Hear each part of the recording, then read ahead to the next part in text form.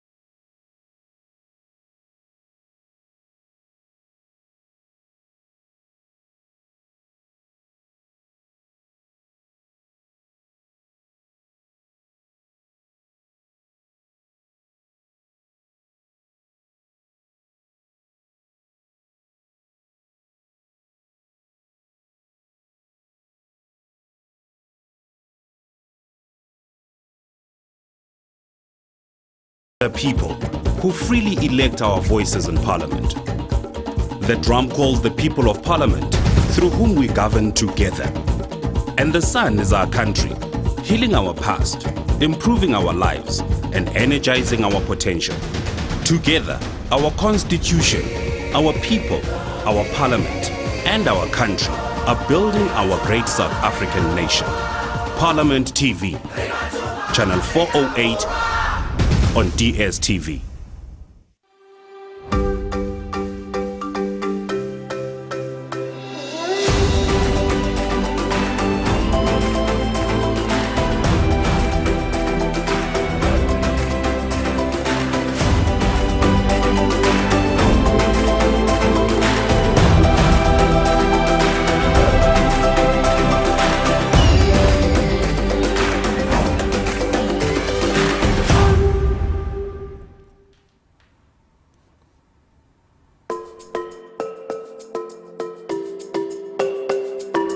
South Africa's Parliament will proudly host the 11th G20 Parliamentary Speakers Summit, known as the P20, bringing together leaders from G20 national parliaments to shape global policies and reinforce parliamentary oversight in international decision-making.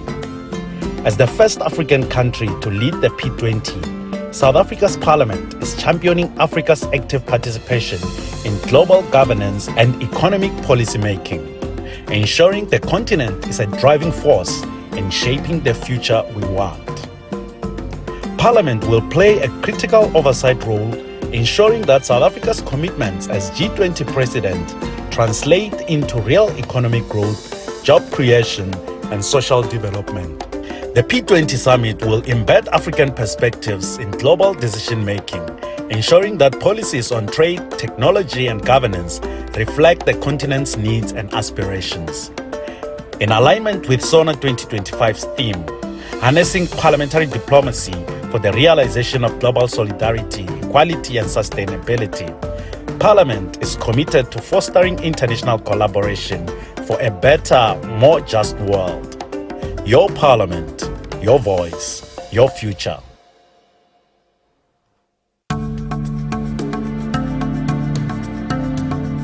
You are the voice to the voiceless, an eye to the blind, and a shoulder to the disabled. Ndlovena babata yaleka namabantu bakho ulapho nje ubekwe ngokuthenjwa nditsho wena Ramaphosa Ntoka Samuel mawethu ilanga liyashona amasoma khalisa amakhwelo igusha ziququzelela ngasekhaya mandikeke my president mandikeke my cupcake ndiham.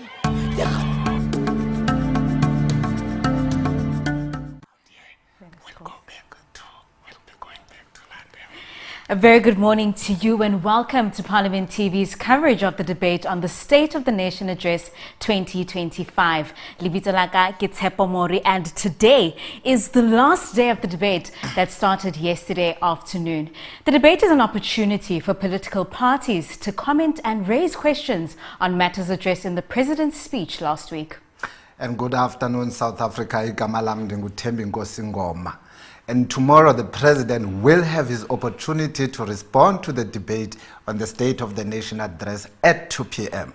Today we continue with our conversations with the chairpersons of all parliamentary committees to have discussions that reflect on some of government's plans for the year ahead as outlined in the President's speech last week. On the agenda also is that the Speaker of the National Assembly, Ms. Thoko Didiza, will give a keynote address at the annual Mandela Sobukwe Leadership Camp. This is a peer leadership retreat in Cape Town on Wednesday, the 12th of February 2025. The Mandela Sobukwe Leadership Camp is an annual event that was initiated in 2023. It is meant to coincide with the State of the Nation address and the commemoration of the historic release of Nelson Mandela on the 11th of February 1990. And the essence of this leadership camp is to foster leadership development among the youth, equipping them to navigate and influence our nation's future in the face of gender-based violence, mental health issues, safety concerns, health epidemics, skill shortages, and broader socio-economic challenges. The leadership camp will convene 100 young students from all 26 public universities, 50 public TVET colleges, and 9 community colleges, all selected through the Higher Health Peer Educator Program. The aim is to develop young change agents to influence the future of the nation, the African continent, and the world at large. Of course, the camp serves as a platform for young, aspiring peer educator leaders to converge, discuss innovative ideas, and brainstorm new ways of dealing with challenges that the South African youth are confronted with.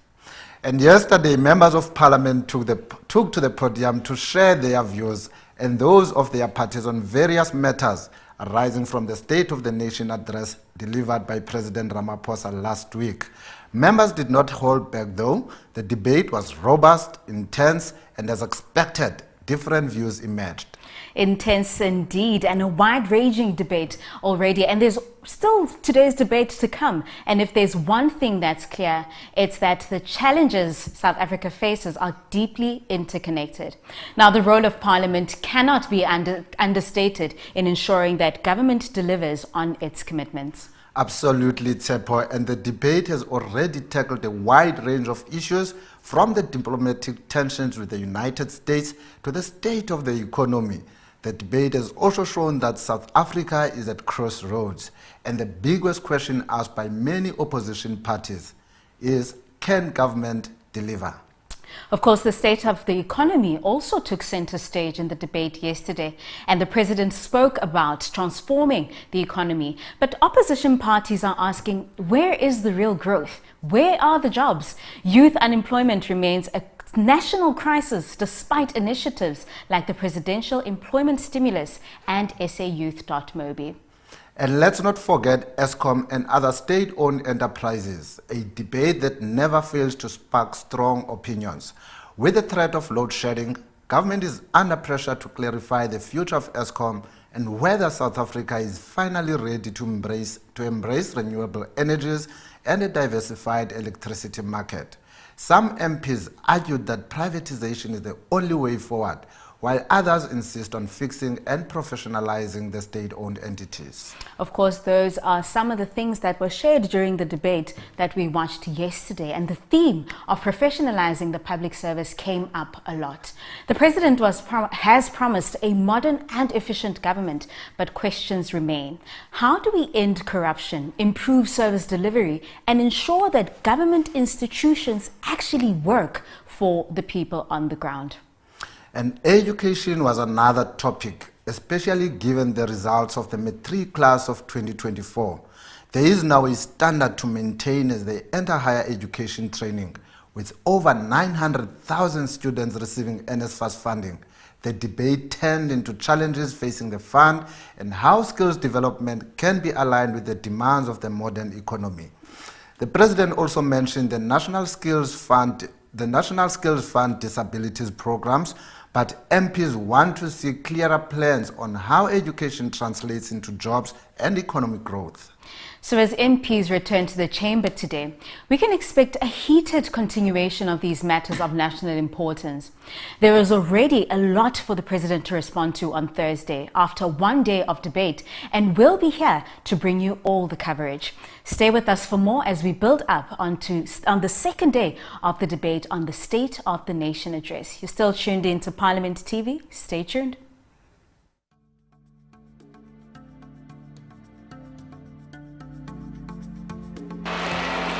Now,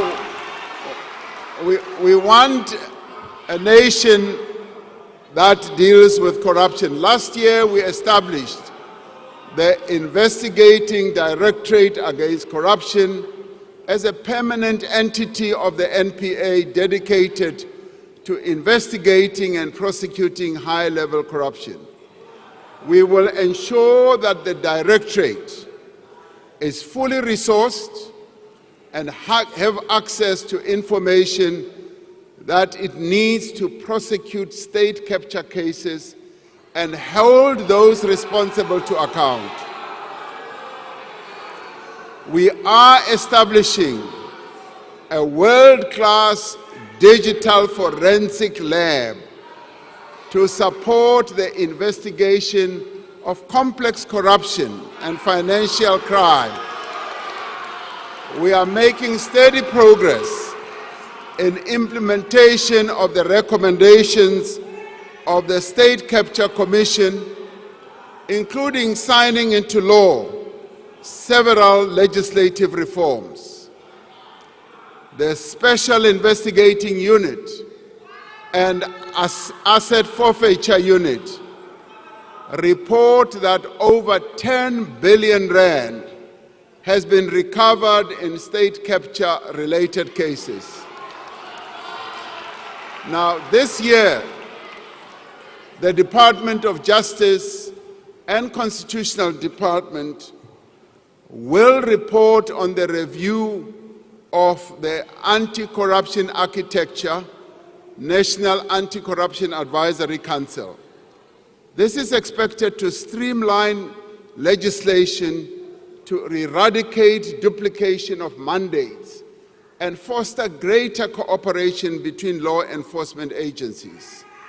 And we will finalize the whistleblower protection framework and introduce the Whistleblower Protections Bill in Parliament during this financial year. And this year, we will strengthen South Africa's system of dealing with terror financing and further legislative systems improvements. To secure our removal from the International Financial Action Task Force grey list, we have made significant progress in addressing the weaknesses that were identified in our law enforcement system, with 16 out of 22 action items fully addressed.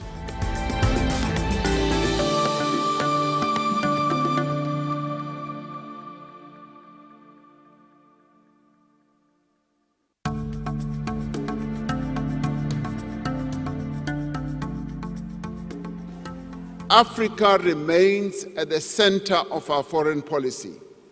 We continue to work to strengthen the African Union, to support the achievement of peace, development, and economic integration on our continent. We know that our future prosperity is intricately linked and bound to the prosperity of the African continent. For South Africa to thrive, we must ensure that Africa does indeed thrive as well. And we must silence the guns on our continent. Now, since the advent of democracy, we've been instrumental in restoring stability in countries such as Cote d'Ivoire, Burundi, South Sudan, Lesotho. More recently, we've been part of the SADC peacekeeping mission in Mozambique that has brought relative calm and stability to the Cabo Delgado province. The presence of South African peacekeepers in the eastern DRC is testament to our continued commitment to peaceful resolution of one of the world's most intractable conflicts that has gone on for years and that has cost millions of lives and displaced many people. Now, we call on all parties to embrace the current diplomatic efforts to find a peaceful resolution, including honoring the Luanda process. We will attend the joint summit between SADC and the East African Community scheduled to take place in Tanzania this weekend, where we will reiterate our call for a ceasefire and a resumption of talks to find a just and enduring solution, and we will make sure that our boys, our soldiers do come back home. We have always believed that the freedom that we won and the international solidarity from which we benefited does impose a duty on us to support the struggles of those who continue to experience colonialism and oppression. South Africa continues to stand in solidarity with the people of Palestine, who have endured decades of illegal occupation and are now experiencing indescribable suffering. And South Africa has acted in accordance with its obligations under the Genocide Convention by instituting proceedings against Israel in the International Court of Justice. We are fully committed to the articles of the United Nations, including the principles that all members should settle their international disputes by peaceful means. We support the principle of respect of the territorial integrity and sovereignty of all states and peoples. We continue to participate in the different peace processes seeking to bring about a just and lasting peace in Ukraine.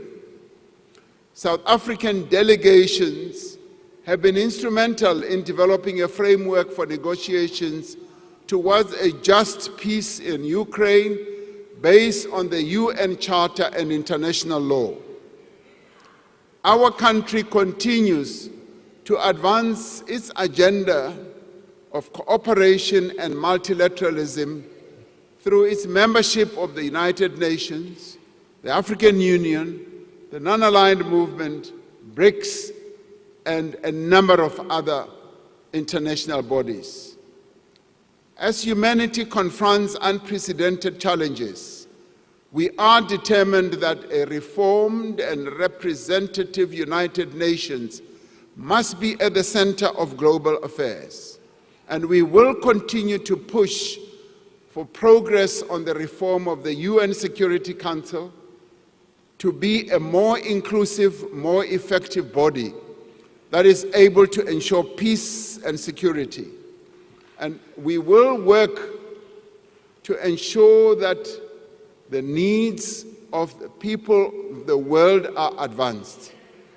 And the work that we do and what we stand for does need to be explained to many key players, especially to our trading partners and the many countries and leaders that we interact with on the global stage. And with a view of explaining the positions that we have taken, and in particular, the objectives that we wish to achieve during our presidency of the G20, I have decided to send a delegation of government and other leaders to various capitals on our continent across the world. This delegation will interact with various key players on a variety of matters that affect South Africa's interests.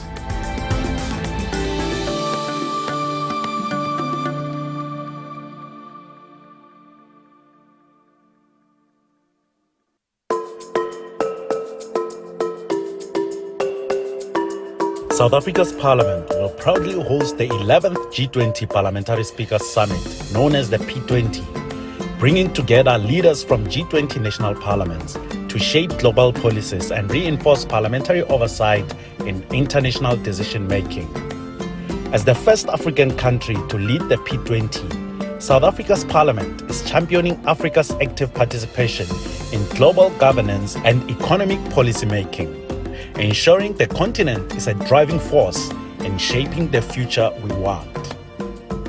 Parliament will play a critical oversight role, ensuring that South Africa's commitments as G20 president translate into real economic growth, job creation, and social development.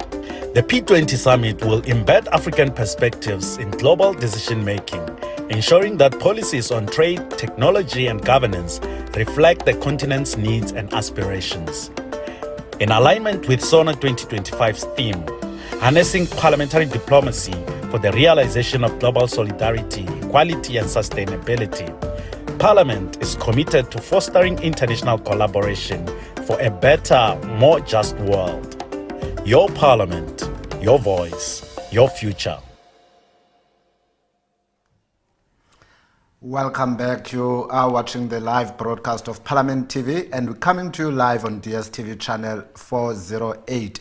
And of course, it is a day 2 of the debate on the State of the Nation address. Of course, the President delivered the State of the Nation address last week on Thursday, and yesterday we started with day 1 of the debate, and today is the second day. And just to remind you from some of our discussions yesterday, and also what the President had announced during the State of the Nation address, was that the country, the government has adopted the medium-term development plan, and that comes with key strategic priorities, which is 1, to drive inclusive growth and job creation. Secondly, is to reduce poverty and tackle the high cost of living.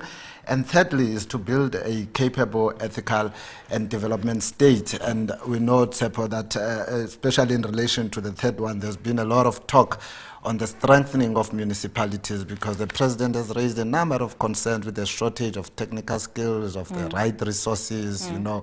And we had an opportunity yesterday to also speak to the chairperson of the Public Service and Administration, who has committed to ensuring that they will hold the Public Service Commission to account, as they are the ones that are really responsible for ensuring that the right people are really appointed to the right positions. And of course, Timinkosi, that coincides with the conversation that I had with the chairperson of the PC on police as well, who mentioned that the concerns in the committee is that the people that are within the police stations, the men and women in blue, are not competent enough for the roles that they have to play. And that is why we have an issue of crime, we have an issue of extortion, we have an issue of kidnappings, which I recently just watched the news, and there was an issue of kidnapping where a child was kidnapped right outside of their school. And I think ultimately people just want to know that when are things going to go out of the planning area and implementation being seen, and when are things going to be actioned so that people can feel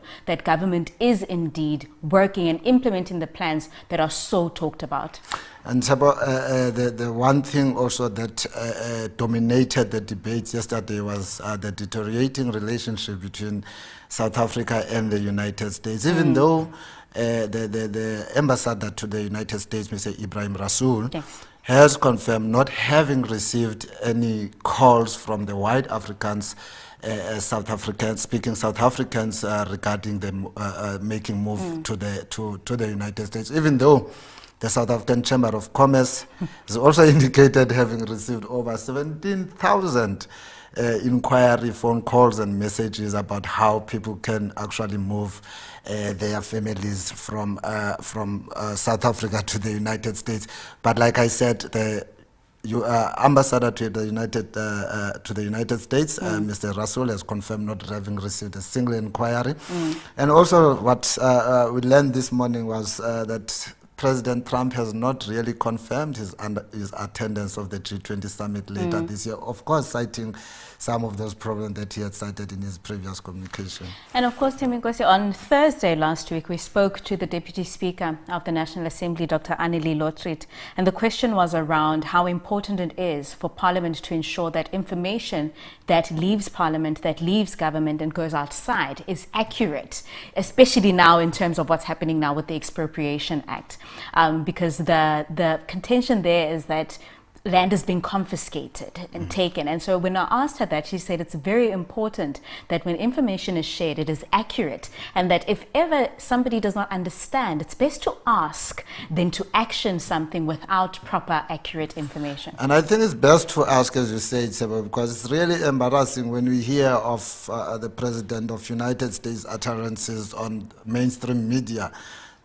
I get shocked with some of the things that is saying are actually happening in South Africa. At some point, I thought maybe I'm not in the South Africa that that President Trump is talking about, because as things stand here, the Expropriation Act is still going to go through an implementation phase. It has recently been signed into law. There's still a lot that must happen before that law is implemented. So some of the utterances that President Trump has been making are just, I don't know if the right word for it. Of course, members also had concerns regarding education.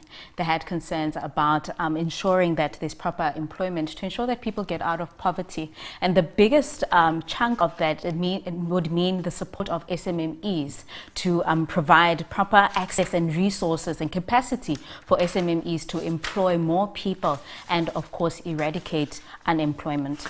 And the president has also made a commitment to set up the transformation fund. It's going to be worth about 20 billion a year, just over the next 5 years, to fund black-owned and small business enterprises. And those who are watching at home, you're watching the build-up to the second day of the debate on the State of the Nation address, which is scheduled to start at 2 o'clock. You can follow us on all our parliamentary social media platforms, on X, Facebook, Instagram, LinkedIn, and YouTube, and we are at Parliament of RSA.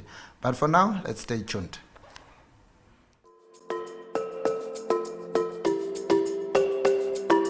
South Africa's Parliament will proudly host the 11th G20 Parliamentary Speakers Summit, known as the P20, bringing together leaders from G20 national parliaments to shape global policies and reinforce parliamentary oversight in international decision-making.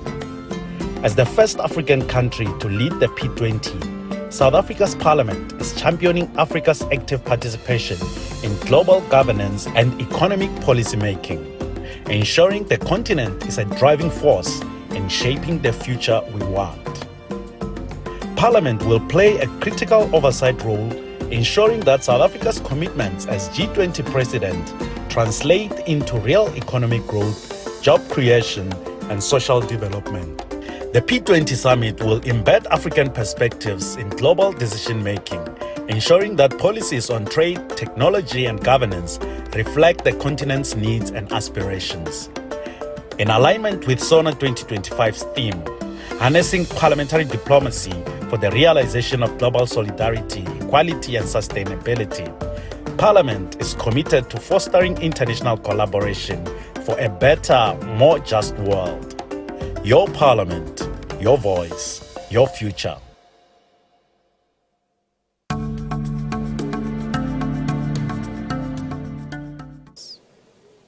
Honorable President, I agree with you.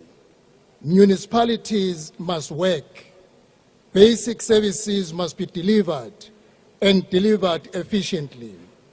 At the heart of the crisis is the resources constraint of many municipalities. The current funding model for local government is unsustainable and perpetuates inequality between the rich and the poor.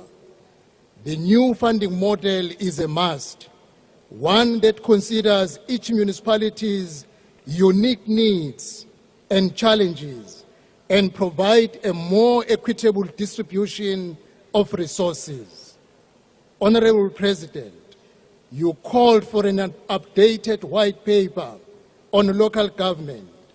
COGTA is already leading the reform of the 1998 white paper.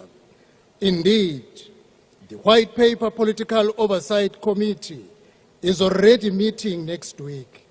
This presents an opportunity to rethink the funding model for municipalities.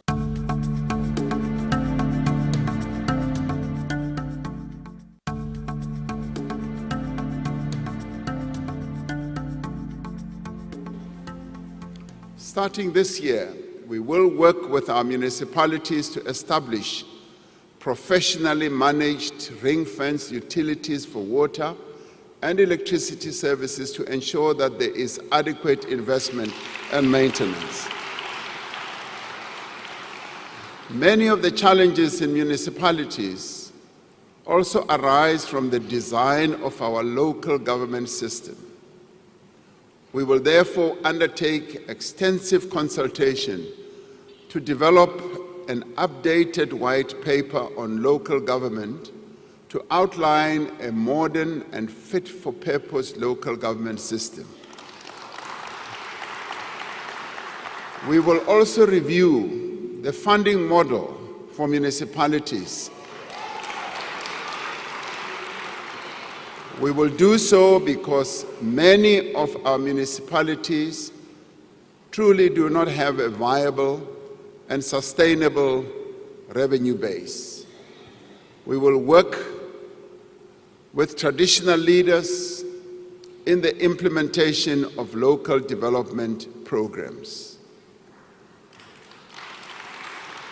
We will also seek to work with our traditional leaders in ensuring that they continue their own work as we give them the recognition as the natural and indigenous leaders of our people. We will expand our support to municipalities that require assistance, drawing on the lessons of the Presidential eThekwini Working Group. We are seeing great progress in eThekwini as we implement the district development model, which enables all key role players, as in government, business, labor, and community-based organizations, to work together.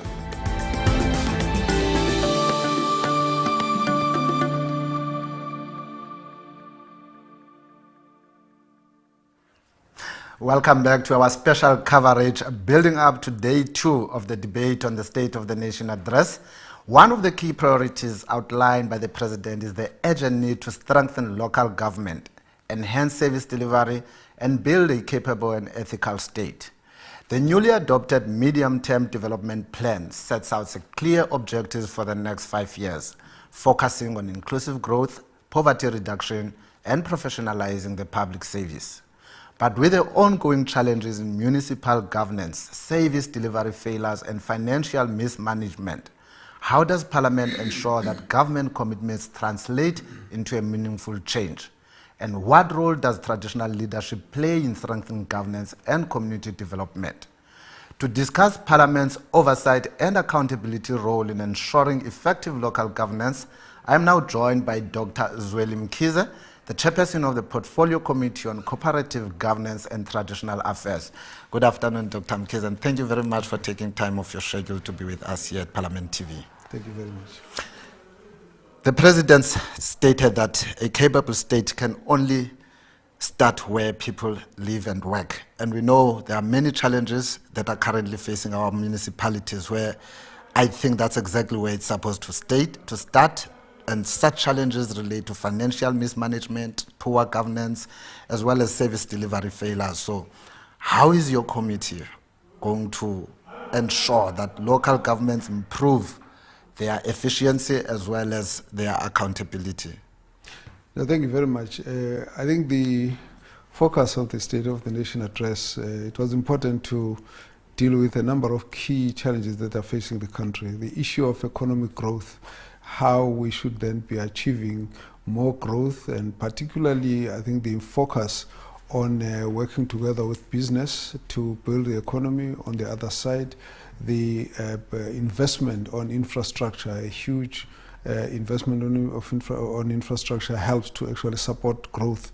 And in this case, also the focus on public-private cooperation has been a very major theme of the State of the Nation address. And of course, the next aspect to do with the issues of governance, both dealing with the efficiency and effectiveness of government, as well as dealing with the maladministration, corruption, and the management of irregularities in government with consequence management. And then, of course, the general issues of service delivery, dedicated focus on water and electricity, and also dealing with the, of course, the issue ultimately of the performance of the local municipalities. In this case, the committee has got a responsibility of oversight over government, particularly as it relates to the intergovernmental relationship between the national, provincial and local government, so that there is a seamless interaction between the three spheres of government. And this is the mandate of our committee, to ensure that we can focus on that, because a lot of what the local government has to do is related to the mandates of other departments, and therefore integration of the services becomes very important, and therefore an alignment in relation to the resources available is something that we keep a very keen interest in. And then in addition, the question of a capable and ethical government, I think quite rightfully President points out that governance at the level where people are is what matters. All the people's idea of government is always formulated on the basis of how the sphere nearest to them works. If there are lights on the streets, if people have got electricity, if people have got water, if there are no potholes, if the street veggies have been cut, trimmed, and the place is looking clean, then people think government is working. They'll give credit to the whole of government for something that's happening at the local level, and they'll condemn the rest of government on the basis of what they see as being the lapses in the local government. So our committee has to focus on the effectiveness as viewed by our people of government institutions, particularly at local government and provincial and national government, in terms of how they must be aligned to have an effective service delivery program. And with that being said, the President was very clear on his concerns regarding the lack of technical skills as well as the resources in the municipalities. So, and you've spoken a mouthful. You've said a lot that can be done, or that needs to be done. But how then are you going to make sure that you have the right people to deliver those services? When we do our oversight monitoring over the departments and particularly local government, these are some of the issues we look at. We look at the governance issues. How is the structure of the administration working? Are the systems working? Are the skills within that municipalities available? Because at the end, there are technical skills that are important to run the municipality, proper management capabilities, financial management capabilities, technical and engineering skills. These make up what ultimately makes the local government work. And we actually go into the municipality to look through the qualifications of the people who occupy the position. So we'll go in, if we do an oversight visit, we'll start with the municipal manager. What is your qualification now? What is your experience? And we go through each of the ones in the top management and assess whether, in fact, as they are they in a position to deliver the services? It's once we've seen those, then we're able to then say, okay, you do have the right skills, so why is there a problem with performance? Then we begin to say, in this case, it means that either your systems are a problem, or your oversight, your management by the, by the council, or your consequence management, or your monitoring processes are the ones that are causing us a problem. But at the end of the day, what we have to do is to look at the governance as we receive the reports from the department. For example, I give you an example now. There's been a lot of problems of dysfunctionality in the departments, in the municipalities. Now, but if you compare now, for the past 3 years, we've been getting reports and saying we want to see a turnaround. And the minister has been able to indicate that 3 years ago, only 16 municipalities could have been classified as being properly functional. At this point, that number has increased now to about 60, 61, which means there is something that is happening, and we have to focus on why the others are still left out. What is the problem with those municipalities? Quite often, you'll go in there and see that the lack of skills becomes the major issue. Poor administration becomes an issue. Sometimes it's the interaction between what we call the political and administrative interface, because the municipal councillors, the public representatives, and the administration have got a line there that needs to be managed properly, because if the wrong decisions are taken at the political level, and of course it will affect the performance of the municipality. If the public representatives don't ask the right questions and don't have enough information as to what the administration is doing, then of course you'll find dysfunctionality. And of course, in particular, when it comes to sloppiness in terms of inefficiency, in terms of maladministration, in terms of corruption, in terms of people not having consequence management if people do wrong things. So we also look at the report of the Auditor General. Now, when we sit with the municipality at any one level we have to, and the provincial government, we actually take them through the Auditor General's report and then ask, why has there been a problem in providing basic information that you should have had if you are doing proper administration? Without interjecting, Dr. Mkhize, I'm very happy that you raised the issue of the Auditor General reports, because they are not painting a good picture of the state of our municipalities. They continue receiving qualified and adverse audit opinion. What consequence management are going to be there in relation to these audit outcomes? Now, we have actually asked the minister to table to the committee a plan to turn around the negative adverse findings of the Auditor General.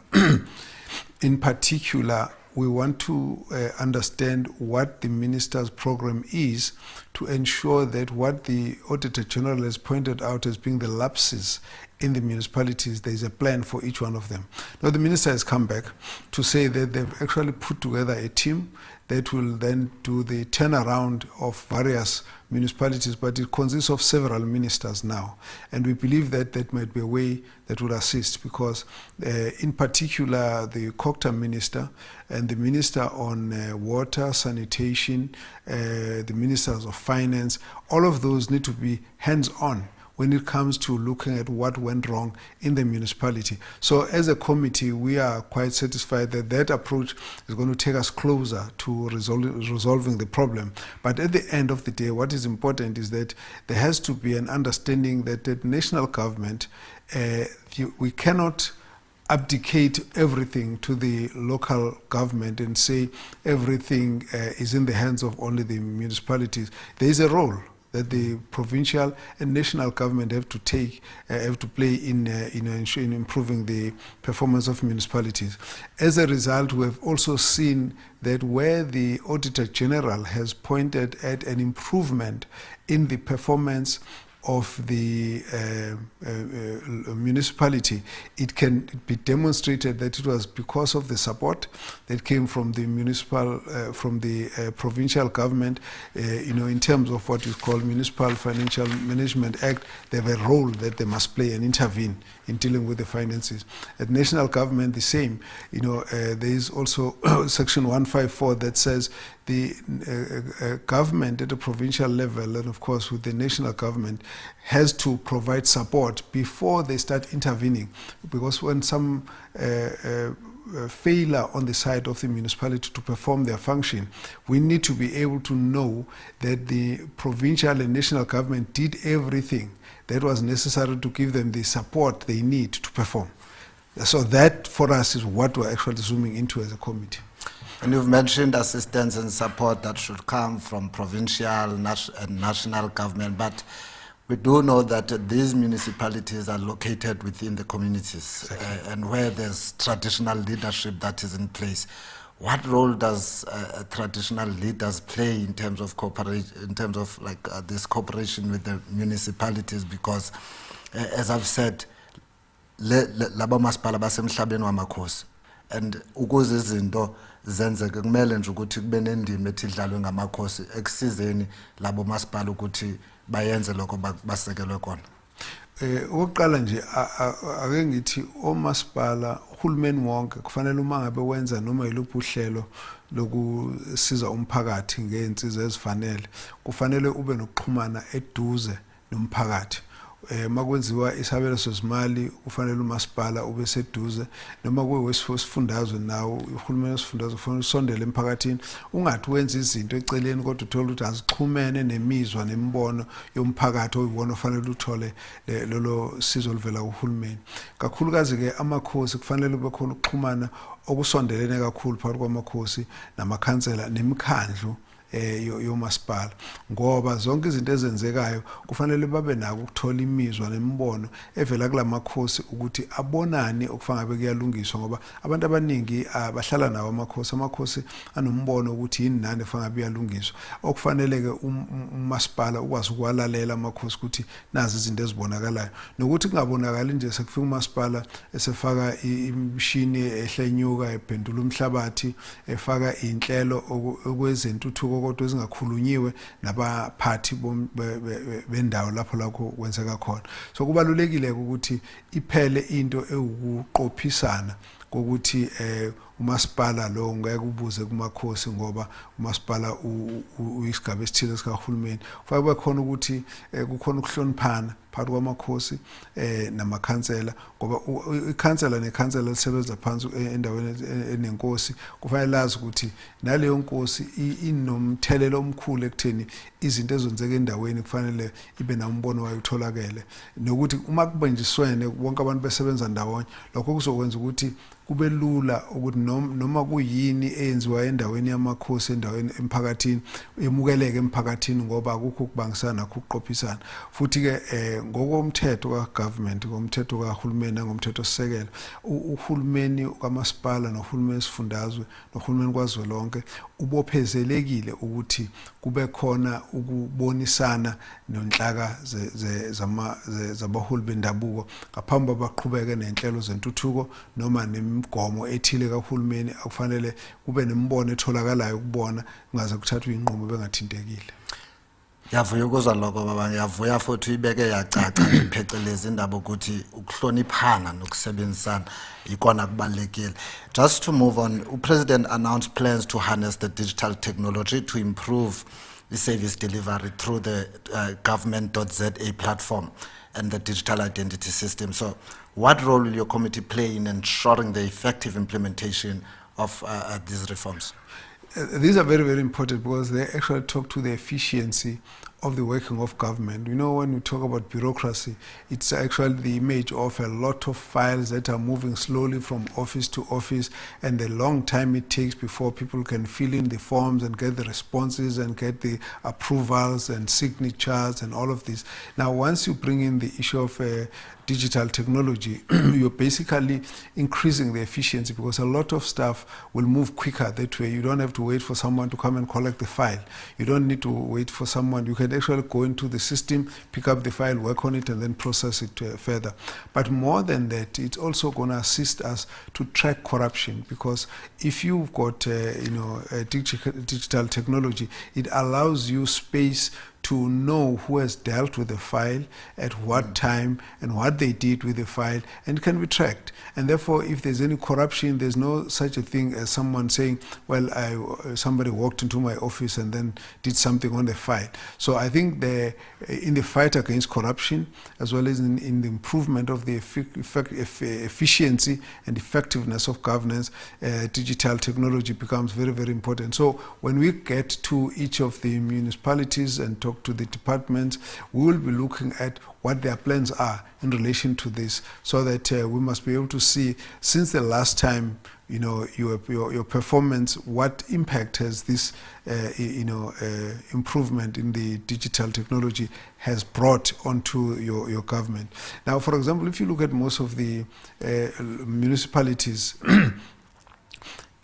and something that is not always focused on is the fact that the local government should actually be a major player in local economic development, in economic growth, because every investment happens in a municipality. And one of the issues that are a challenge in the municipalities is licenses, permits. So it takes a long time to get the form filled in. and the response come back. It takes a long time for the meetings to sit, to consider the applications. It takes a long time for approval to be done, and the duration of the approval is a cost to the investor.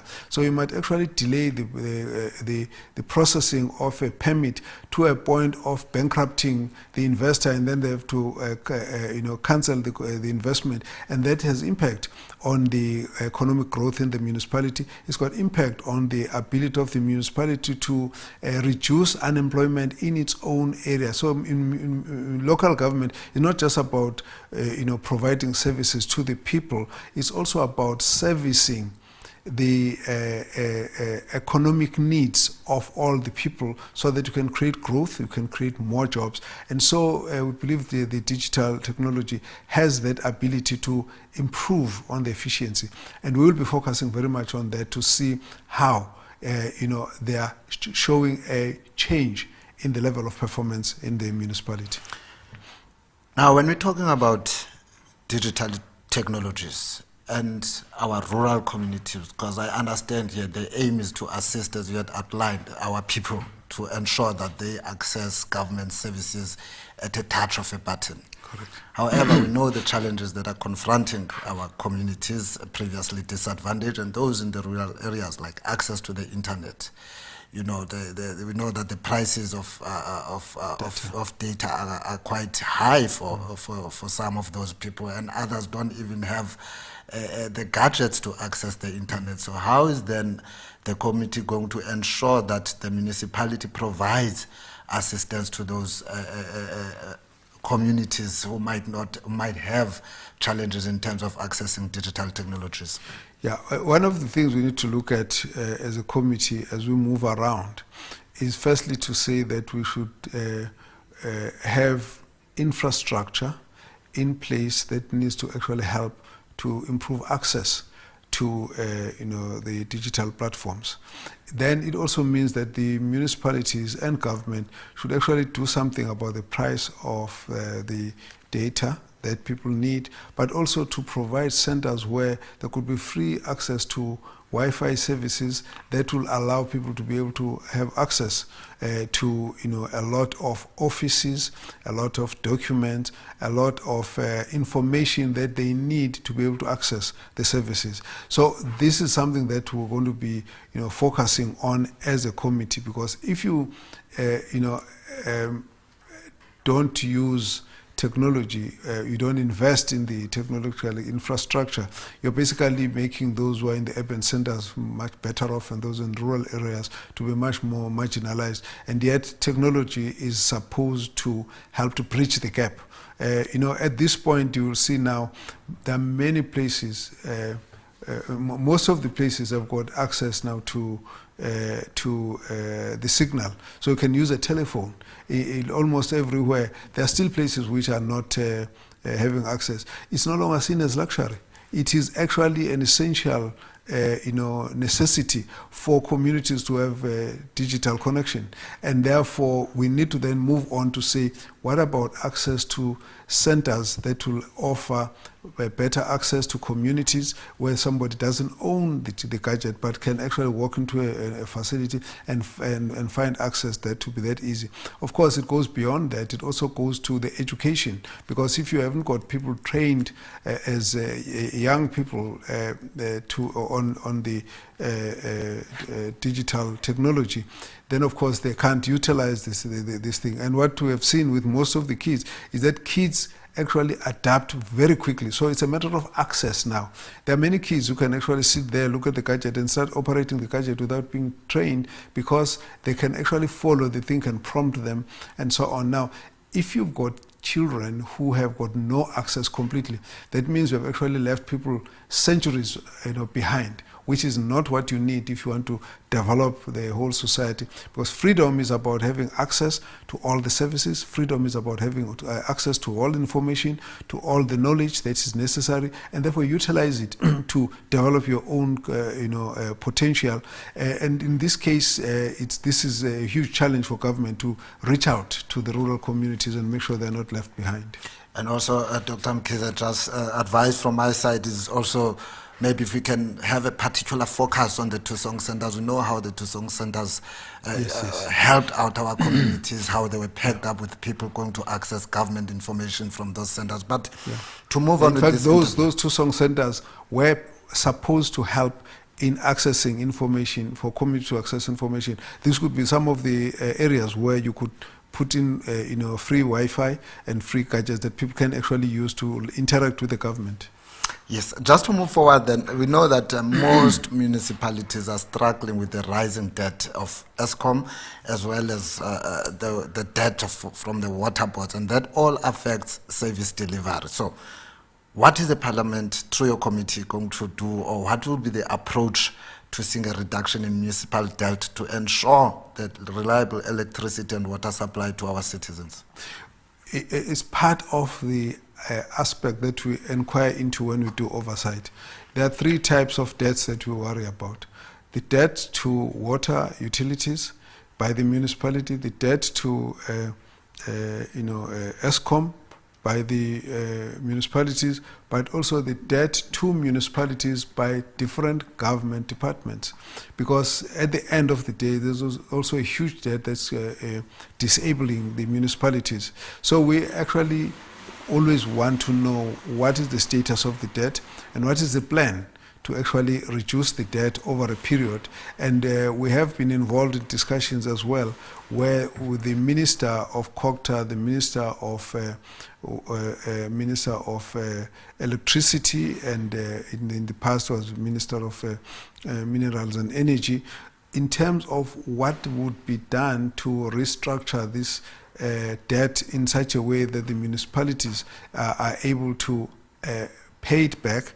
But it's also been encouraging to see that in a number of instances now, municipalities have committed to a certain amount of payment, as well as also a certain amount of ensuring that communities pay for user fees, so that people pay for the services that they receive. And in the balance of all of this, we are then saying we need a plan from the government how we're going to make sure that the provincial and national departments pay the municipalities, because they could also they're also bankrupting the municipalities. So it's a management, in-house management by government, but we are able to get each one of the municipalities and the departments to actually explain to us what is it they're going to do to attend to this matter, because it's the management of this debt that will actually help to stop the crippling of municipalities as well. We saw in the mainstream media not so long ago where taps were opened in Hammaskral. There was celebrations that people will finally have access to water. But later we saw again those taps running dry. So ebantwini base Hammaskral ngophi umyalezo nobanikeza bona relating to challenges zabo zamanzi? Umyalezo singabanikeza wona ukuthi sizozilandela zonke lezi zinto, senze isiqiniseko sokuba ugovernment uyazilungisa lezi zinto. Sasivele siyilandela kakhulu inkinga yamanzi eHammaskral, ngoba ukuvela kwesifo secholera kusho into eyodwa, kusho ukuthi khona ukungcola okungena emanzini aphuzwa ngabantu. Leyo nto leyo ayimukelekile, ngoba kusho ukuthi umasipala kufanele ube zonke inhlelo zokulungisa amanzi ahlanzeke ukuthi bayazenza. Nangalokhu ke sofuna sibheke ukuthi yini ebanga ukuthi amanzi abuya ngatholakali, ngoba ezinye zenhlelo ezimenyezelwa umongameli lapha ezikhumba ukuthi kuzoba khona fakwa kwemali kwingqalasizinda ezokwenza ukuthi amanzi ande, ivolume yamanzi aya kubantu yande, ngoba kwezinye indawo kushoda ivolume, thola ukuthi ipressure yawo iphansi, ivolume nabantu bandile kakhulukazi endaweni othola ukuthi amanzi abekade ekhona kodwa kwase kwanda imjondolo yabamningi, kwakwanda ama-shacks, kwanda abantu abaningi abafika baba ngaphezulu komthamo wamanzi wakade ulungisiwe. Sekufanele ugovernment ubuyele emuva uyokwandisa isikhungo lapha amanzi eqhamuka khona ukuze abantu bakwazi ukuthola usizo. Sizozilandela zonke lezo zinto, ngoba ekugcineni sifuna ukuthola ukuthi umehluko uyavela, bangabuye abantu baphinde baguliswe into yabagulisa, kanti uhlelo lwamanzi lukhona lokuthi abantu fanele bathole ukusizakala ngamanzi ngaphansi komnyango kahulumeni wesifunda nohulumeni kazwelonke nohulumeni wasemakhaya. Bobathathu labo hulumeni fanele babambisane ukwenza isiqiniseko ukuthi abantu abaphelelwa amanzi. Sihlalo utshabale ixesha singathetha kutshona ilanga. Sibulela kakhulu ngoba uthethe nathi kwaParliament TV. Siyabonga kakhulu. That was Dr. Mkhize, and the success of South Africa's developmental goals depends on a government that works for its people, especially at the local level. And it is clear that Parliament's role in oversight, legislation, and accountability is crucial in ensuring that communities commitments made in the State of the Nation address lead to real, tangible change. As the debate on the State of the Nation address continues, we look forward to more discussions on how Parliament is ensuring a capable, ethical, and a developmental state. Stay with us as we unpack more critical issues shaping our nation's future.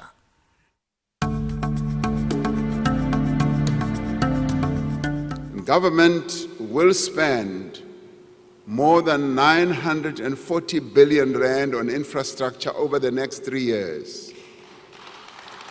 Now, this includes 375 billion rand in spending by state-owned enterprises. This funding will revitalize our roads and bridges. It will build dams and waterways. It will modernize our ports and airports and also power our economy.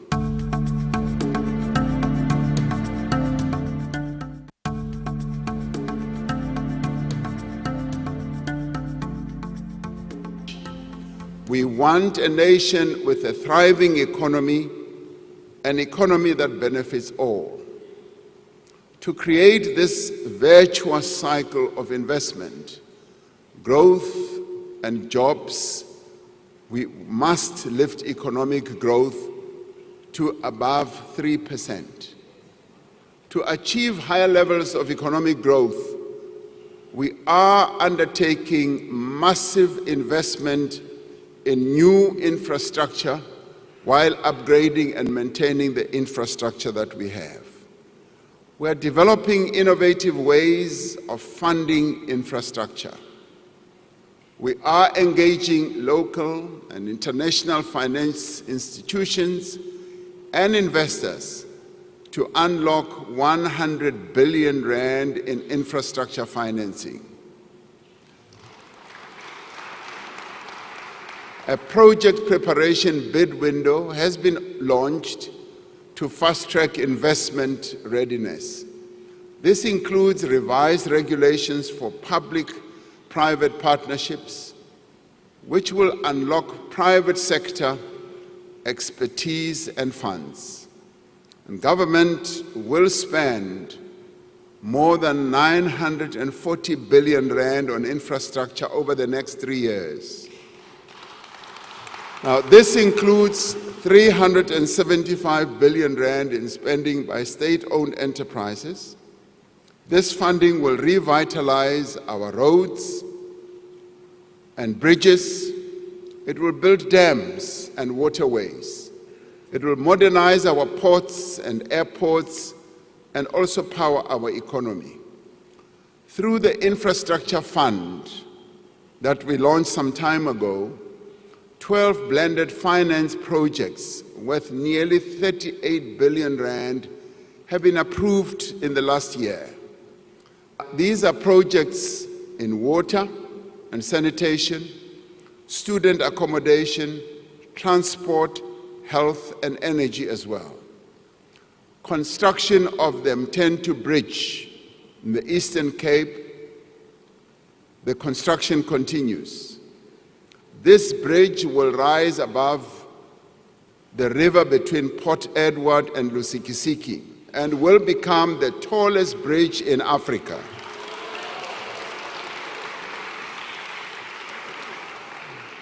The Podihadi Dam in Lesotho will feed 490 million cubic liters of water a year from the Lesotho highlands into the Vaal River system, securing water supply to several provinces for years to come. Working with international partners, we are revitalizing small harbors, unlocking economic opportunities for coastal communities. We're also looking very closely at the harbor that we will build in the Northern Cape in Bochubai, because that is going to be a game changer for the Northern Cape. We are steadily removing the obstacles to meaningful and faster growth. The economic reforms that we are implementing through Operation Vulindlela have created a new sense of optimism and confidence in our economy.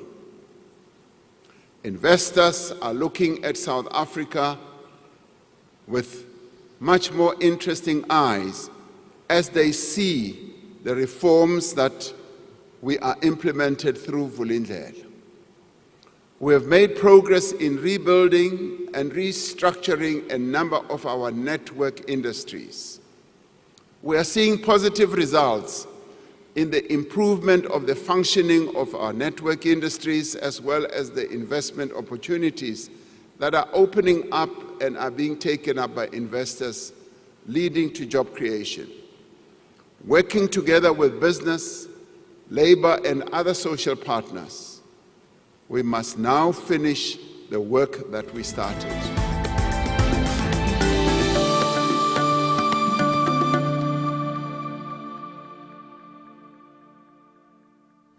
You're still watching Parliament TV as we await the resumption of the debate on the State of the Nation address that started yesterday.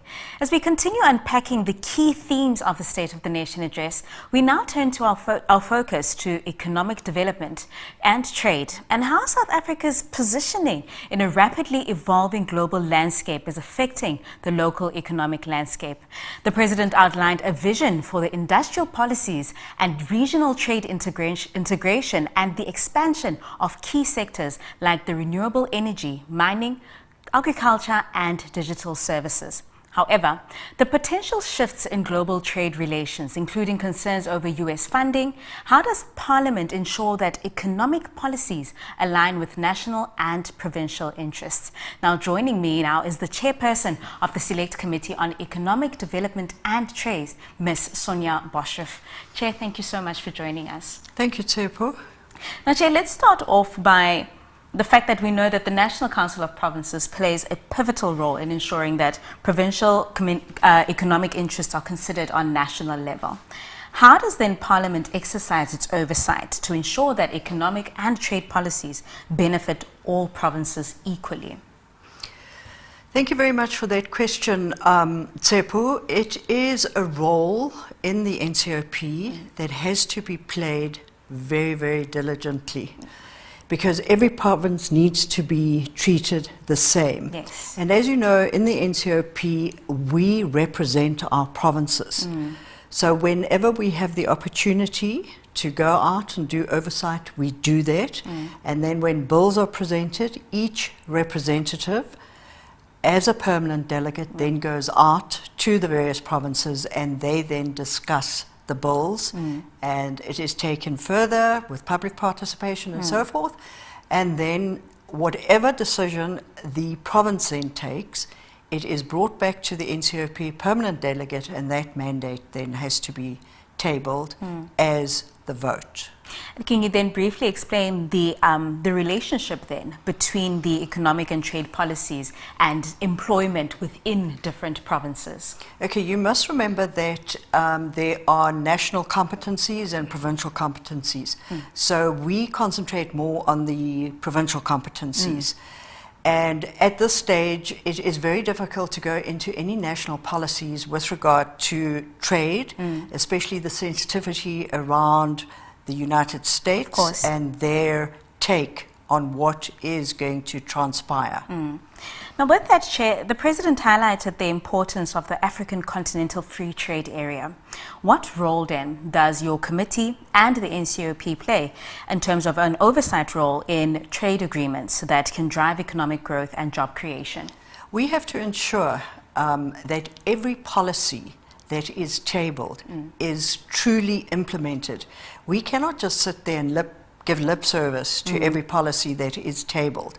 And as you know, in the NCOP, it's very difficult to become a champion of anything, because within the Economic Development and Trade portfolio, or select committee rather, there are 5 departments with all its entities that we have to ensure is taken up and discussed. Yeah. So we try wherever we can to interact with our National Assembly counterparts and get the lead from them on how we must address these issues, because they meet on a weekly basis, where we maybe once or twice in a year meet with the various departments.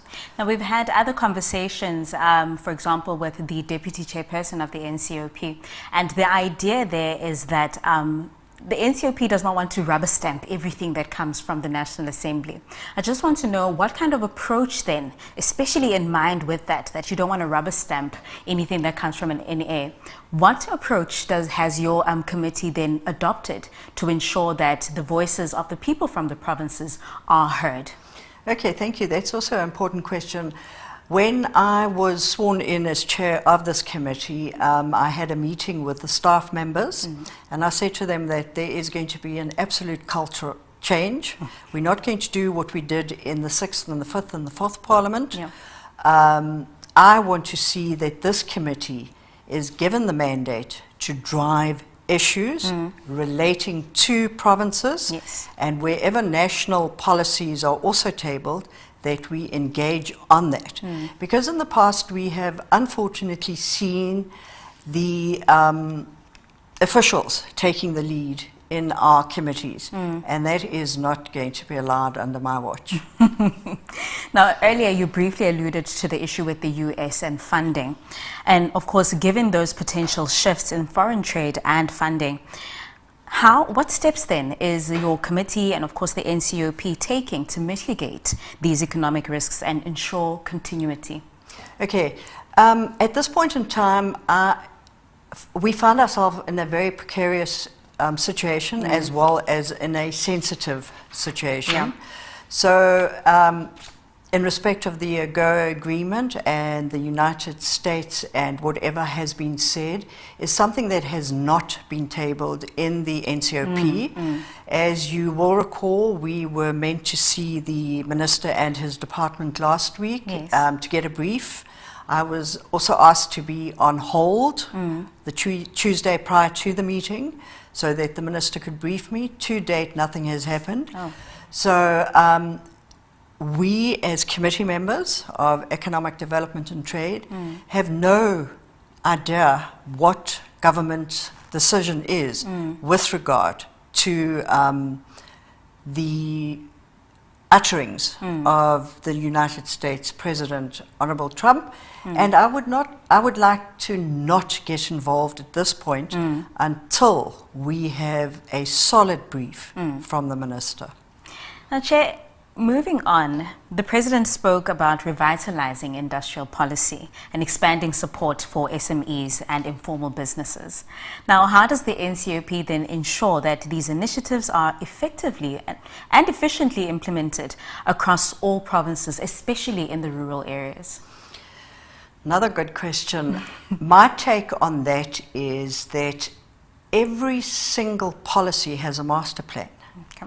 And the master plans have to be studied and addressed so that we can see where the master plans have failed and where we can get them to work according to the alignment of the National Development Plan. Okay. Okay. And with that then, of course, government has ambitious plans for renewable energy and mining reforms. What is the committee's role then in overseeing policy implementation and ensuring that these industries drive sustainable economic development without exacerbating inequalities? Well, we've heard the talk about the changes for years, and we haven't actually seen the actions, words put into action.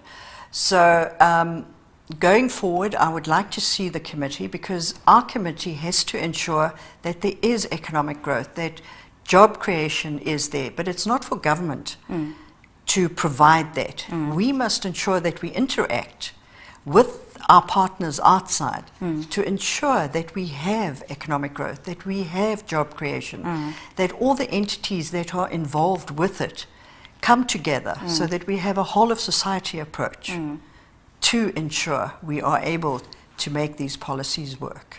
Of course, you were probably in the debate yesterday, and most of the concerns that members have is that the president has always said economic development is one of his priorities in terms of addressing the nation. And the issue then is what is really happening, and that is what stood out for members.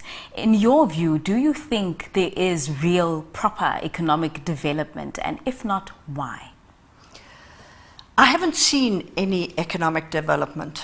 We have to be honest, and we are speaking to the people out there. So I would really like to seeing that we are in a government of national unity, that all the partners within the GNU get together, table their plans, and that these plans are taken aboard.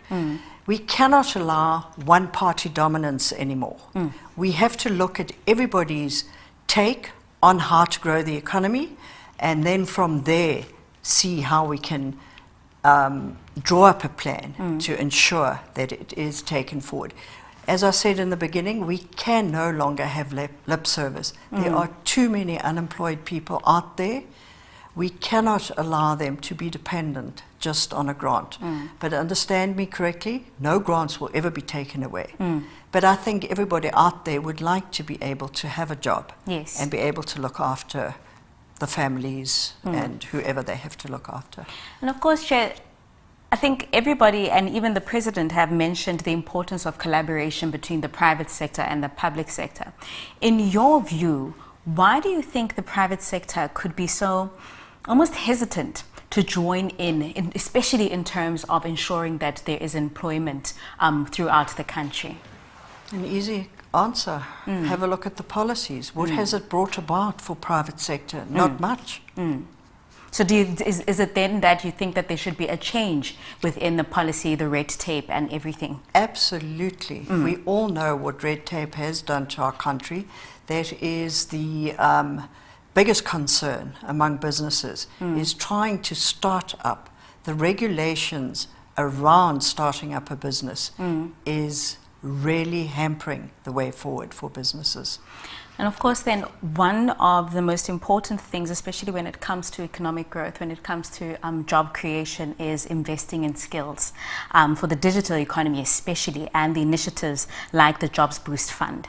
How does then your committee ensure that efforts translate into tangible economy opportunities, especially for people that are in undeveloped areas? Well, one has to again look at the policies that we have available, and we have to work around those policies to ensure that these policies that are in place really speak to what is necessary. And that's why I come back to the fact that we are now a GNU, and we must ensure that every party has the opportunity to table what they feel is important. And then the powers to be must have a look at that and ensure that there's a concerted effort when they draw up new policies, and look at the current policies to adapt them. And Chair, just lastly, of course the NCOP has a better relationship. I always say that they have a better relationship to provinces because of that interaction that you have, especially with the permanent delegates being there.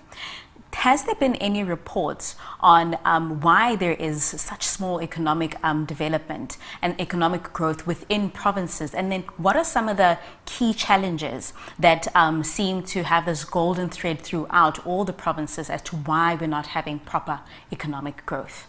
Well, you've just answered my your own question. There is no golden thread at this point in time. And that's something that I have taken upon myself to ensure that the collaboration between provinces and us on a national level that represent provinces work in synergy together, because we've always operated in silos, and that must change, because we're here to represent our provinces. Of course. Thank you so much for making the time. Pleasure. Thank you very much. And of course, that was the Economic Development and Trade Policies committee, the select committee.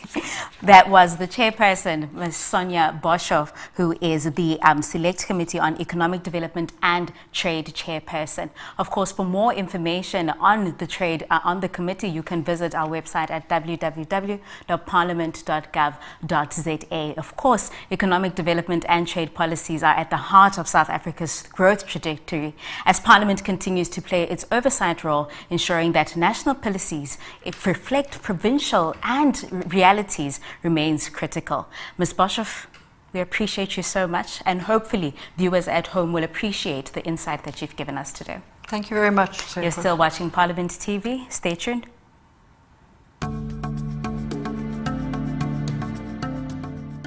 Speaker, His Excellency President Cyril Ramaphosa, in his first State of the Nation address following the formation of the Government of National Unity, I couldn't help but saw in my mind racing to the day in which this House debated his opening address to Parliament following the historic May 2024 national and provincial elections. On that day, some among us, particularly from the opposition parties of our Parliament, declared that it was just a matter of time before this government collapses. Some even went as far as predicting that within the 6 months there would be no government. Happily, we have lived to see this day, and therefore can state without any equivocation that such a prediction was nothing but a wish being the father to the thought. Madam Speaker, this year we are celebrating the 70th anniversary of the adoption of the seminal document of our people, the Freedom Charter, by the Congress of the People. The evolution of our struggle over decades since the adoption of the Freedom Charter presented to the world and humanity in general the kind of South Africa we want, for which our forebears were prepared to die. We, the representatives of our people, as constituted in our sitting today by all spheres of our government, have an obligation to pursue all these objectives, which remain central to the kind of society we seek to build. Last year, we celebrated the 30 years of our freedom.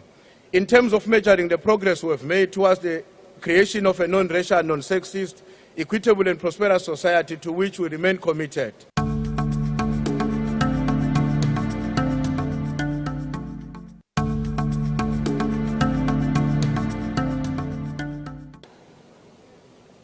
Honorable Chairperson of the National Council of Provinces, we have an obligation as South Africa to defend our sovereignty and territorial integrity.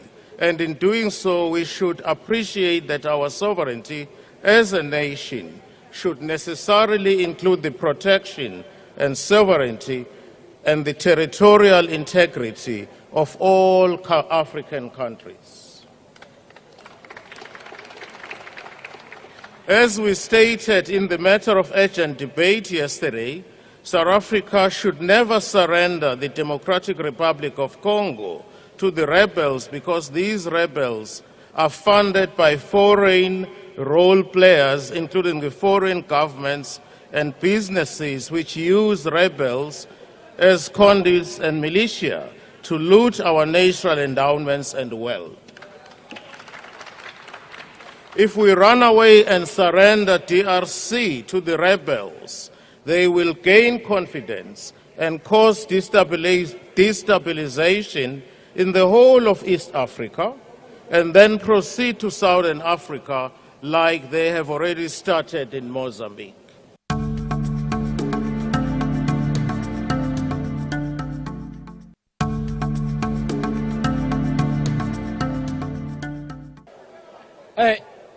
Madam Deputy Speaker, I wanted to talk about domestic issues, given the importance of the issues we have to deal with domestically. But we are living in strange times. The U.S. Embassy in South Africa has issued a statement that they are closely monitoring land and farm seizures in South Africa and remain committed to fair and just resolutions.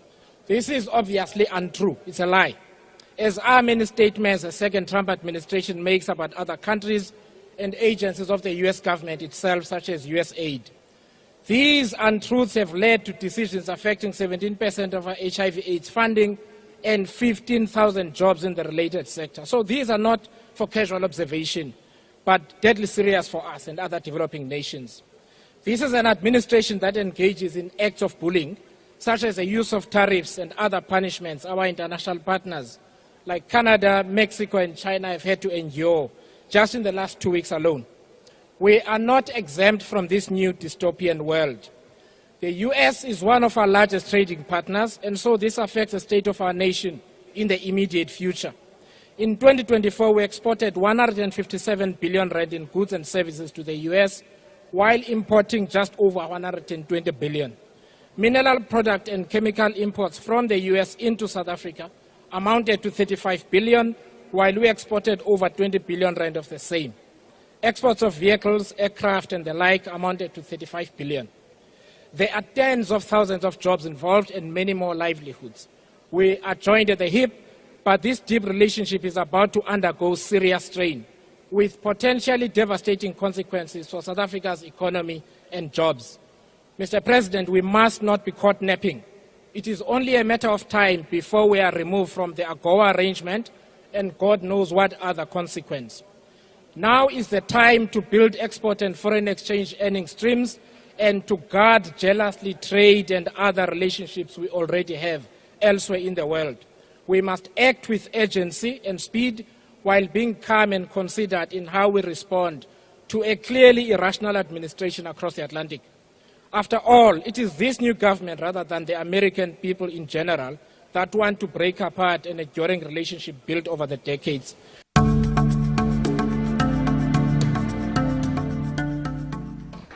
Welcome back. You're still watching the live broadcast of Parliament TV on DSTV channel 408, and we are 4 minutes away from the resumption of the second day of the debate on the State of the Nation address. Note that the President delivered the address last week on Thursday, on the 6th of February, and yesterday, day one of the debate started, and today we are on day 2, and we are expecting the President to respond tomorrow, which is Thursday at 2 o'clock.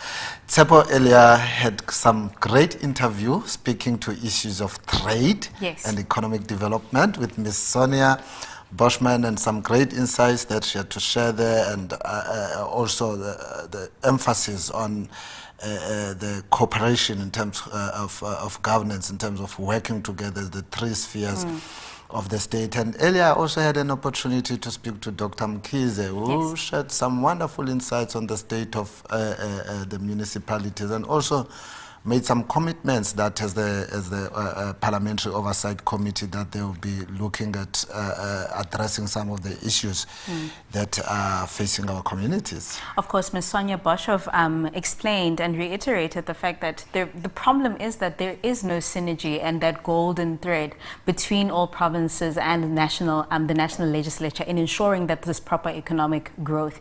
And some of the challenges, of course, is that the private sector is a little bit hesitant when it comes to joining forces with the public sector because of the red tape that exists in terms of the policies and in terms of the regulations that regulate how businesses can get into agreements with the public sector.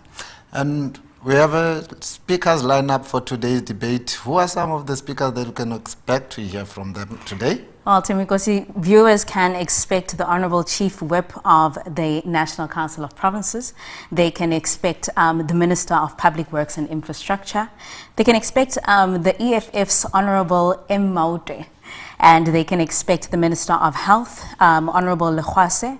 Honourable Reverend Mishe as well is on the list today. And of course, we have the Premier of Limpopo, Honourable Badenhorst, who was with us just yesterday. We had a conversation with him in studio. We have Honourable Mahlaule of the ANC. We have the Honourable Premier of Gauteng, and the Honourable Minister of Electricity and Energy. I think I'm looking forward to that, especially because a lot of people are invested in the energy efficiency of South Africa and whether we'll still have load shedding. And I think also that so many of us are waiting to hear on what the Minister of Electricity is going to say, considering that the last week we had a day of a little bit of load shedding coming back, 2 days of a little bit of load shedding coming back, even though we cannot take away the fact that we are almost over 300 days of no load shedding. So wait to hear what are some of the strategies that are in place to ensure that we finally do away with all this load shedding saga. And of course, we're still awaiting the second day and the resumption of the debate today, and that is the debate on the State of the Nation address that the President delivered last week on the 6th of February. And you can watch that live here on channel 408 on Parliament TV and on all social media networks at Parliament of RSA. And join the conversation and let us know what your thoughts are on what the President had to share in terms of his strategies and objectives for this year. Yes, and Tsaboedo has indicated that 2 o'clock, which is very much closer to the time we expect the second day of the debate to resume in the national, in the dome, which is located in the Nivem Miesta parking area. I'm told that it's so big. I have not been inside. Have you been closer to that venue? I have been, Temikosi, and it's big enough to accommodate. Remember, this is a joint sitting. You have the National Assembly and the National Council of Provinces. Of course, then, as a joint sitting, we have different rules as well, but the joint rules will apply. And just yesterday, we had a member who stood up on a point of order, and they were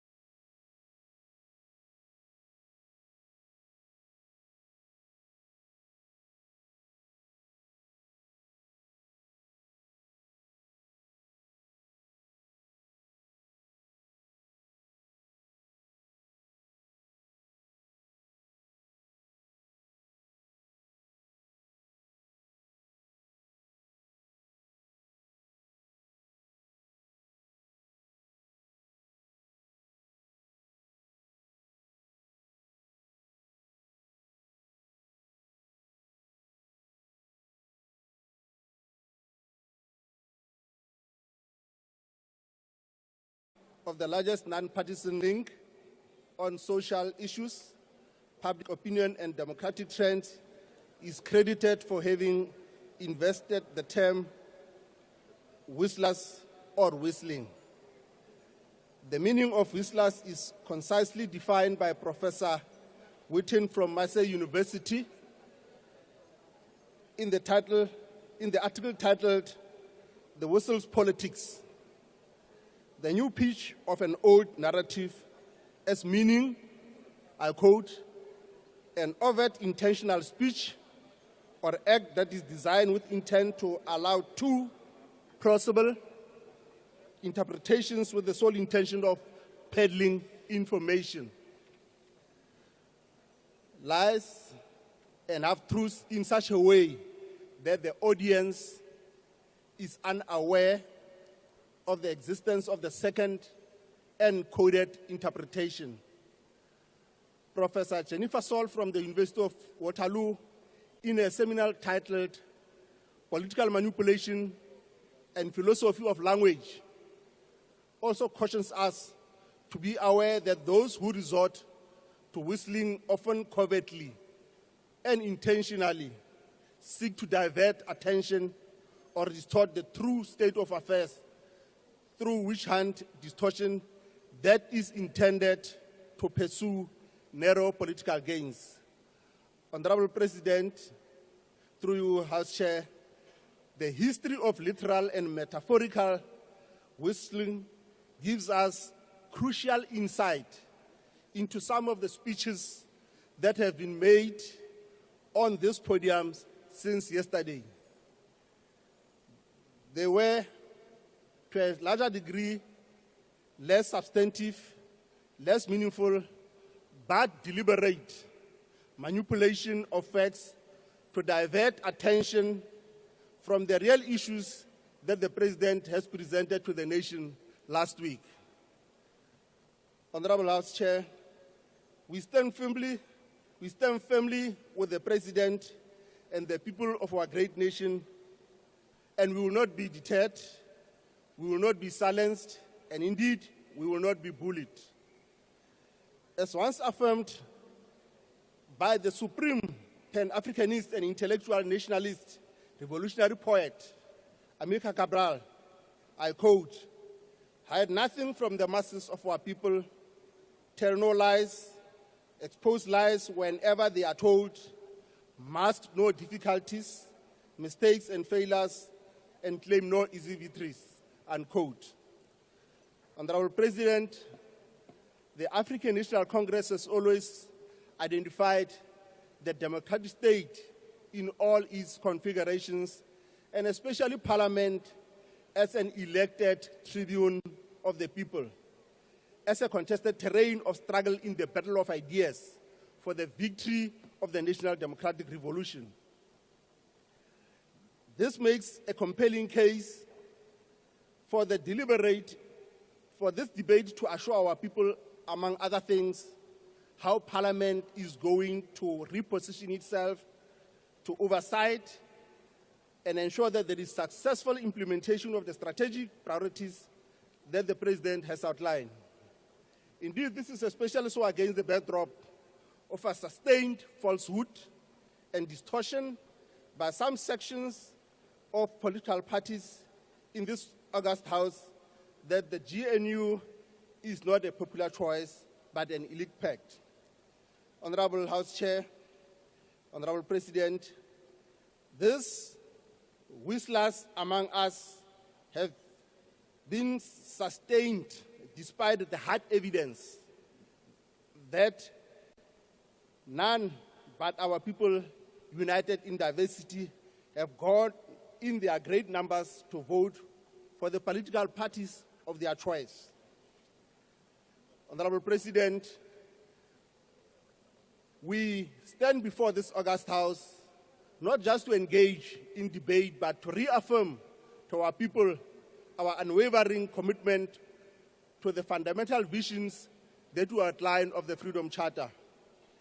Indeed, we wholeheartedly agree with you, President, that South Africa belongs to all those who live in it, that the people shall govern, and that no government can justly claim authority unless it is based on the will of its people. Honorable President, through your House Chair, it is important that we reassure our people that, contrary to false claims and distortions, the strategic priorities of the GNU as outlined by the President indeed mirrors what the Freedom Charter has outlined. The 70th anniversary of the Freedom Charter this year makes, Honorable House Chair, a compelling case to reflect on the extent to which our government has pushed back the frontiers of apartheid colonial legacy of unequal power relations defined by race, class, and gender. We do this, Honorable President, to demonstrate that the vision of the Freedom Charter, which has inspired the preamble of the Constitution of our country as the supreme law, is not just a collection of revolutionary sounding phrases, but a living document and a call to action for the victory of the national democratic revolution. The Freedom Charter has and continues to inspire the widest sections of the people of South Africa across all races, class, and gender. Therefore, House Chair, at the core of the architecture of our democracy as articulated in the Freedom Charter, is the centrality of our people, especially the working class and the poor. This has inspired heroic struggle by the masses of our people across the length and breadth of our people, the rural masses, the youth, the women, and the working class in demand of the transfer of power from the white minority to the masses of our people. Honorable House Chair, as Jeremy Cronin reminds us in one of his seminal articles, The Vision of the Freedom Charter, on democracy, he raises three fundamental elements. The first one is the representative democracy, where elected officials act on behalf of the people. The second one is constitutional democracy, where governance is bound by the rule of law and the transformative Bill of Rights. The third one is popular democracy, where ordinary citizens are active participants in shaping their future. Honorable House Chair, these elements are not in competition, but a complementary and mutually reinforcing to anchor the vision of the democratic South Africa. It is important that we also outline the fact that this participatory mechanism raises three fundamental issues from Comrade Cronin: taking parliament to the people, community policing forum, and ward committees. And he's of the view that these are not mere formalities that can be measured by the ticking of the box, but concrete expressions of the people in real action to construct future. The culture of participatory democracy, Honorable President, which has become the defining feature of post-apartheid colonial polity in South Africa, has its roots in the form of struggle waged by our people under the leadership of the ANC way back before 1994 democratic breakthrough. It is through this culture that transparency and accountability as the core features of democratic culture have been entrenched in the political traditions and culture of the ANC. Honorable House Chair, in pursuit of the Freedom Charter and the transformative vision of the Constitution, Parliament has always adopted a mission and a vision of an activist parliament that is responsive to the needs of the citizens for better quality of our life. It is our view, Honorable House Chair, that the supreme test of an activist parliament that is responsive to the needs of the citizens is not endless policy debates and hecklings amongst ourselves as elected representatives of the people, but the political will and the capacity to push back the frontiers of poverty, unemployment, and inequality. Honorable House Chair, Parliament that does not deliver tangible transformation to improve the lives of the citizens risks becoming irrelevant to the masses it serves and meeting the wrath of the rebellion of the poor. It was for this reason that the first democratic parliament initiated a bold review of the impact of the post-1994 legislation through high-level panel team led by the former President Kgalema Motlanthe. This review was not an academic exercise, but a revolutionary audit of whether our laws were accelerating transformation or entrenching status quo. Honorable House Chair, the assessment of this panel was buttressed by key pillars, amongst them the unemployment and economic transformation, the equitable distribution of wealth, the land reform, restitution, and social cohesion.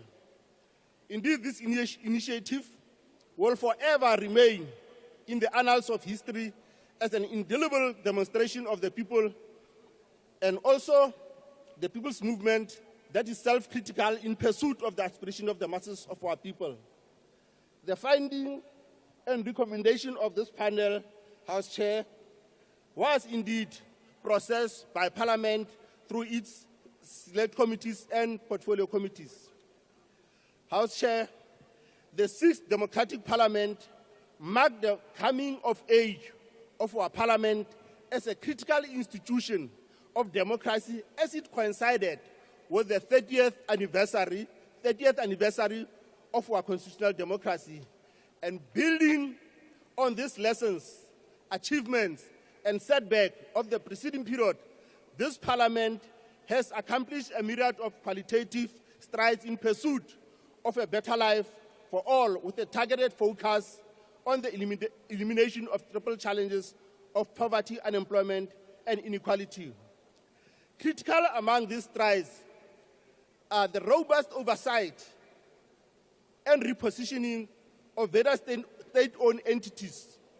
And on the legislative front, we witness significant improvement in the capacity and quality of this Parliament to scrutinize bills presented before it by the National Executive.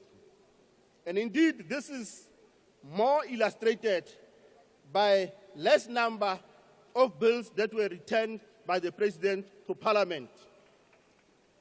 The sixth Parliament has also passed groundbreaking pieces of transformative legislations that were related to yesterday, amongst them National Health Insurance Act, the BELA Act, the Appropriation Act, and also the Public Procurement Act. Honorable House Chair, because of enhanced, robust parliamentary oversight in the last administration, many strides have been made to improve government services to our people. Parliament House Chairs effectively overseen the successful and seamless intervention in the executive in the areas of disaster areas hit provinces like KwaZulu-Natal, Eastern Cape, and also Northwest.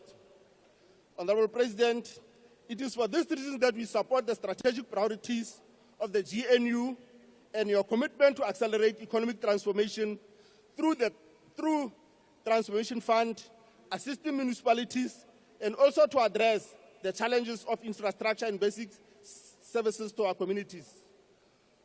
Honorable House Chair and President, according to the diagnostic report of the National Planning Commission, among the critical challenges of governance is the persistence of fragmented planning, poor policy coordination, and resource allocations among the three spheres of government since 1994.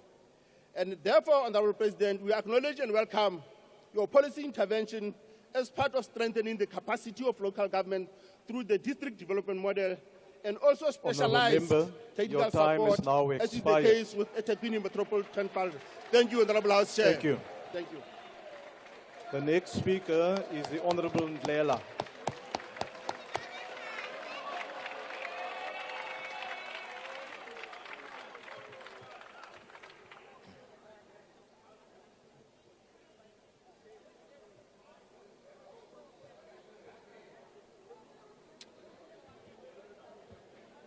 Honourable Speaker of the National Assembly, Honourable Chairperson of the National Council of Provinces, Honourable Members of Parliament, fellow South Africans. We rise today on behalf of Mkhonto weSizwe Party, the official opposition in Parliament, to respond to Mr. Ramaphosa's 2025 failed state of the nothingness address, an address that regrettably felt less like a reflection of our nation state and more like a maiden speech of someone who's just been newly appointed to a job. Laden with recycled promises, hollow rhetoric, and dressed in the usual fanfare that has become the hallmark of these kind of annual events. The SONA platform is not meant to be a ceremonial spectacle or a stage for lofty promises. It should be a moment of accountability where the nation hears an honest assessment of past commitments and concrete plans for the future. Instead, we witnessed yet another episode of political theatrics, a fashion show camouflaged with empty, hot air rhetoric. Mr. Ramaphosa's speech was filled with promises eerily similar to those made in 2024, 2023, and even earlier. Let us not be fooled by his eloquence. South Africans deserve more, Mr. President, than promises. They deserve results.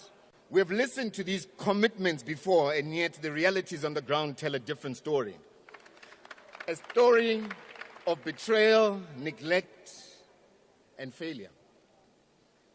Now let's look at the military sacrifices. We mourn the loss of 14 South African soldiers, with this number still rising. These young men and women did not died not to defend our sovereignty, but to protect the government's economic interests in foreign lands. The least you could have done was to equip them better, yet you led your incompetent, less caring finance minister to keep defunding the military budget. Their blood is in the hands of the government that prioritizes profits over people. A failed state. Unemployment and poverty. The president speaks of economic growth and job creation, but the facts expose the truth. Whilst the population grows at the rate of 1.3 million people a year, the South Africa's unemployment rate remains the highest globally, sitting at 42%, with young people's unemployment exceeding 60%. Millions of our people, particularly the youth, are stuck in a cycle of poverty with no clear path out. The so-called inclusive growth has excluded majority, particularly black working class. Again, it's a failed state. Crime and gender-based violence. The president mentions crime reduction efforts, but South Africans live daily in fear. Violent crime rates have surged, with over 27,000 murders recorded last year alone. Women and children continue to face the brunt of this violence. Gender-based violence remains a national crisis, yet the government response is fragmented and unfunded. Our police are under-resourced, demoralized, and often complicit in the same crimes they are meant to prevent. Let alone the fact that, by the way, the 10111 contact center number doesn't work. Again, a failed state. Landless and homelessness, land reform has been short of nothing of a disaster under this administration. The Expropriation Act, recently signed into law, is nothing but a rebranded apartheid relic, a repackaging of the Expropriation Act of 1975. It does nothing to address historical land issues. It is the same apartheid wine in a different bottle. The MK party will not endorse half-baked legislation. We will push for an amendment of Section 25 of the Constitution to enable genuine land expropriation without compensation, to return the land to our people. And again, we know it's a failed state. Diluted national health insurance. The national health insurance signed into law is a betrayal to the needs of our people. It will not collapse private medical aids, but will instead make them richer. This government remains committed to protecting white capital interests, always pleasing whiteness at the expense of our people. Our hospitals continue to fall apart. Clinics lack basic supplies. Mothers give birth in corridors. Children die due to preventable diseases. President, this is a failed state. Education crisis. Our schools have become drug dens rather than centers of learning. Infrastructure is crumbling. Children still learn under trees, pit toilets, overcrowded classrooms. The Bella Act, now in the hands of the DA in consultation with the AfriForum, will not transform our education system because of the racist DA who will then never implement that good for blacks. It will be another law gathering dust while our children suffer. Again, this is a failed state. In conclusion, the MK party stands firm. We will not be complicit in endorsing laws, policies that betray the people. We will fight relentlessly for real land reform, genuine economic transformation, and for the dignity of the restoration of the crumbling health of our education systems. We will champion justice for poor, marginalized, and those left behind. This is not just our responsibility as the official opposition. It is our revolutionary duty, born from the struggles of our forebearers, to hold this government accountable. Mr. President, sir, you lead a failed state. Kwaza mkhonto kwaza.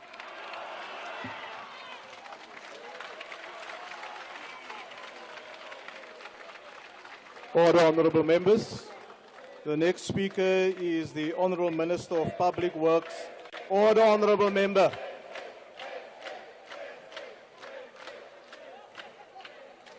Order, honourable members.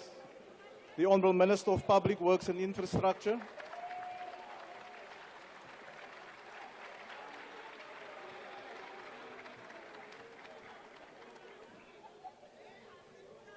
Honourable Chairperson, Mr. President, honourable members. This afternoon we reflect on the state of our nation, which is currently one that is under construction. But words alone are not enough, and Mr. President, time is not on our side. For 30 years, many promises have been made, with little or no results. When the Democratic Alliance joined the Government of National Unity 7 months ago, I committed to turning South Africa into a construction site, to drive economic growth and job creation, and to use public assets for public good. What I found in the Department of Public Works and Infrastructure was an organization crippled by neglect, inefficiency, and overtaken by corruption. Morale was low, and its core mandate to build infrastructure, create jobs, and ensure public assets serve the people was failing. But just in 7 months, that story is now beginning to change. We are building a department with a bold vision, with staff that are motivated, and where big ideas are embraced. One of my most important decisions has been to use public assets for public good. For far too long, state-owned properties have stood vacant, attracting crime and decay.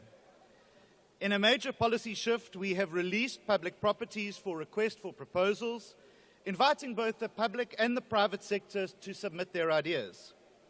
Soon we will be converting eyesores, such as the barracks in eThekwini, into a mixed-use development where the first new skyscraper will be built in Durban in the last 20 years. In our first round of proposals, we have released 31 properties for redevelopment at a value of 1.4 billion rand. Mr. President, this is going to generate up to 10 billion rand in private sector investment, create 165,000 jobs, and generate close to 200 million rand in rental income for the South African government. This is what the DA is delivering in the GNU. In Tshwane, we have handed over a state-owned land to community projects in Mamelodi after years of delay, which demonstrates our commitment to community development. We are taking decisive action against corruption and mismanagement. In just 7 months, we have launched investigations into the failed Telkom Towers project, which cost more than R1 billion, and the 800 million rand IDT oxygen tender. Mr. President and honourable members, I am taking a zero-tolerance approach to corruption and will hold officials and politicians to account for their role in these scandals. This is what the DA is delivering in the GNU. Honourable members, through Infrastructure South Africa, we have launched the first of its kind Project Preparation Fund worth 180 million rand to prepare and package infrastructure projects across government. This first bid window has been completely oversubscribed and is a testament to the big reforms we have introduced in just 7 months. In another first, we have launched the Adopt a Municipality program, where we will pilot an infrastructure partnership program with 4 local municipalities to maximize infrastructure spending and efficiency. And soon we hope to roll this program out across the country. This is what the DA is delivering in the GNU. We have started to conduct a skills audit to ensure that we have the expertise to execute on our mission. Honourable Minister, will you just take a seat, please? There's an honourable member who wants to be recognized. Why do you rise, honourable member? Honourable Speaker, I rise on the point of order in terms of Joint Rule 14P. This is the third time the Honourable Minister made references to what he calls the GNU. Honourable member, take your seat. There is no such thing as Honourable member, take your seat. This is a That's a point for debate. Take your seat, party please. And the DA. That's a point for debate. Honourable Minister, you may continue. We have started to conduct a skills audit to ensure that we have the expertise to execute on our mission. And we have declared war on the construction mafia, which has held infrastructure projects hostage for far too long. The Durban Declaration, signed between the Department, the SAPS, and the National Treasury, is a landmark agreement to dismantle these syndicates one by one. And reports of construction stoppages are already decreasing. This is what the DA is delivering in the GNU. Honourable members, we are securing public property to prevent land invasion, crime and theft. Eviction orders have already been obtained, including at the Castle of Good Hope ensuring public assets serve society instead of criminal elements, because no one person has the right to claim public land and buildings as their own. Despite our progress, there are some members in this House who don't want the department to succeed. While some members in this House seek out paid-for journalists and attempt to spread fake news through AI voice notes and falsified WhatsApps, including Action South Africa and the EFF, but we will not be distracted. We will not be bullied, and we will not back down. We will not be pressurized or persuaded by false reports, political collusion, or those being investigated for wrongdoing. The people of South Africa deserve a government that delivers, and that is what we will focus on. Over the next year, we will attract 100 billion rand in private sector infrastructure investment, making Infrastructure South Africa the hub of all major projects. This past week, the National Treasury has issued new PPP regulations, which we welcome. We will also launch a special projects unit to fast-track infrastructure projects and revive failed initiatives across the country. And we will redevelop small harbours, such as Hout Bay, into tourism and economic hub, bringing the next V&A waterfront, which is set, Mr. President, to attract tens of billions of rands of investment and create tens of thousands of new jobs. And we will finalize reforms to the expanded public works program to ensure it leads to permanent employment and skills development after being hijacked and abused by politicians and political parties for too long.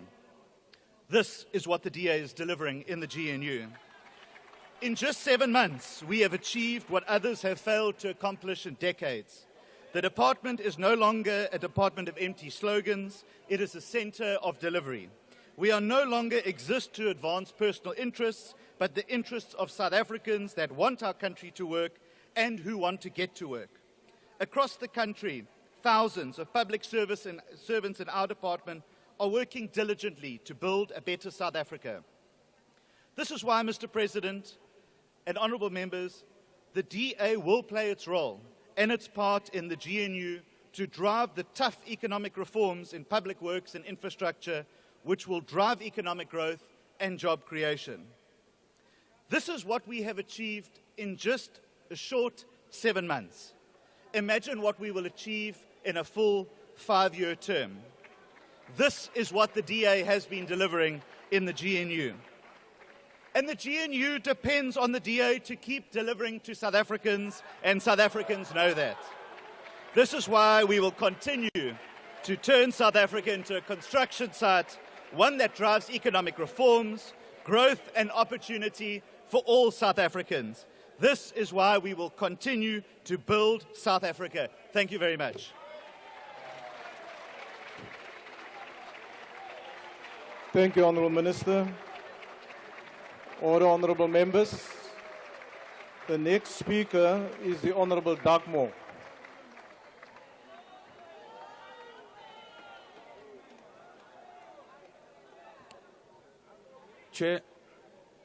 Chair, Mr. President, Deputy President, honourable members.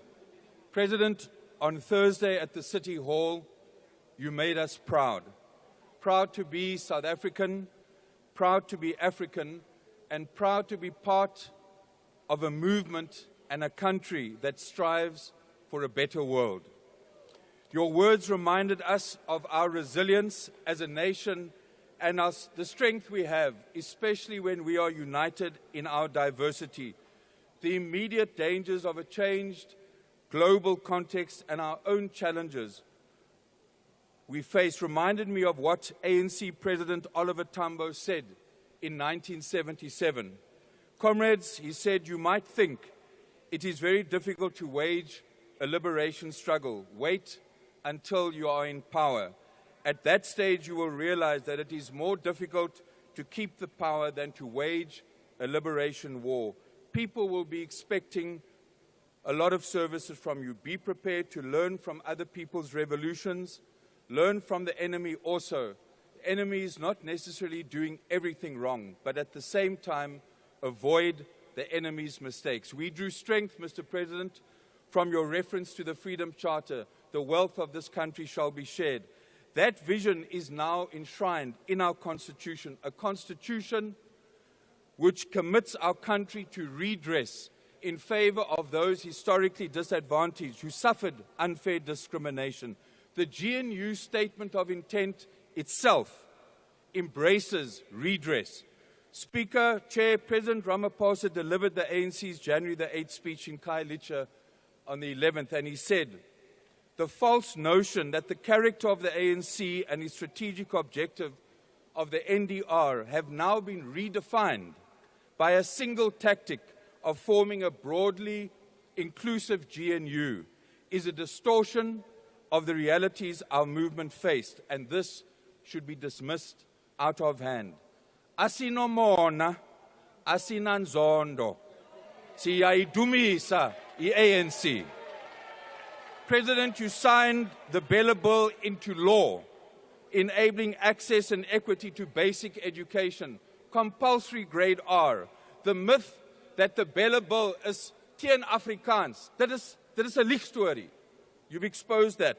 The Expropriation Act. I have here, Mr. President, a speech that Helen Zille made in 2018, where she argues that the case for nil compensation regarding land in next to Mitchell's Plain, and she says, and I want to quote, in terms of all these considerations, it is quite conceivable that a reasonable court could find that the just and equitable amount payable would be zero.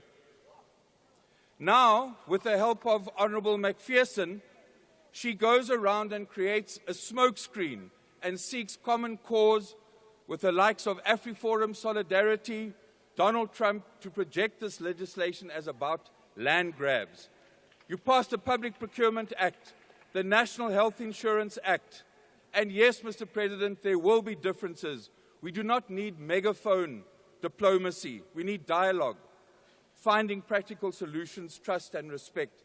Chair, but I detect something now. Ek voel hier iets in die huis. I call it GNU envy. You weet, jealousy. Umona. Did the MKP, Mr. President, really think that our leadership could govern with them when they demanded that we must first remove you, our President? This party on the left predicts the imminent death of the GNU. The implosion of the MKP has begun. The Twitter war amongst unelected leaders is going on. Die regering... Honourable Dakmo, will you please take your seat? Will you please watch my time here? No, John. it's fine. Your time is okay. Order, honourable members. Yes, honourable member. Honourable Skosana.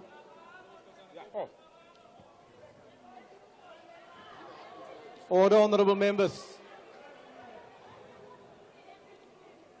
Honourable member. Yes, please proceed. Thank you, Chair. Is the member prepared to take a question?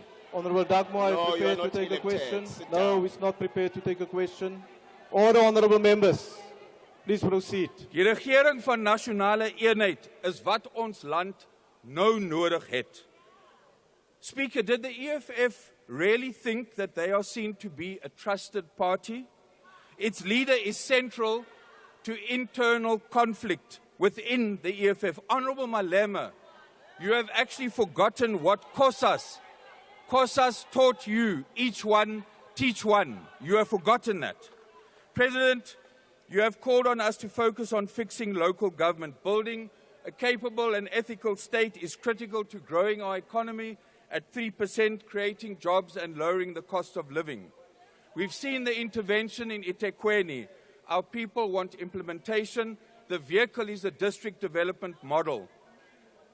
Thank you for appointing the district champions. Each of the 52 districts across our country have natural endowments, comparative and competitive advantages.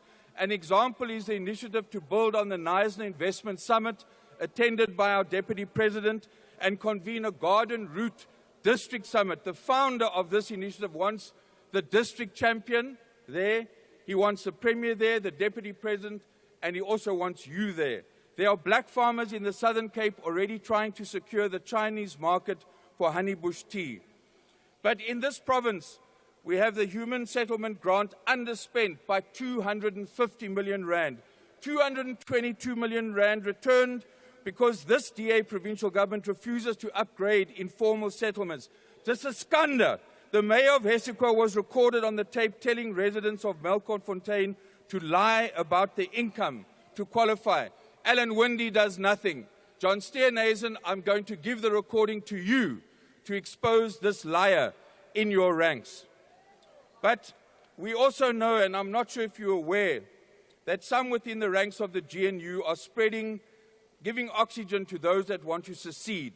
And this fuels separate and racist logic. When I think of those lies, I remember the words of Bob Marley, when he says, you can fool some people sometimes, but you cannot fool all the people all the time. Asinamona, Thank you, Honourable Member. Your time is expired. ANC. Thank you. Thank you. The next speaker is the Honourable Mawatwe.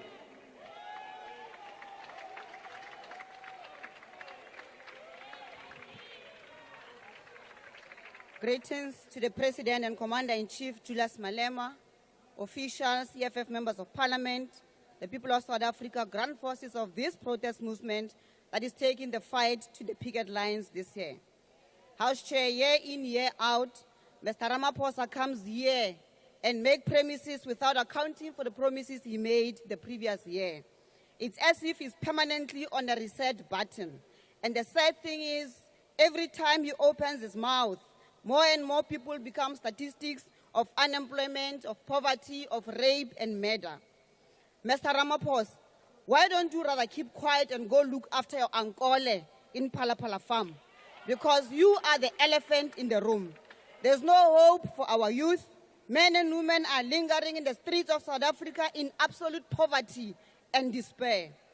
We've listened to the submissions by the members of the former liberation movement and their allies, the right-wing new liberal forces who are waging a war against Bella, the NHI, expropriation of land without compensation, and all progressive and transformative legislation. We will meet on the picket lines, in the streets, and everywhere our people need us to fight for service delivery, to fight against injustices, fight against corruption and maladministration, and to restore the dignity of a black child.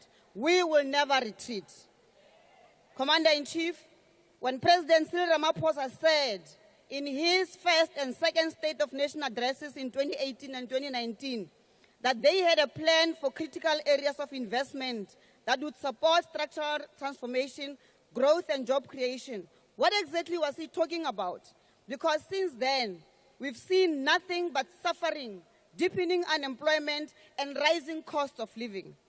Mr. Ramaphosa, when you started in 2018 and said, Tumamina, the price of bread was 12 rand. Today is 22 rand. The price of a liter of petrol was 15 rands. Today is 25 rands. The price of 2.5 milli meal was 21 rand 84 cents. Today is 39 rand 19 cents. Our people cannot afford to eat. In 2018, 8.9 million people were unemployed. Today, 11.4 million people are without jobs. Their futures are stolen by this government's incompetence. When you said your government planned to create 275,000 jobs a year in 2019, we knew then that young people, the unemployed, the dejected masses of our people were doomed forever. How can you aim to create 275 jobs a year when more than 12 million people are unemployed today? It would take 25 years to reduce unemployment to 5 million and a further 43 years to eradicate unemployment completely. You won't be here, President, in the next 25 years, let alone 43 years, because nature would have resolved our problems. As we speak, there are no jobs. There is no plan to create jobs. There is no link between the government budget and job creation. There's no link between South African Reserve Bank monetary policy and job creation. Your government does not want to create jobs for our people.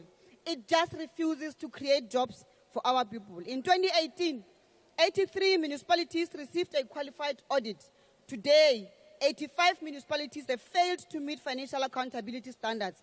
There's a complete failure to stabilize municipalities. Mr. Ramaphosa, in 2018, more than 172,000 learners passed matric, and many could be accommodated in institutions of higher learning. Today, more than 135,000 students who achieved a bachelor's pass will not have space at the university due to limited availability. The dreams of young people have been shattered. Their futures are in limbo because your government has no vision, no direction, and no will to change their lives. The reality is that South Africa is in the middle of a deep economic crisis, a concoction of disastrous economic policies, a lack of coordination, and relentless budget cuts in education, in health, policing, food security, and all essential and critical areas of service delivery. This is made worse by the collapse of municipalities, which is the complete opposite of your growth and renewal program that you promised us in 2018. The reality is that ever since you took office 7 years ago, our economy has not grown by more than 2%. We are talking about an average growth rate of 0.6% since 2018. Only people who approach policy and politics like a game of murabaraba or China will produce such a disastrous economic outcome, and that's you, Mr. Ramaphosa. You told us that the revitalization of 10 out of 16 industrial parks in places such as Botshabelo, Putadichaba, Garankuwa, East Tebe, Komani, and Seshego was complete in 2020. But go to Botshabelo today or Putadichaba and tell us if anything was ever revitalized. House Chair, allow me to turn to the SOEs. The EFF was the only political party that correctly characterized the deliberate sabotage and collapse of SOEs as a privatization project. We are not surprised that today, one of the most strategic entities, Transnet, which used to move over 200 million tons of cargo and annum, used to employ more than 55,000 people and reported over 6,000 billion rands in profit, is now being called inefficient. Today, we are told that the private sector must come and rescue Transnet. Eskom's coal fleet was allowed to collapse, and we were subjected to more than a decade of electricity blackouts because people wanted to profit from electricity generation. They wanted their friends and cronies, the independent power producers, to milk Eskom. You even came here, Mr. Ramaphosa, and claimed that there has not been load shedding in 300 days when we experienced load shedding just 2 weeks ago. We're told that SAA was making billions in losses and was supposed to be sold for 51 rands. Yet today, it is making a profit, operating without any governmental support and barely surviving. We're calling for the expansion of SAA mandate and operating routes that support our economic development with allies and trade partners in Asia and the Global South. There is no plan to rebuild and stabilize Dinel, and there is no intention to rebuild South Africa's defense capabilities. Mr. Ramaphosa, you were boasting about 375,000 billion rands that will be spent by SOEs on infrastructure over the next 3 years. But where will they spend this money when you are privatizing everything? Even the delivery of water is privatized through the so-called 23 billion rands infrastructure fund. Mr. Ramaphosa, you told us that your neoliberal right-wing coalition government will spend 940 billion rands in the next 3 years. That's 313 billion rands a year for a country that has a housing backlog of more than 3 million houses, more than 400,000 kilometers of gravel roads that needs to be tarred, more than 300,000 beds short at institutions of higher learning. What is 940 billion rands? We haven't even touched on the collapse of water and sanitation infrastructure in municipalities, the collapse of telecommunication infrastructure due to crime and vandalism, and the general shortage of water. Mr. Ramaphosa, let me help you give your government proper direction. We need to expropriate land without compensation. We need a state bank, and we need it urgently. We had banks here in Parliament last week, and it is clear that they are not interested in the reindustrialization of the South African economy. So the state must take the lead. We need to finalize the nationalization of the South African Reserve Bank. We have no time to waste on this. We need to establish a grant for all unemployed graduates and all unemployed persons as a matter of agency. This, Mr. President, will do two things. It will stimulate the much needed demand in the economy, and it will give unemployed people some means of survival. President, we must, as a matter of urgency, engage our allies and partners in BRICS Plus to source strategic knowledge to build massive railway, health, military, and energy infrastructure projects. This should include build, operate, transfer models, but we must fund it with our own money and access their skills and technology. As a matter of urgency, Mr. President, we must allocate funds to the South African Post Office and give it a clear directive to fix and reopen all its branches. We know that a criminal syndicate is selling off support properties to their friends and cronies. Mr. Ramaphosa, the time is now to take bold and decisive steps to reindustrialize South Africa. We need to turn our country into a manufacturing hub and create jobs for our people. South Africa's economy must not be designed to please imperialist forces and the so-called markets at the expense of the lives of our people. We need to put our people and jobs first. Thank you, Chair. Thank you, Honourable Member. The next speaker is the Honourable Stofile.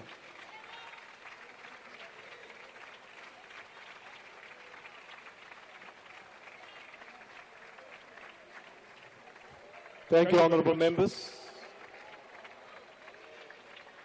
Honourable Members, you may now take your seats.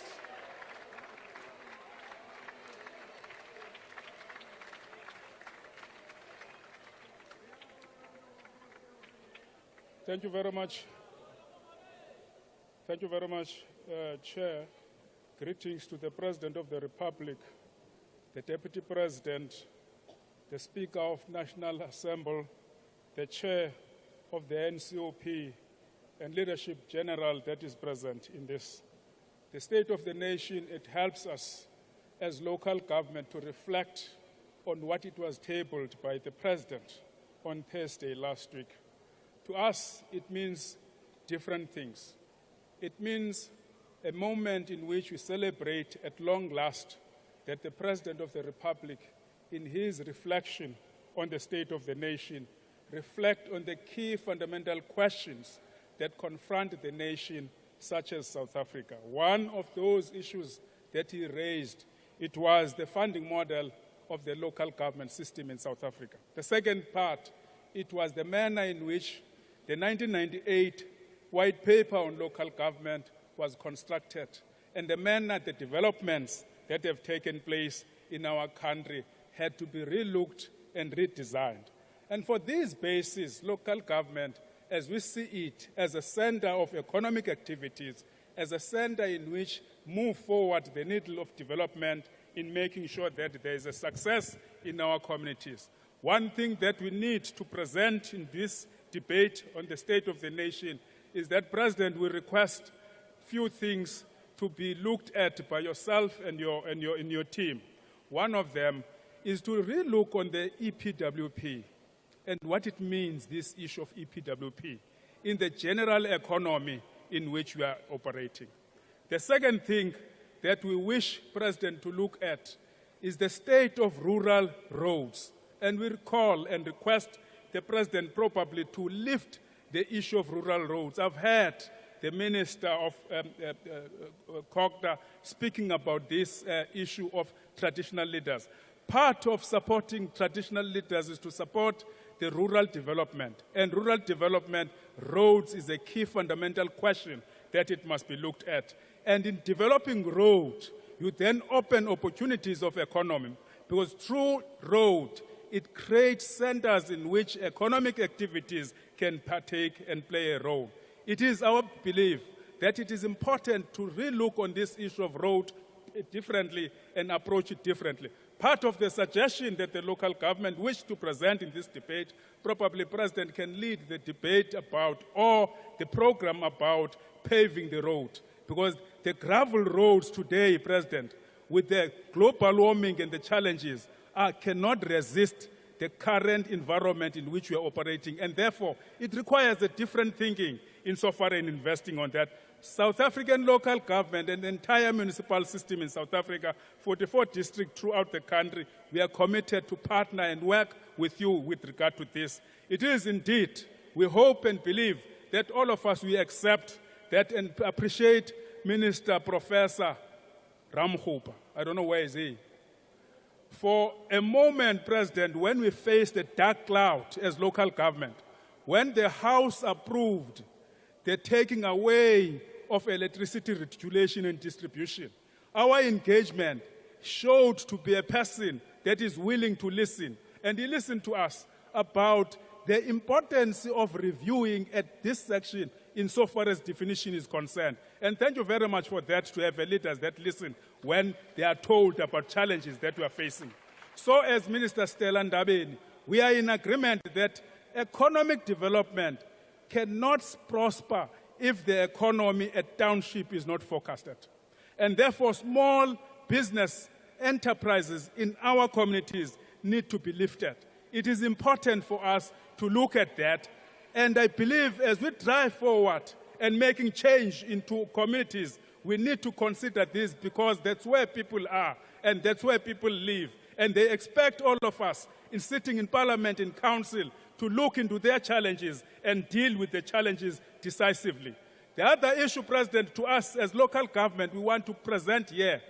You raise it in your closing of the 6th Parliament.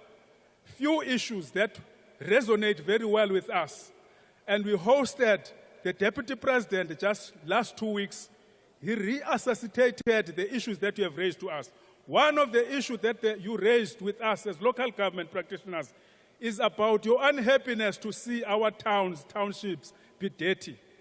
And then you ask and challenge us that what is it that can we do in making sure that these towns and townships are changed so that the investment can be attracted into these townships. And the Deputy President, in his conversation with us, he highlighted this issue. We agreed.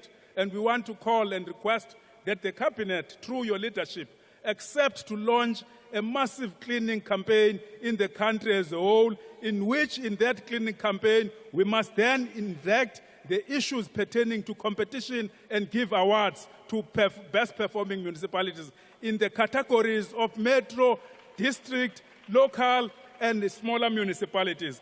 It is our belief that through economic participation and collaborations of forces, including those that are responsible to government, if we combine our resources, our energies, we can change the tide. We can change the tide.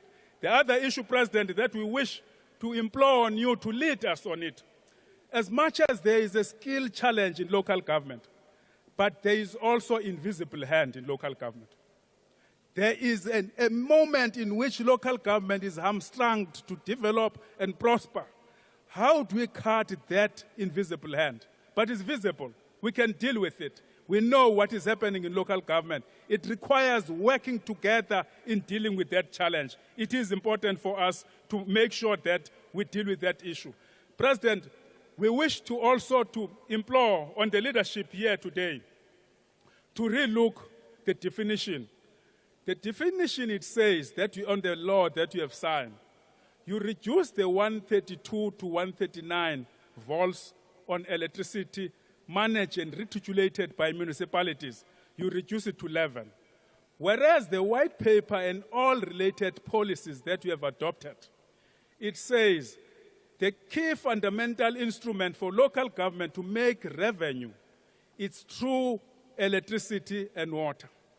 Now, if you reduce, then it then means municipalities must solely dependent to grants of national government in the economy that is not growing.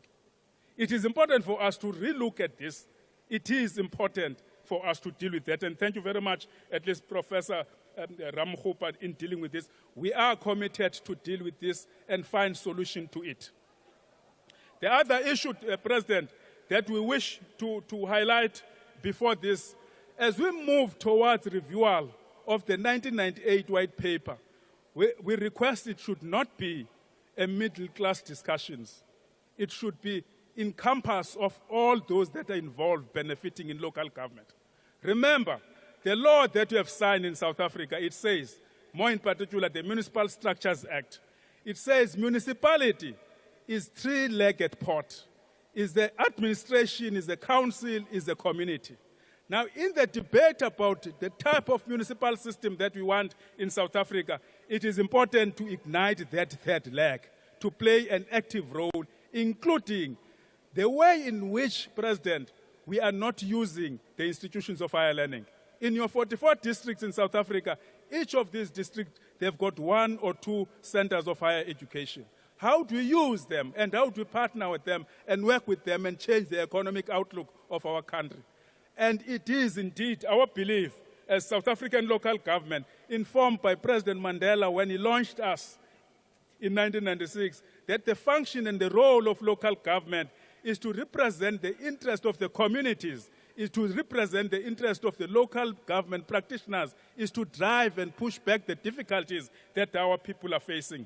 It is our belief that these issues had to be taken at the center stage of our debate in taking them forward, including the issues of speedily and welcome the offer that has been given by the Minister of Finance in convening an Indaba for the first time in our history, having a debate about how do we debate the manner in which the local government is funded. It's something that we can appreciate this government and the government under your leadership has made. The other issue, President, on this issue of 12.7%, I don't hear any member talking about. Here's the problem. The NERSA approved 12.7% on electricity. The Water Board have approved or intend to approve 15 to 16% increase. This is the 30%. Who's going to pay this 30% is the household. It's not a municipality, it's a household. Because if you apply business model, is that you give us the 15 or 12%, this 12% on 15%, according to your packaging of municipal administration, you transfer this cost to household.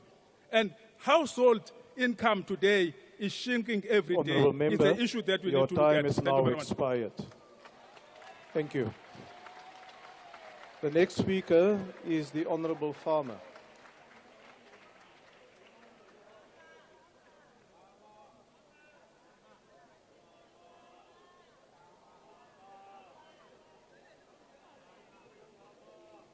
Order, Honourable Members.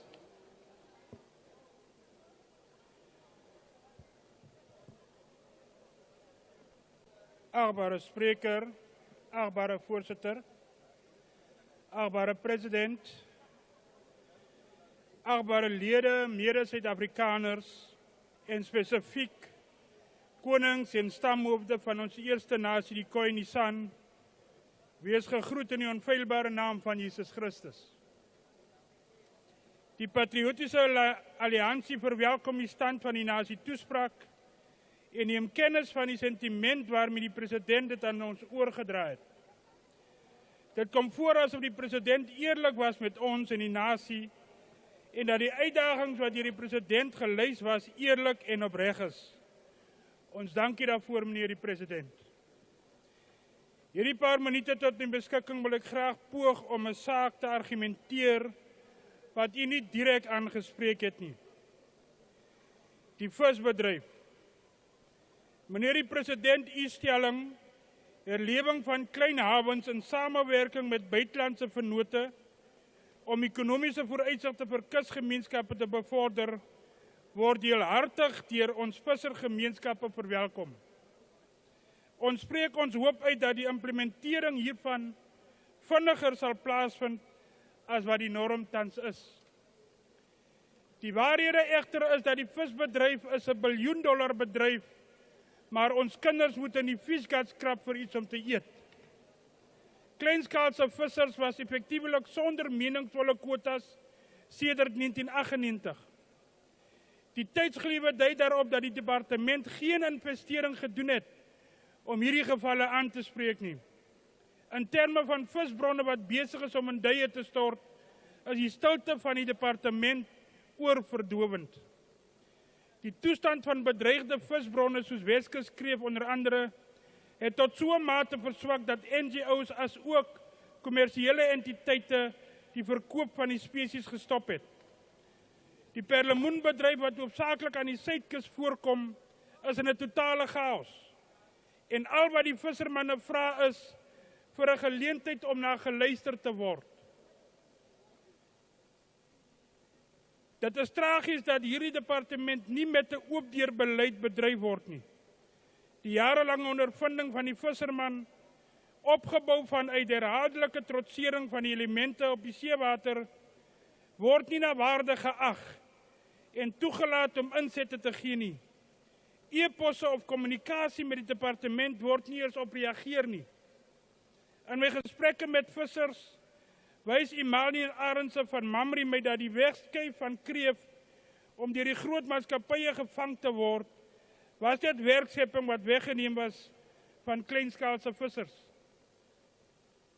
Meneer Aaron Conradi van Vredenburg noem die volgende: die huidige visvangregte wat die departement aan kleinskaalse vissers gegee was, bring R9.000 per jaar in vir 'n visserman met 'n gemiddelde familiegrootte van 5 persone.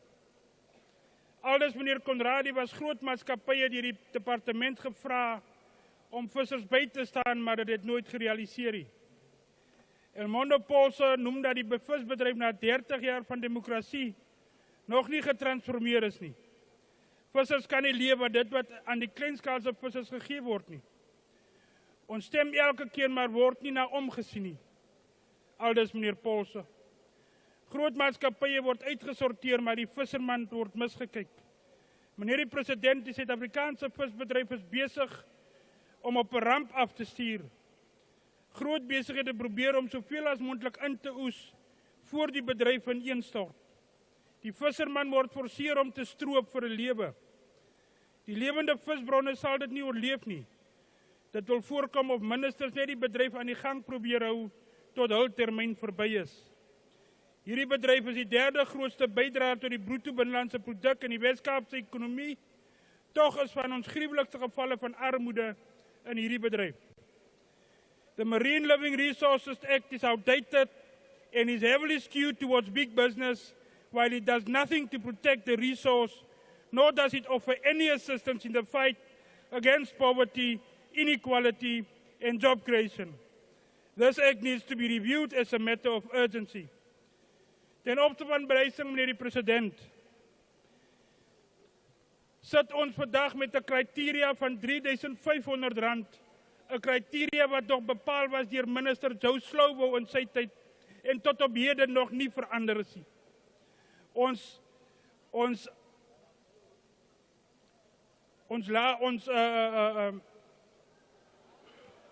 Thank you, Honourable Farmer. Unfortunately, your time has expired. Thank you, Chair. Dankie, achtbare Farmer. Good afternoon, ladies and gentlemen. The House now recognizes the Minister of Health and invites him to the podium to take the debate further. Honourable Minister.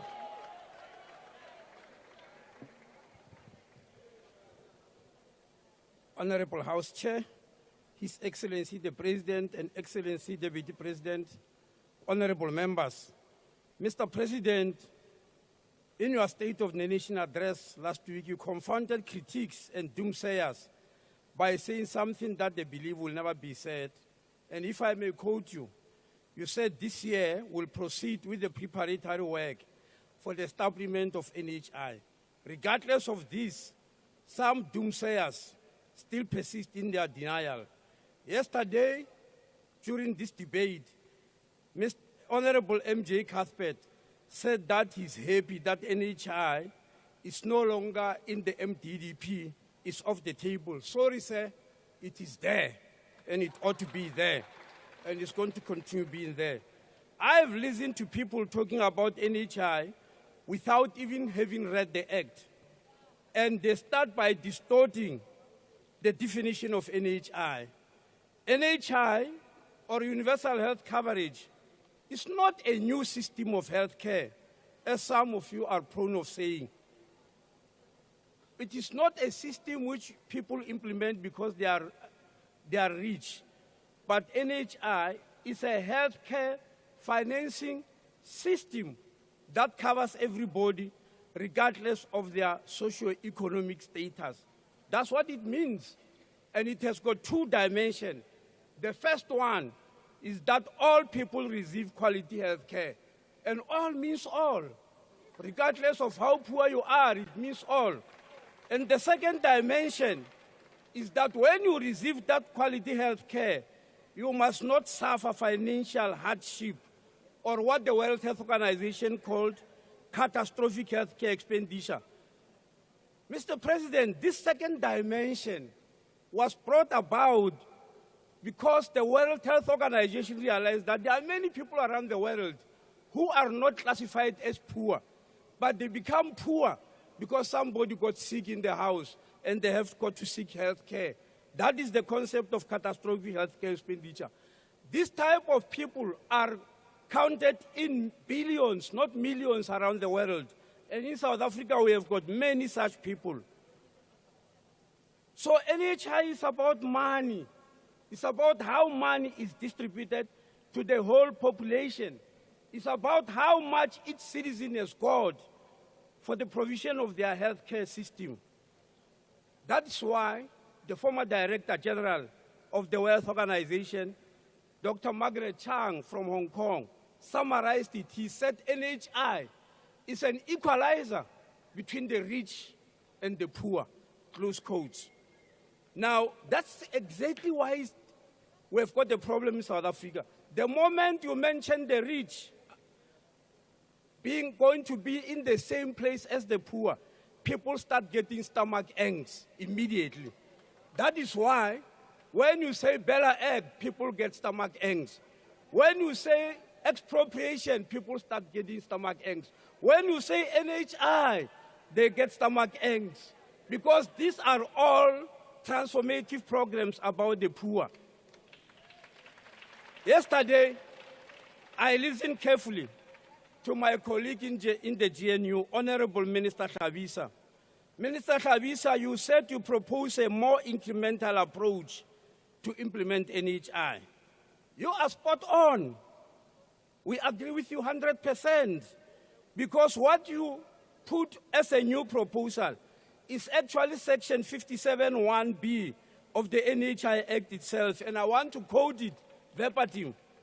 Open quotes: national health insurance must be gradually phased in using a programmatic approach based on financial resource availability, close quote. If there are no financial resources in the country, you can't implement. And the Act it says so. So it's not something that is new. This is not a coincidence, Minister, that the Act is drafted like that. It's because there's no other way of implementing NHI except gradually. There is no country anywhere in the world that did it in any other way, because it's impossible.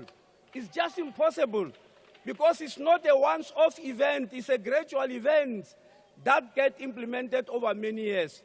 In South Africa, you have got medical aids, which many of you believe is perfect. And I will tell you, medical aids have been there for half a century. And during that half a century, it has been gradually introduced. That's exactly what NHI is going to do, not that it will take half a century too. The second thing Minister Hlabisa said was that you propose prioritizing strengthening the existing healthcare system. We agree with you again 100%. And actually the President said it.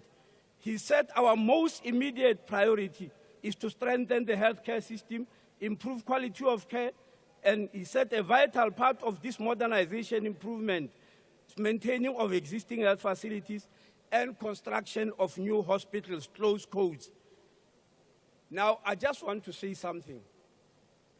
Strengthening the healthcare system and implementing NHI are not mutually exclusive.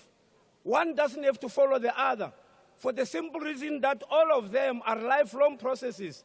They are unending.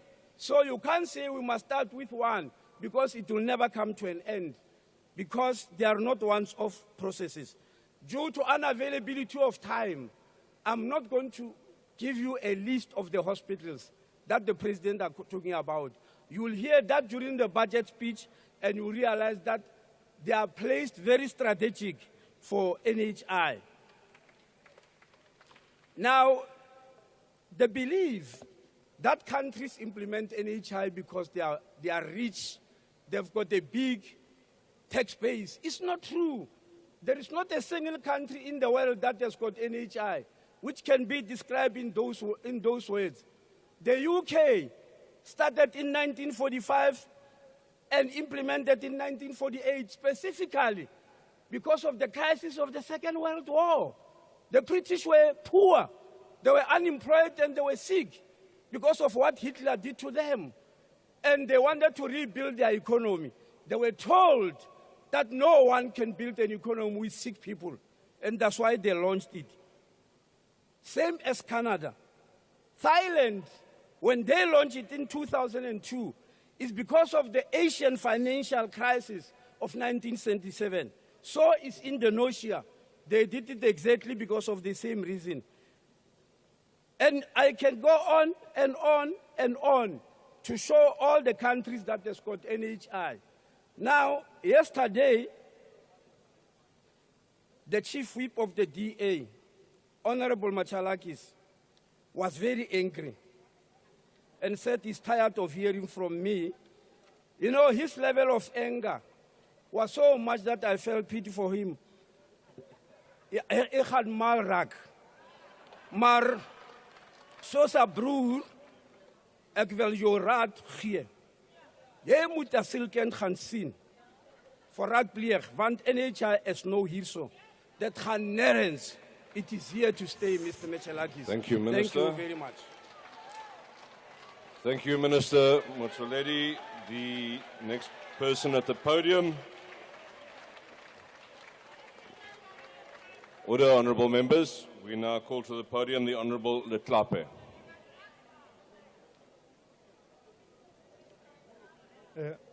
House Chair, Mr. President, Mr. Deputy President.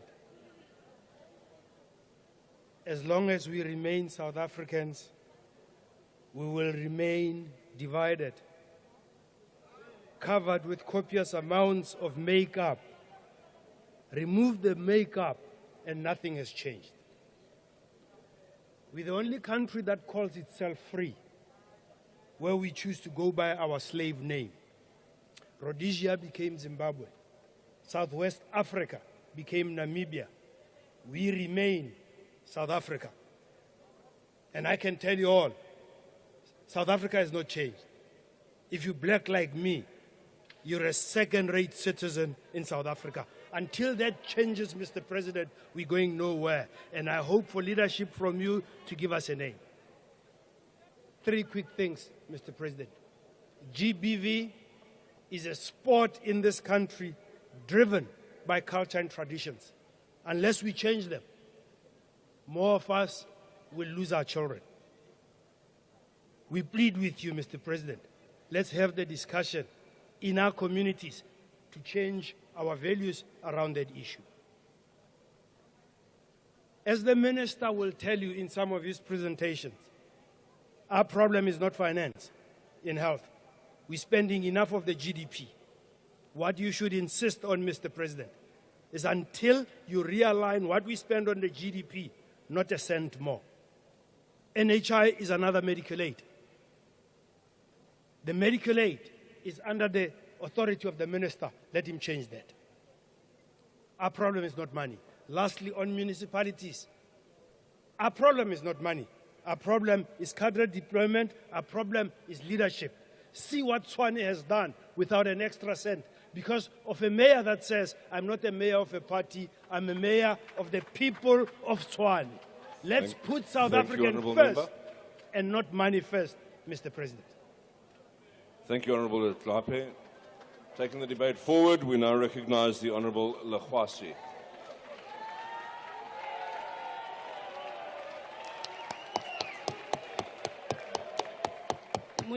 Modulasetulo wa ntlo, Mopresidente wa rona wa naga, Motlatsa Mopresidente, ditilo ka go latelana ga tsone, ba gaetsho ke a le dumedisa.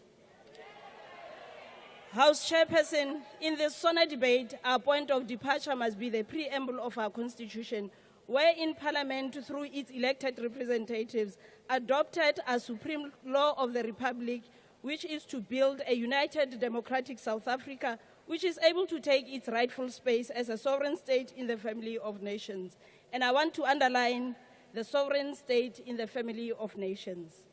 Our self-determination is an is a right politically and economically, and we shall protect it and conduct our relations and trade with other countries only based on peace and friendship. South Africa's development intrinsically depends on inclusive economic development and job creation. This means implementing an industrial strategy and policies that ensure the reindustrialization of the country through beneficiation, local industrialization, and through economic development. We are encouraged by your commitment, Honorable President, to finalize a modernized and comprehensive industrial policy that drives economic growth. However, implementation depends on removing economic constraints caused by unreliable electricity and water supply, as well as logistical constraints. This means our point of departure for inclusive economic development and job creation is infrastructure development. We also have to ensure that regulated prices for utilities and logistics are reviewed to ensure that our economy becomes cost competitive for investment and that vestiges of structural inflation are removed from the economy to attract investment in competitive global market.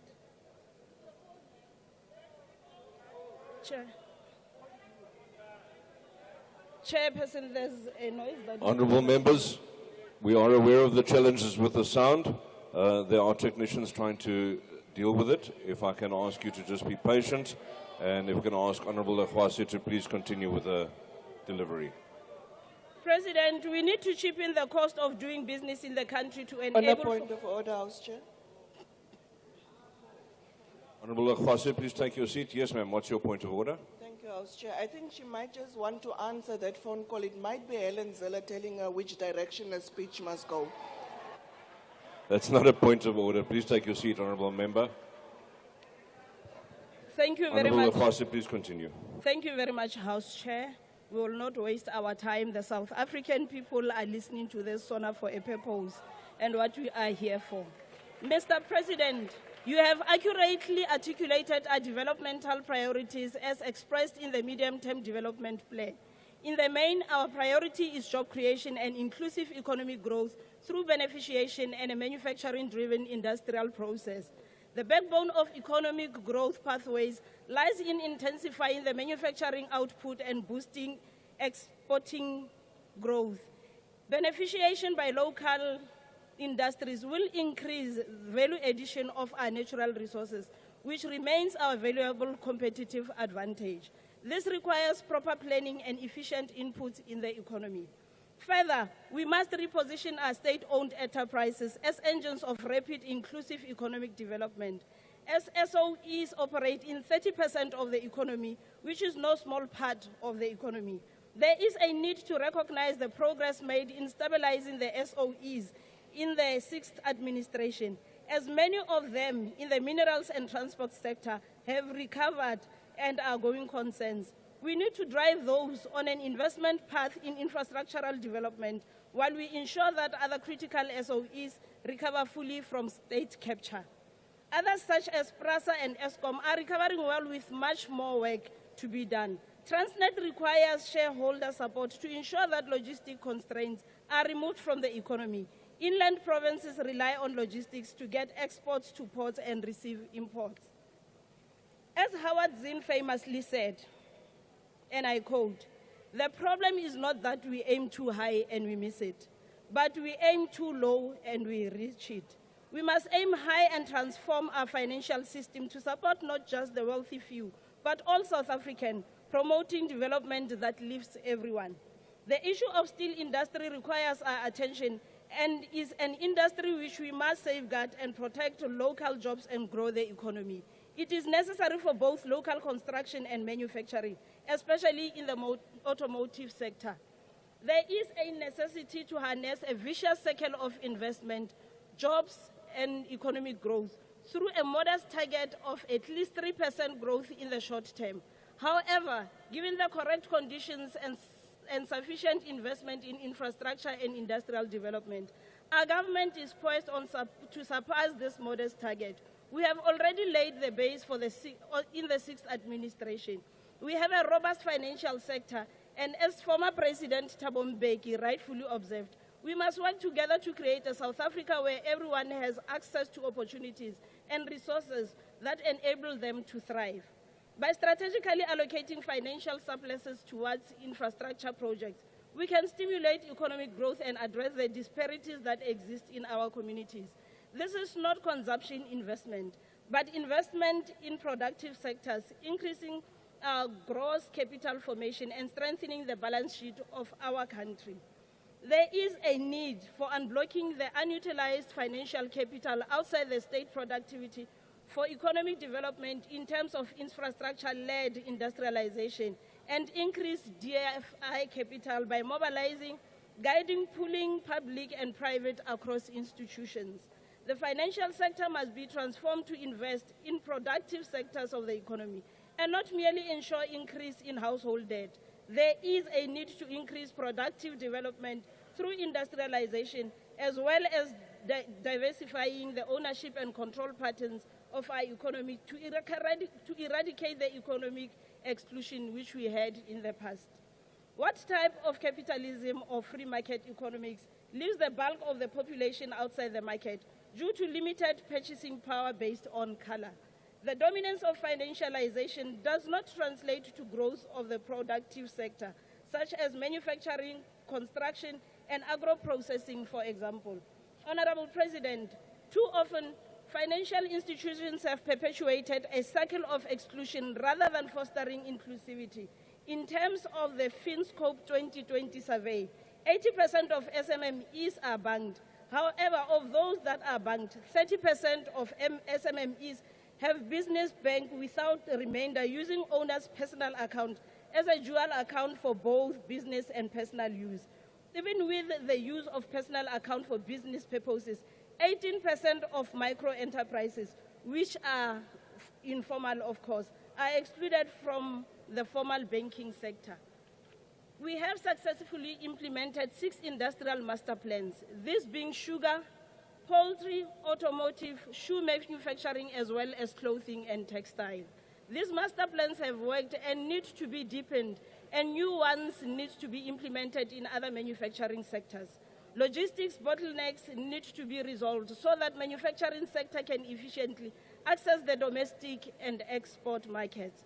We must also become food self-sufficient and reduce imports. Food security is part of the fight against poverty, inequality, unemployment, and historic economic exclusions.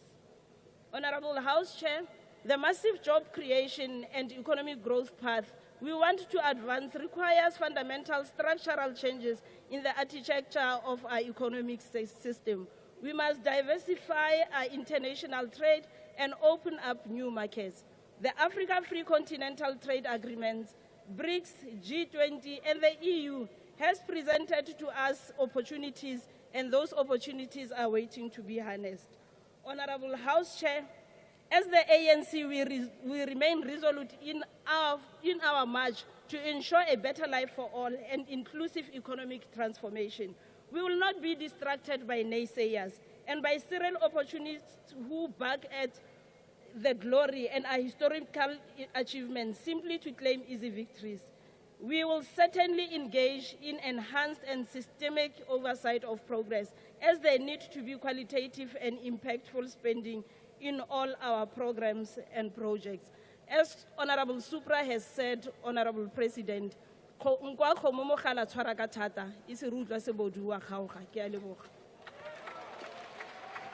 Thank you very much indeed, Honorable Lekhwase. Honorable members, before we continue, I'd just like to remind all members, please, to ensure that your cell phones are not kept too close to the microphone and speaker system. Even if your microphone is off, the ringing cell phones can cause some interference. So please just ensure that you place your cell phones a little way away from the speaker, especially when it is ringing. Thank you very much. I now recognize the Honorable Reverend Kenneth Meshwe.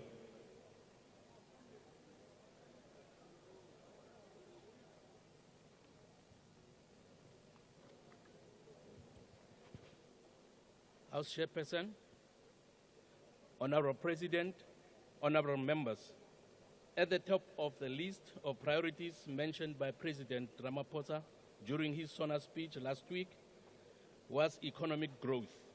Unemployment in this country is way too high.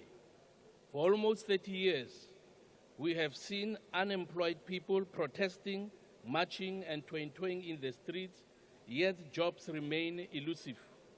The most painful thing for me to watch, Mr. President, is when our health workers, particularly medical doctors, toing with their stethoscopes hanging around their necks, protesting because they are demanding jobs that they studied for and are qualified for.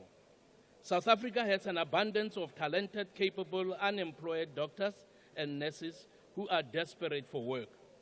The ACDP would like to see our economy grow and absorb unemployed professionals who many of them are working as car guards because they don't have jobs. Since US President Donald Trump signed an executive order canceling foreign aid to South Africa, there has been much speculation and questions as to whether or not AGOA is included. May I remind honorable members that AGOA is aimed at expanding African trade and investment by stimulating economic growth and assisting sub-Saharan Africa's integration into global economy. AGOA has and continues to have a positive impact on South Africa's economy, with our country being the leading African exporter of AGOA goods into the US market. If South Africa loses AGOA, we will lose our duty-free access to the US market, which would result in the introduction of tariffs. The consequence of this would be a reduction in the competitiveness of the South African automotive, agricultural, and footwear sectors in the US economy. Another negative consequence would be the loss of investments and market confidence. South Africa has lost its preferential investment destination status on the continent, and the loss of AGOA would contribute to a reduction of market confidence at a time when our economy is struggling to grow at acceptable levels and that can cause it to create much needed jobs.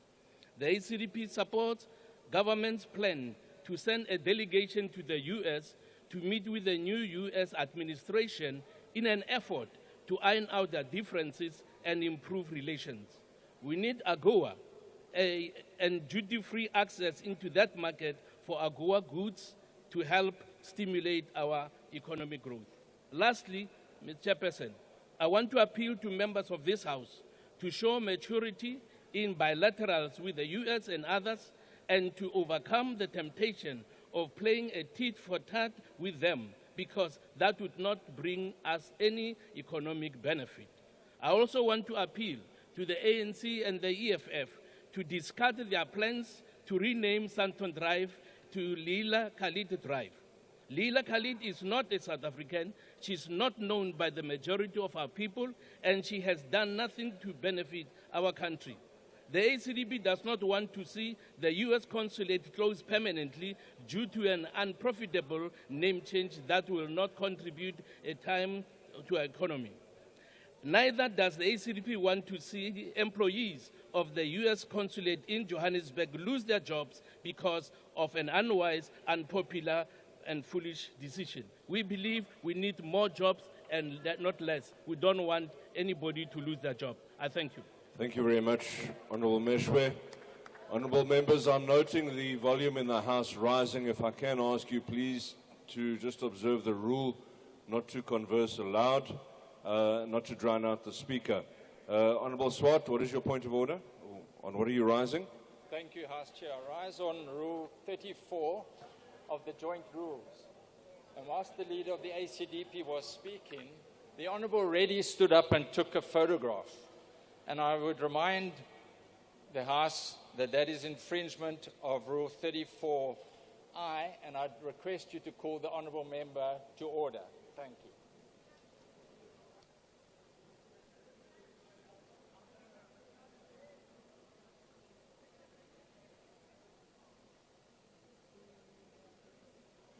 Yes, honourable members, please, there is a rule that says that we are not to be taking photographs, not to be rising either in the House. When it's not your turn to rise, please delete the photograph that you've taken, and let's respect the joint rules of Parliament. A reminder that it is indeed the joint rules that have precedence today. With that, honourable members, we now welcome to the podium the Deputy Chairperson of the National Council of Provinces, Honourable Governor.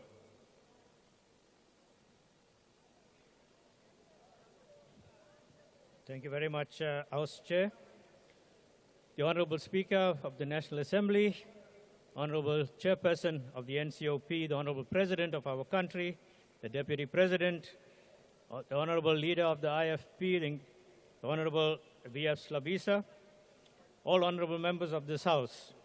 On behalf of the Inkatha Freedom Party and all peace-loving South Africans, we would like to express our sincere condolences to the families and colleagues of our fallen soldiers since they were fulfilling our international relations mandate. As IFP, we support the view that abrupt withdrawal of the SANDF would not be in the best interest of the continent. We call on all parties in this conflict to embrace the current diplomatic efforts that are aimed at finding a peaceful resolution. Honourable House Chair, we welcome the undertaking made by the President of our country to address youth unemployment. As IFP, we welcome that the regulations of the Public Procurement Act, which will be fast-tracked to ensure that businesses owned by young people will receive equitable opportunities in government contracts. We hope that this procurement will be followed by a clear draft policy document and clear legislative provisions and guidelines in existing procurement legislative framework. We hope that those in charge of managing state procurement processes will seek to show commitment to the youth of this country. As IFP, we believe that to rebuild South Africa, we need to invest in our youth. Honourable House Chair, we welcome all the declarations in relation to gender-based violence, which the Honourable President has considered a pandemic. However, the medium-term budget policy statement, which the Honourable President oversees, remains silent on funding of the National Strategic Plan on Gender-Based Violence and Femicide. As IFP, we believe that this must be addressed as it is a national concern, and we further call for the financing of the women's rights agenda. Honourable President, in your State of the Nation address, you rightfully acknowledged the severe dysfunction in many municipalities, citing poor service delivery, decaying infrastructure, and financial mismanagement. Your promise to ring-fence utilities for water and electricity services could not come at a more critical time. We appreciate your follow-up to the commitment you made during the opening of Parliament address last year of visiting eThekwini. However, there is still no improvement in service delivery. Residents across the city are still faced with constant water outages with no resolution in sight. The Metro continues to be unresponsive to calls made by residents for water services, especially when water leaks are reported, resulting in millions of litres of water flowing down our streets, and yet we say we are a water-scarce country. We welcome the 940 billion rand investment in infrastructure over 3 years. It is encouraging to see the importance placed on public-private partnerships to fund these projects. We therefore call for stringent performance matrix, monitoring, accountability, and transparency over this investment. We support the review of the funding model for municipalities that the Honourable Slabisa is leading in the reforms of the 1998 White Paper for having established the White Paper Political Oversight Committee, which seeks to make local government work better. As IFP, we caution that state capacity should not merely be viewed as an abstract concept that we refer to when appropriate. It should be recognized as the underlying and fundamental factor in the confluence of challenges that relate to policy implementation. We call upon Parliament to be more proactive in joint consultation, joint planning, and programming by the three spheres of government to achieve improved integration and synergy for improved policy implementation outcomes. As IFP, we support multilateralism and promoting global cooperation and stability. Honorable House Chair, allow me to reiterate the closing remarks made by the President of the IFP when he said, and I quote, "The IFP will be counted amongst the nation builders, not the breakers, the doers, and not just the dreamers, the worker, and not the armchair critics." Honorable House Chairperson, I thank you. Thank you very much, Honourable Governor. Honourable members, the opportunity now passes to the Honourable Deputy Minister of Police to take the podium and take the discussion further. Thank you. Honourable Boshielo. Thank you very much, Honourable House Chair, Honourable President of our country, Comrade Cyril Ramaphosa, Comrade Deputy President of our country, and honourable members. Honourable President, every year you give us a theme, and we in a parallel. We follow. We follow. Now all of us don't want to be bullied. Keep it up, you are doing a good job. It's really, really... The people of South Africa deserve to feel safe and be safe. This fundamental right is enshrined in our National Development Plan Vision 2030, which emphasizes the critical need to strengthen our fight against crime and corruption while building safer communities. We cannot afford to delay. The time to act is now. We stand at a pivotal moment in our nation's journey, a moment that calls for decisive action and unwavering commitment to the safety and security of all South Africans. The marching orders set forth by President Ramaphosa during SONA are not just directives. They are a clarion call for us to unite and act swiftly to confront the challenges of crime and corruption that threaten our communities. Honorable Chairperson, through Operation Chanela, the South African Police Services continue to take bold and decisive approach in dealing with crime. These crime-fighting activities include tracking operations, roadblocks, high-visibility patrols, stop and search, as well as tracing of wanted suspects. Just last week, Mr. President, from Monday, 3 February to the 9th February 2025, 2,777 wanted suspects for serious crimes such as murder, attempted murder, rape, business and house robbery were arrested. 209 suspects were arrested for murder. 111 suspects arrested for attempted murder, 247 for rape, 99 illegal possession of firearms, 1,285 illegal foreign nationals, 625 for drinking and driving, 1,321 rounds of ammunition, and 65 hijacked and stolen vehicles were recovered. Honorable Chairperson, we are continuing to valor imigodi wa Comrade Minister Mantashe. And to date, we have confiscated nearly 6 million in cash, along with substantial quantities of illegal minerals and uncut diamond valued at 32 million. Between April and November 2024, 79 firearms, 59 vehicles, and 20 large mining machines were confiscated, in the process reducing criminal operations at mining sites. We are also strengthening border security.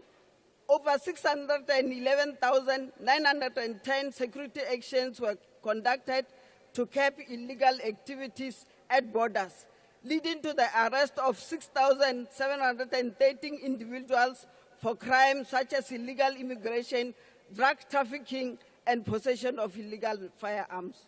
Furthermore, we have recorded substantial success against extortion, with 745 cases reported between October 2024 and January 31, 2025.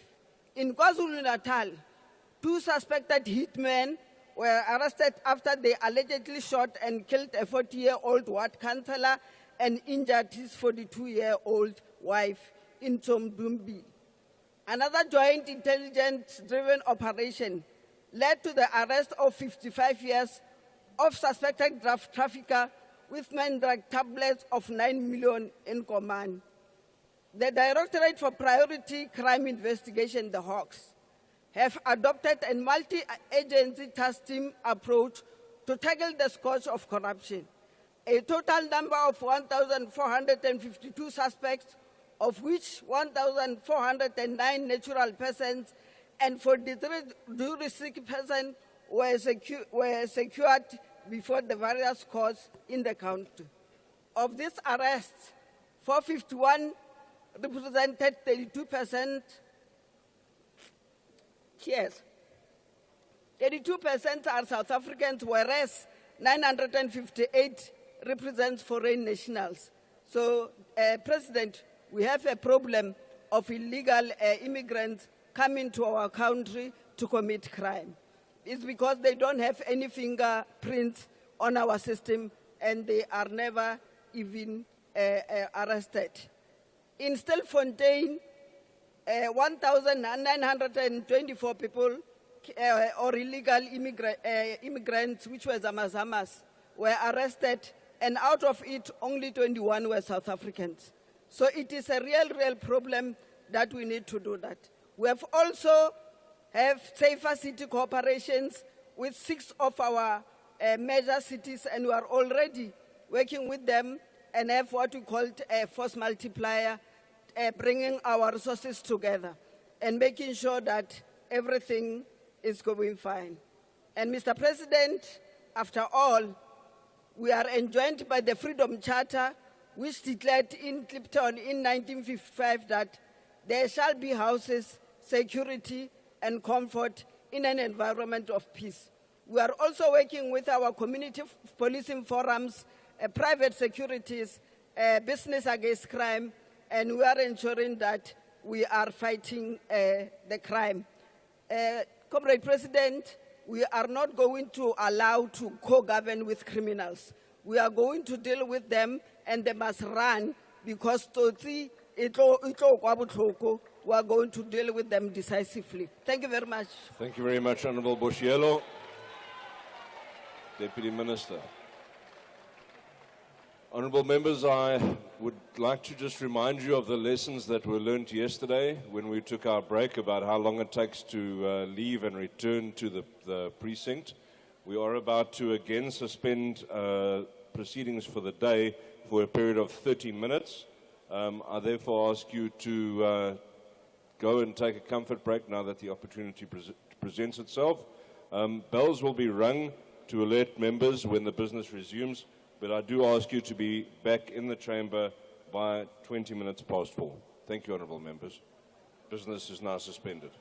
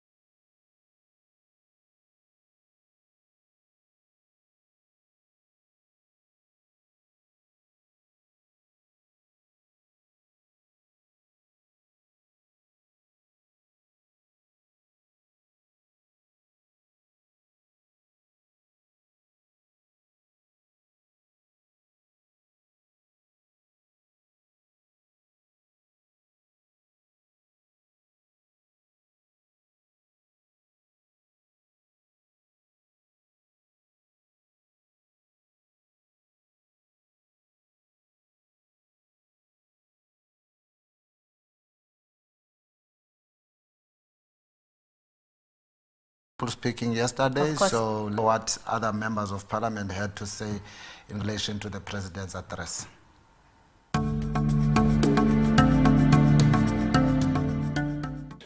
It's time for South Africans to be South African and to honor and respect the preamble of the Constitution and the Constitution itself. This is no time for ethnic and cultural individuality, no time for racial polarization or talk of secession. We cannot afford a race war, and we cannot allow those who foment this here and abroad to incite us. You said we won't be bullied. Thereafter, President Trump issued an ill-informed executive order, fueled by divisive narratives designed to fracture us. This should have reminded us all that we do not live in splendid global isolation. The backpedaling in the face of Trump's executive order and the looming threat of AGOA's revocation has been remarkable. It reminds me of the popular acronym FAFO. Be careful of what you wish for. The truth is, for years we've been bullied. Our BRICS partners dictate who may and may not visit our country, such as the Dalai Lama, and who we can and cannot engage with, such as the Taiwanese government. You have chosen friends that are pariah nations, that are neither democratic nor uphold human rights, nations at war with their own people through repressive regimes. Conversely, we treat democratic nations, our major trading partners, with disdain and insult. Let it be known that the racist rhetoric so freely bandied about in this Parliament and on party rally stages by the likes of the ANC, the EFF and MKP has grave consequences for us as a nation.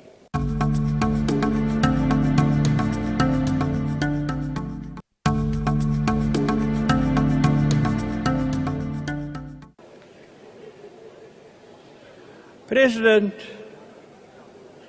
we must be ready to cheer the class of 2025. There will be 800,000 learners writing the grade 12 examination. 600,000 are social grant beneficiaries. 81% of the class of 2025 will make up those who are successful.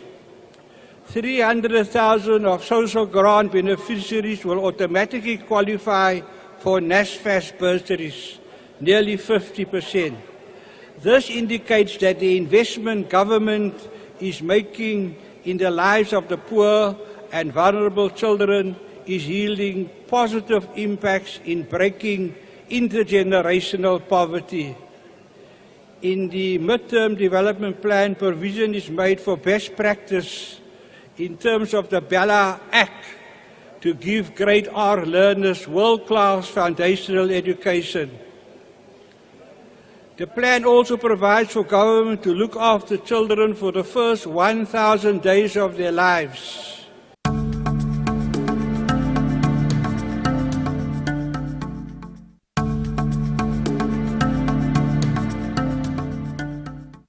Let me turn to serious business. Mr. President, we welcome your commitment to the founding principles contained in the Government of National Unity and the Statement of Intent to reduce poverty, reduce the cost of living, and address the indignity in which many of our people live. However, we must acknowledge that regardless of all the noise, both locally and internationally, South Africa has constitutional and moral obligations to transform society, to narrow inequality, and create a nation in which all citizens have a stake. Section 27 of our Constitution guarantees the right to access to basic needs, including health care, food, water, and social security. It also places the onus on the state to take reasonable steps to ensure that these rights are met.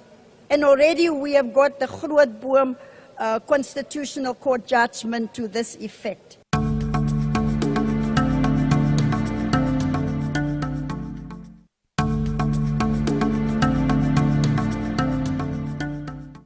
It is these features that we must remind ourselves of in times such as this one, as we confront massive geopolitical threats.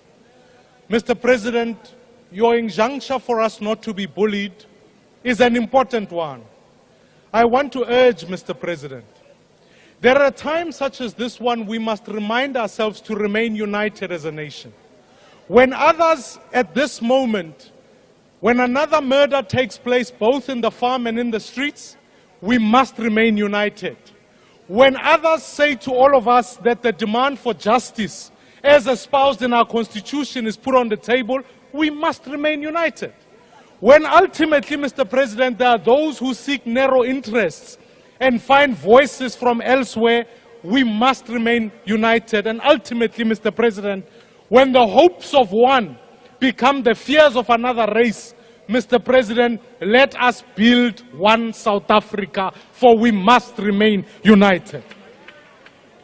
Ultimately, Mr. President, I listened with great caution to your speech. It was filled with much promise. But, Mr. President, I think we need to use Thursday as an opportunity to move from state of the nation to state of performance. There's a biblical injunction that says this: that a house built on sand cannot stand. Our foundations are in trouble, Mr. President. In all reality, when you look at the MTSF that was tabled, 25% indicates the achievements of the last MTSF. Here, Mr. President, we can't pass at 30%. We need a better performance on the next MTSF. Mr. President, our economy has been growing at 1%, and social spending now consumes 60%. I want to urge that our debt is at 5.2 trillion rand, 74% of GDP. If we are going to show that we are serious, our foundations in building must remain strong.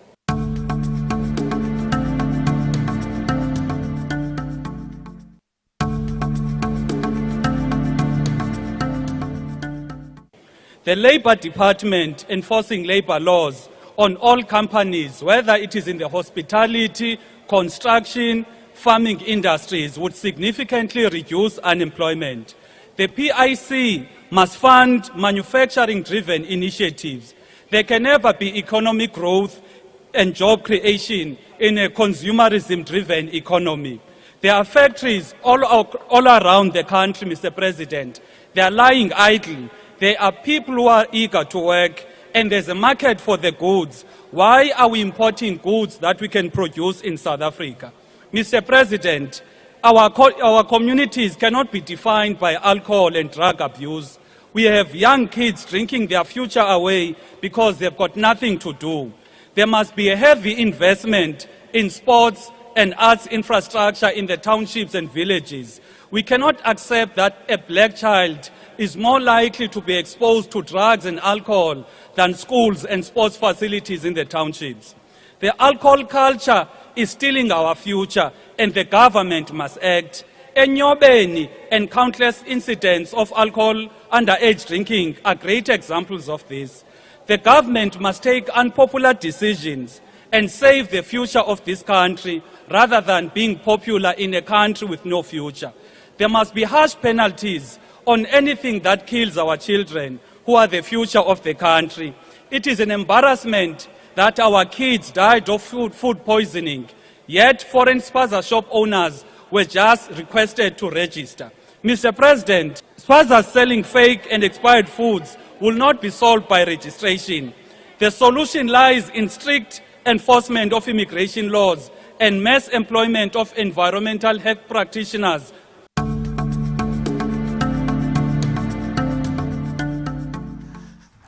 And those are some of the highlights from day one of the State of the Nation address, a debate rather that started just yesterday. And today is a continuation of that debate. And of course, the reason why we're here is because proceedings have been briefly suspended, and we expect that the House will resume at 4:20. Yes, Tsepo, House will resume in just 5 minutes for the second round of the second day of the debate on the State of the Nation address, and you've heard it from your leaders there on our screens expressing their views on the President's State of the Nation address, some going as far as giving us some biblical quotations, like the leader of Build One South Africa, Mr. Mmusi Maimane, quoting there that a house built on sand cannot stand. But I think that is true. You know, it's like throwing stones while you stay in a glass house. Of course. And also urging the President to ensure that the nation remains united, preaching unity. You know, it was just going on about how this country should be united, because if we are united, then we'll be able to confront the challenges that are currently that we're currently facing. And of course, we had Mr. Vuyo Zungula, and he's the president of the ATM, and he reiterated the need to invest in sports, arts, and culture infrastructure in townships, especially with the, I call it a pandemic of underage drinking that we see prevalent in our communities. You had the issue of Enyobeni that happened a year or two ago, where youngsters died as a result of being intoxicated. And of course, Chapo, and also you're right, you correct, that he's expressed his concern regarding this alcohol culture, which is visible for everyone to see. I mean, if you go to the township right now and you see what is happening there, especially with alcohol and young people, then it is very concerning. But I know that, like we said, we'll be continuing, we'll be resuming in the next 2 minutes with the second round. And we expect, of course, that issues such as water and sanitation, diplomatic relations with the US, education, especially the NSFAS funding for students as well, for institutions of higher learning, issues of poverty, issues of unemployment, issues of the National Development Plan, those are issues that we can expect that members will raise to the President, and he has to reply tomorrow, the 13th of February, at 2 p.m. And yes, and the issue that you've just highlighted now, Tsepo, I've raised them when I had an opportunity to speak to the Deputy Minister of Women, Youth and Persons Living with Disabilities in the Presidency, especially relating to the issue of NSFAS and student funding, because as we speak, there are still some students at some universities who do not have accommodation, who have not been registered yet. Some as a result of financial exclusion, some as a result of the shortfall on the funding provided by NSFAS. I mean, we spoke about how expensive student accommodation is vis-a-vis the 45,000 rands that NSFAS provide. But as you had said, the President will be responding tomorrow too, so I cannot be responding for you. Yes. And of course, you can stay here on Parliament TV, DSTV channel 408. And of course, subscribe on all our platforms at Parliament of RSA. And if you want more information on Parliament's work, please visit our website at www.parliament.gov.za. We are expecting that the House will resume, and we'll cross over there. From us here at the studio.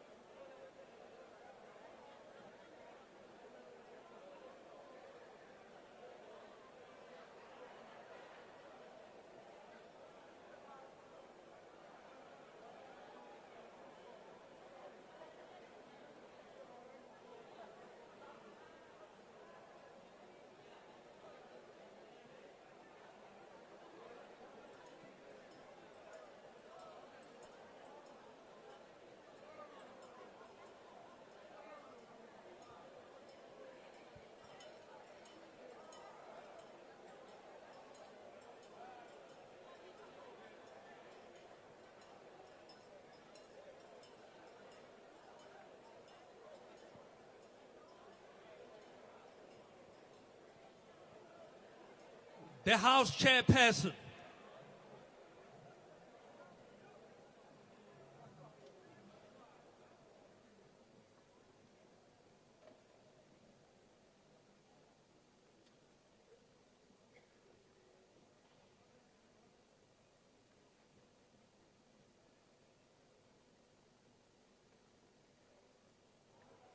Thank you, honourable members. Please be seated.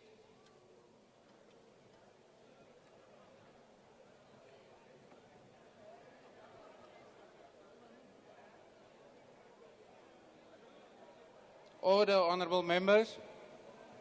I now recognise to proceed with this debate the Honourable the Premier of the province of Limpopo.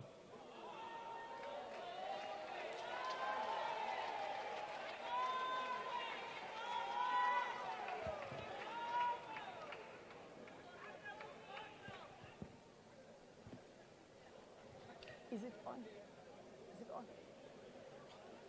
Can we please assist with the microphone there at the podium?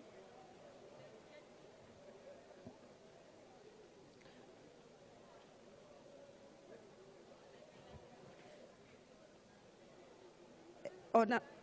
Is it on? Okay.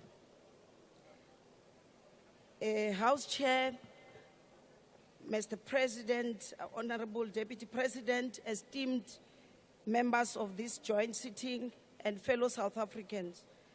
Today, I rise with both gratitude and determination as we reflect on the state of our nation. First, we honor the brave soldiers who made the ultimate sacrifice for peace in the Democratic Republic of Congo. Amongst them, 8 were from Limpopo. We extend our deepest condolences to their families and pledge to uphold the values they fought for: stability, security, and better Africa for all. As I stand before you, Mr. President, I'm reminded of a marula tree whose fruit is now in season across our province. Its branches bend downwards, inviting us to reach up and partake in its nourishment, which has health benefits. This is the essence of leadership. We must extend opportunities to those below while ensuring that everyone benefits from our shared resources, and I mean everyone. Limpopo is poised to be at the heart of South Africa's global engagement, hosting key G20 meetings on agriculture, financial architect, the digital economy, and health. This positions our province as a driver of sustainable development. Our Marula belt in Mopani, alongside 70% of Kruger National Park within Limpopo, will showcase our natural beauty and rich heritage to the world. Mr. President, we welcome your decisive focus on water security. For years, our communities have struggled with water shortages. We appreciate your recognition that many rural municipalities lack the financial and technical capacity to ensure sustainable water supply. We have already, as a province, engaged the Department of Water and Sanitation to find practical solutions, particularly in Polokwane municipality, where water and infrastructure challenges persist. We have established what we call our Premier's Water War Room, which brings all role players together. Hinomati Friday campaign has already started to yield results, wherein, Mr. President, 16 villages already in Guyana have started to drink water. Our Executive Council is finalizing a water provision strategy to ensure that every municipality can meet both economic and social needs in alignment with your intervention. Reducing the cost of living in rural areas is key to unlocking economic growth. Your 940 billion infrastructure investment plan is a game changer. For too long, apartheid spatial planning left rural communities disconnected from economic opportunities. This investment will reshape our province, connecting people to jobs, to markets and essential services. The public-private partnership that you have spoken about are proving to be effective. The near completion of the steel port bridge in Skukune which is built in collaboration with the mining sector around Sekhukhune, it's a testament to what we can achieve when government and business work together. We will invite you to officially hand over to the people of Sekhukhune. When we met with you and your cabinet in November 2024, you committed your ministers to support and work with us, and therefore Minister of Electricity has been hard at work with us. We are pleased that in April 2025, just hardly 4 months since your commitment, we will be inviting you to switch on electricity for 400 households in Madimbo and Mavete. These are the last villages in our country just before you enter Zimbabwe in the Musina municipality. Of the grid powered by solar and battery storage. Not only that, with 5G connectivity and street lights in the dusty streets of Madimbo. On average, Mr. President, one household has between 7 and 15 individuals. Therefore, you will be connecting not less than 4,000 individuals. The 120 billion pledge at our 2024 investment conference, it's materializing. Mining companies in the Fitahomu, Tubatsi are pioneering the solar energy projects, while the first 6 solar-powered electric vehicle charging stations along the N1 and 7 more on the N11 are coming online soon. So Mshavi, you can buy that electric car, you will have charge stations on your way to Sishiro. The Fitahomu Tubatsi Industrial Park, it's gaining momentum, attracting investors. Companies are now operational, creating jobs and driving industrialization. So the full optimization of SEZ will be transformative. Hence, we cannot wait for that license. We are not waiting for the opportunities, Mr. President. We are creating them in that rural province of Limpopo. Healthcare, Mr. President, is a pillar to our development agenda. The long overdue revitalization of Siloam Hospital is finally happening under your leadership. We must remind Honorable Klope that training was done in 2011. And guess who was the president? Guess who is building it now? So is the Limpopo Central Hospital. We welcome it because it's currently under construction, which only started during your 6th administration. A capable state starts with skilled people. We welcome the initiative to capacitate our TVET colleges. This is in line with the directive you gave during the visit in Sekhukhune to the Minister of Higher Education to work with the provincial government to establish the Sekhukhune Mining Academy, because you understood better, contrary to what Honorable Chirwa's rhetoric, whenever given an opportunity to address this august house, that not every learner is a candidate for university. We must confirm to you that both local communities and royal families have endorsed this project, which will equip our youth with skills to thrive in the sector. We have already begun engagement with Minister and other potential partners on this project. And at the right time, we will give you feedback, Mr. President. So education is the foundation of economic empowerment and must ensure that Limpopo's youth are prepared for the job. Limpopo is no longer at the tail end of matric results. We have moved from being permanent residents of number last to 6th national, achieving a whooping 85.01% pass rate. Our goal is clear. We are aiming even higher in 2025. We have seen that Western Cape is number 5. They must watch the space. They are our target. We are also in the final stages of eradicating pit latrines in our school, ensuring that no child suffers the fate of the young Michael Komape again. Honorable Mukwena, you were misled about the ECD of our target, which was 130. To date, we have already registered 115. with the outstanding being 15. And since this function was shifted from social development, we've already registered 385. Our housing provision is also on the positive trajectory. Of the 4,555 units target, we have already completed 4,469, including 54 of military veterans. And this performance led into us receiving an additional 500 million allocation for 23-24, 24-25. And I'm sure it's coming from the DA-led Western Cape, which has failed to spend this money. Our commitment to a capable, ethical, and development state is unwavering.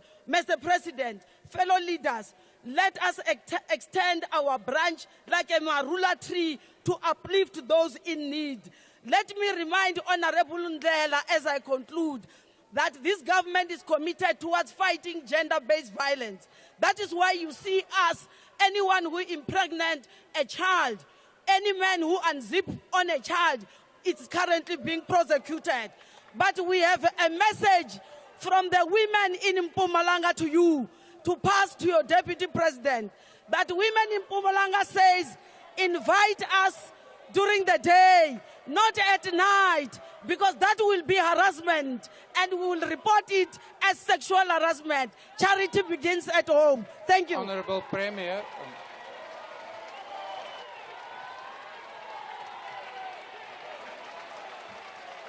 Honorable members, the next speaker is the Honorable Badenhorst.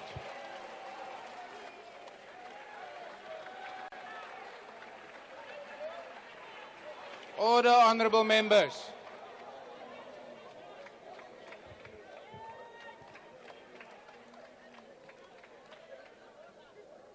Honorable Chair, Mr. President, fellow South Africans, to create jobs and grow the economy, our people need to get to work, because when you move people and goods, you move money.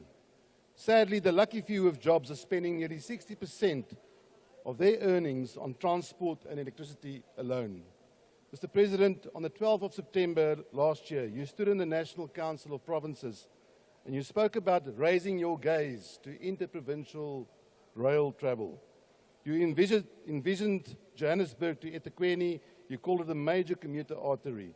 You also mentioned the Johannesburg to Messina route. Remember Tanswalo, Mr. President? She was so excited when you announced those plans. She was overjoyed because she was hoping to take the Xhosa mail with her family on a holiday in December to Durban with the newly cleaned beaches there. But then, on 3 October, Mr. President, Transnet dashed her hopes. 3 of its 4 long-distance routes suspended indefinitely, including the ones you promised. No train, no trip, no holiday. And with skyrocketing transport costs, Tanswalo had to stay at home in Johannesburg with no water, not even water for her swimming pool. Poor Tanswalo has become yet another victim of the effects of state capture. Those 9 long lost and wasted years, presided over by the Zuma government, rendering rail transport in South Africa all but dysfunctional. The numbers don't lie. In 1998-99, there were 42.28 million passenger trips per month. For the 2023-24 financial year, there was a total of 39.4 million passenger trips. Why the decline? We all saw the evidence at the Zondo Commission. Transnet was by far the biggest site of state capture. Some 41 billion rand in irregular contracts were awarded to Gupta-linked companies. Yet, instead of sitting in jail, some of the Transnet theft enablers are sitting right here in Parliament.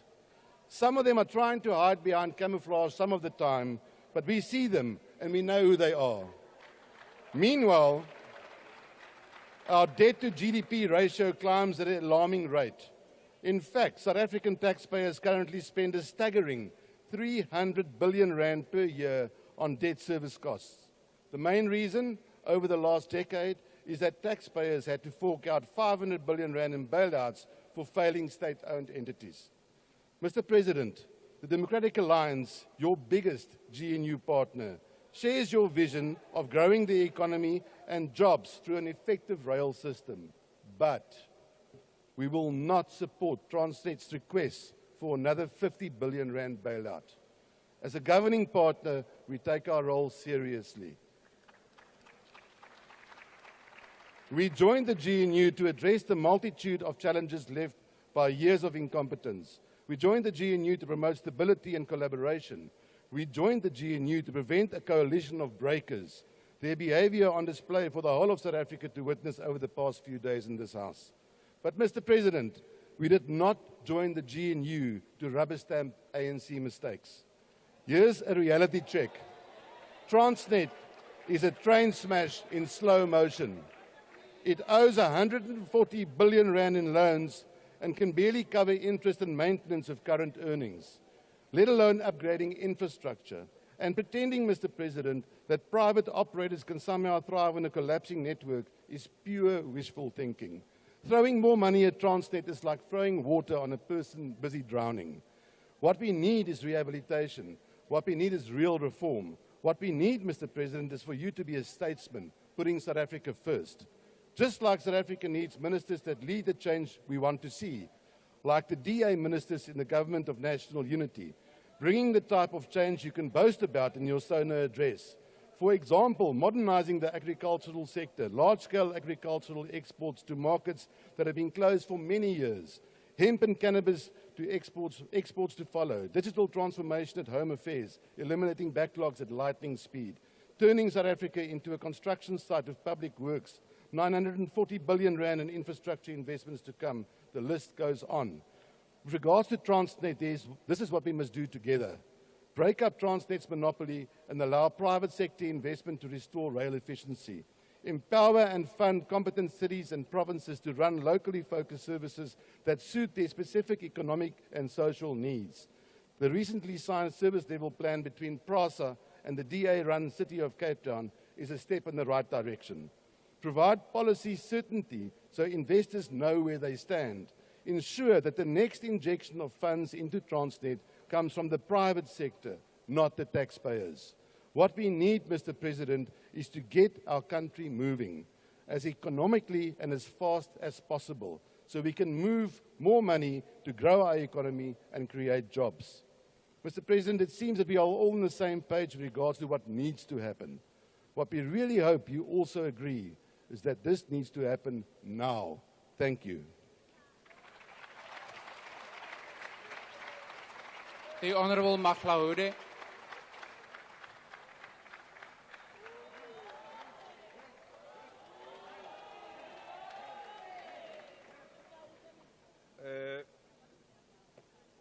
Honourable President, this year marks the 70th anniversary of the Freedom Charter. Only through its full implementation can we claim to have lived up to the ideals of a free, non-racial, non-sexist, and prosperous society. The 1994 democratic breakthrough was the realization of the call that the people shall govern. 30 years later, our generational mission is to realize the clause that says the people shall share in the country's wealth. We are still struggling to correct the historic injustice of apartheid with the persistent challenges of poverty, inequality, unemployment, and historic economic exclusion. The South African economy was built on the back of mining, energy, and agriculture. It relied on the super exploitation of black migrant workers and black women whose job was to reproduce children as future laborers and take care of dying men who could no longer work. It is treasonous that some beneficiaries of this crime against humanity have been calling on foreign states to intervene to block even the moderate reforms our government seeks to implement. We must enable our mining industry, which the ANC sees as a sunrise industry, to flourish and not leave anyone behind. To ensure that mining flourishes, the Council for Geoscience surveyed the country and found significant mineral resources yet to be exploited. It is a pity that Some honorable members, even those in the GNU, have no experience in building an inclusive economy that works for all.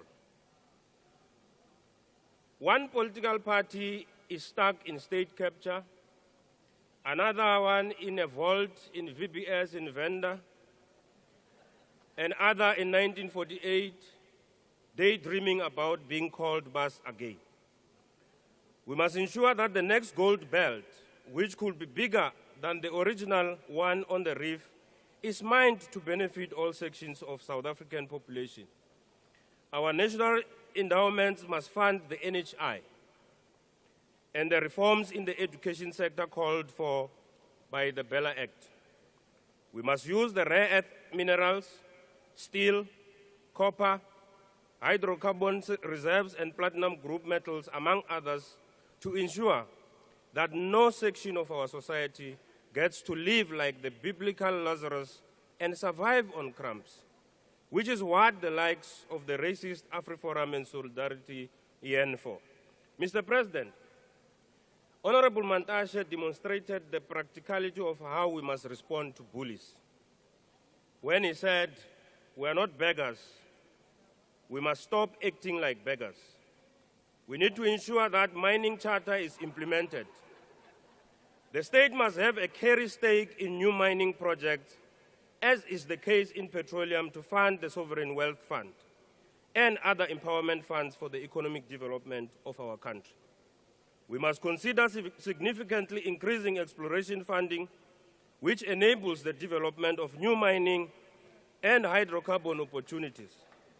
The creation of a state mining company and state national petroleum company must occur through merging state assets in the mining and petroleum sectors. An industrial strategy is required to drive the growth of mining and hydrocarbon development. Our monopolistic finance sector must fund the industrialization of our economy so we can create well-paying jobs and transform our society. Now, before the DA experienced blue light, they were as treasonous as the racist AfriForum and Solidarity in lobbying and misinforming Washington on what is happening in South Africa. They even wrote a letter to Washington claiming that our well-respected IEC was going to rig elections and Americans themselves must come and observe our democratic elections. Well, the less said about those who are calling for drums when IEC is counting votes, the better. They must stop scoring cheap political points by misinforming the world. They are now lined up like headless chicken to move around the country, to move around the world to correct the lies, because they themselves understand very well that the withdrawal of foreign aid can be detrimental and harm their NGOs, especially Solidarity and AfriForum. The consequences are actually dire than what Donald Trump can comprehend. Don't try and run your own chicken cabinet, GA. Cabinet is one and can only be constituted by the President of the Republic, irrespective of a political party you belong to. Now, Mr. President, foreign aid is important, but money won't create successes. The freedom to make that money will make us successful. We have a nation to build, and those who do not want to be part of the nation building must heed the call of their Messiah and go to America and become Amerikaners and speak Afrikaners. President, you must also volunteer your jet in Kwazi to fast-track this important call by Donald Trump for the departure of those who want to leave the country. Thank you very much. Honorable Gericke.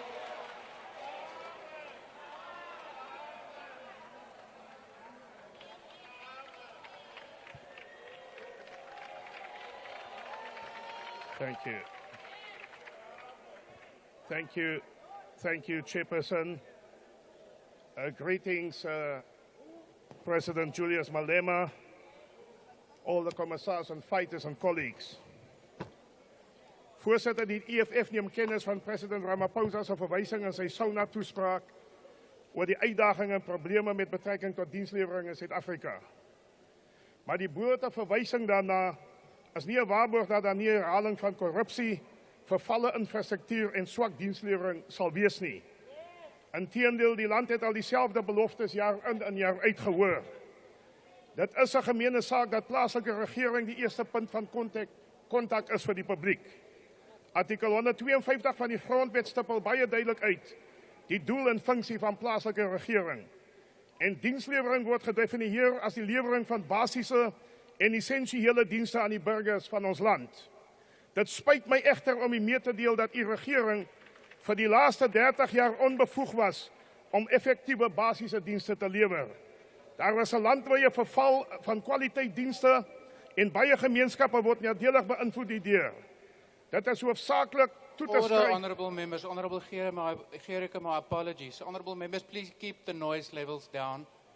Honourable Gericke also has a right to be heard. Dit is hoofsaaklik toe te skryf aan korrupsie, nepotisme, begunstiging en die aanstelling van onbevoegde politieke bondgenote. Daarom ontwyk die idee van 'n bekwame ontwikkelingsstaat wat armoede, werkloosheid en ongelykheid moet uitwis, ons land. Baie gemeenskappe het nie toegang tot basiese dienste nie. Dit is die uiterste vorm van vernedering as 'n gemeenskap soos Hammanskraal sukkel vir jare al om skoon water in hul huise te kry. Die gemeenskap van Tabazimbi en Mbombela en eThekwini gaan gebuk onder dieselfde probleem en bejaardes staan vir ure in die hittige son om net 'n paar liter water te kry, meneer die president. Die mense van die Karoo in die Weskaap is al moeg gesukkel om in baie gevalle verskoning. Die mense van die Karoo in die Weskaap is al moeg gesukkel en in baie gevalle steek verkose raadslede hulself weg om nie te verantwoord aan die gemeenskap nie. En so kan baie ander plekke genoem word. Water is 'n basiese reg. Die EFF doen 'n beroep op die nasionale regering om onbevoegde en korrupte amptenare en politici wat nie dienste kan voorsien nie, onmiddellik in die pak te steek. Die herstel van infrastruktuur om water te voorsien moet bespoedig word. Dit sluit die herstel van pype en infrastruktuur waar miljoene liters water gemors word ook in. There is also the issue of water apartheid in the Western Cape. A study of a group of Sweden, the Netherlands and the UK found that wealthy urban households use drinking water for swimming pools and gardens. Many disadvantaged communities are still struggling to have access to water. It is also reported that the elite makes up only 12.3% of the population, but use 50% of the city's water. Lower income households and informal settlements make up just over 40% and 21% of the population, but only use 27.3% of the city's water. Alhoewel artikel 26 van die grondwet die reg van toegang tot behuising waarborg, word hierdie reg op groot skaal ondermyn deur munisipale rade wat geen grond en infrastruktuur beskikbaar stel aan behoeftiges nie. Strukture in agterplase en plakkerskampe neem daagliks toe en kinders word in groot en onmenslike omstandighede. Dit gebeur in Suid-Afrika soos ons nou praat. Daar is 'n absolute onbevoegdheid in die meeste munisipaliteite en provinsiale werkgewers om menslike nedersettings te voorsien. Op die stadium met Kaapstad alleen 'n behuisingswaglys van 650.000 gesinne, a whopping 650,000 families. Maar Kaapstad is onlangs tot die beste stad in die wêreld verkies. Hoe belaglik is dit nie? Is dit the fools fooling the fools? Die EFF sê dat elke burger die reg tot 'n waardige bestaan en elke burger die reg tot toegang tot behuising en die staat moet alles in sy vermoë doen om daardie objektief te verwesenlik. In George waar die DA al vir jare regeer, word huishoudings se krag in groot getalle geblok. Mense wat veronderstel is om vir deernis te kwalifiseer, kry 50% minder krag omdat hul ouers se boedels glo nie afgehandel is nie en word hulle verplig om groot bedrae kontant te betaal om hul krag weer aan te sit, meneer die president. Dit geld ook vir werklose mense, shamefully so. Hoewel die EFF self daarop aandring dat burgers moet betaal vir dienste, moet voorsiening gemaak word vir die armes en die behoeftiges om toegang tot die gebruik van elektrisiteit te hê. Historiese skuld moet afgeskryf word en deernisregisters moet opgegradeer word. Paaie moet begaanbaar gemaak word. Agbare Gericke, ek is jammer, maar die tyd is nou verstreke.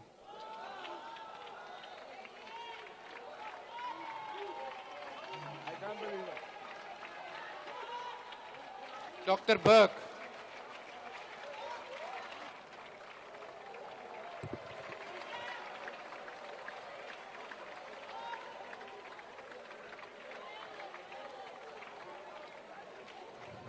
Order.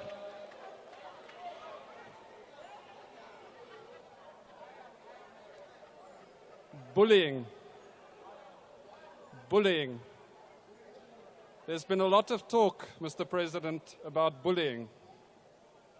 Having grown up liberal in a small conservative town, I know a thing or two about bullies. So it hurts me to say we are indeed being strong-armed. However, the bully is not across the sea. It is a ghost of budgets past. The consequences of our terrible decision to constantly borrow more for decades. And now, we have a huge interest payment bill. Mr. President, I welcome much of your SONA speech. However, I do find it baffling that our national debt was not mentioned once. This year, for every 100 rand in tax revenue we're collecting, we're spending more than 20 rand on interest payments. A number which is hard to understand intuitively, especially at scale. But if we divide it up into days, hours, minutes, and then seconds, our debt is costing us over 13,000 rand every time your heart beats, Mr. Chair. Time is money and it's being wasted. The minute that I've now been speaking for is equivalent to roughly 800,000 rand in interest payments. Money that could have provided nearly 160,000 meals to our national school feeding scheme. Mr. Chair, our children aren't eating because our debt is eating us. It's consuming money from our stomachs, from our schools and our hospitals, from our futures. And Mr. Chair, like with any other bully, the only way we're going to escape this one is by growing bigger and stronger. Yes, we can cut money by cutting waste and efficiency and by not funding ridiculous programs like the 3.5 billion rand we've penciled in for peacekeeping in Central Africa over the next 2 years. We've already financed one deadly and embarrassing military disaster in the Central African Republic under President Jacob Zuma, and we can't repeat this mistake. But we cannot win this fight simply by cutting. Let's put it this way. If you work overtime, but you find yourself thousands of rand short after buying groceries, paying rent, taxes, and interest on your massive credit card bill, then cancelling your Netflix is not going to help. Nor is pulling your child out of school the solution. And there is no way we can ask hard-working South Africans to pay more taxes. To escape our debt trap, we need better jobs, Mr. President. We need them now. And this is exactly why the DA is in government. We are the business-friendly party of economic growth. And I do not mean temporary jobs for votes. We all know the type. Those created by the next speaker, populist Premier Panyaza. We don't play games with the unemployed. And while tweet storms rage around us, and parts of the ANC continue to push policy that worsens racial divides, economic inequality and foreign relations, our ministers are not blown off course. We know that jobs remain our Southern Cross. Mr. Chair, there's another interrelated reason why we're in this GNU. As the emperor and philosopher Marcus Aurelius said, the object of life is not to be on the side of the majority, but to escape finding oneself in the ranks of the insane.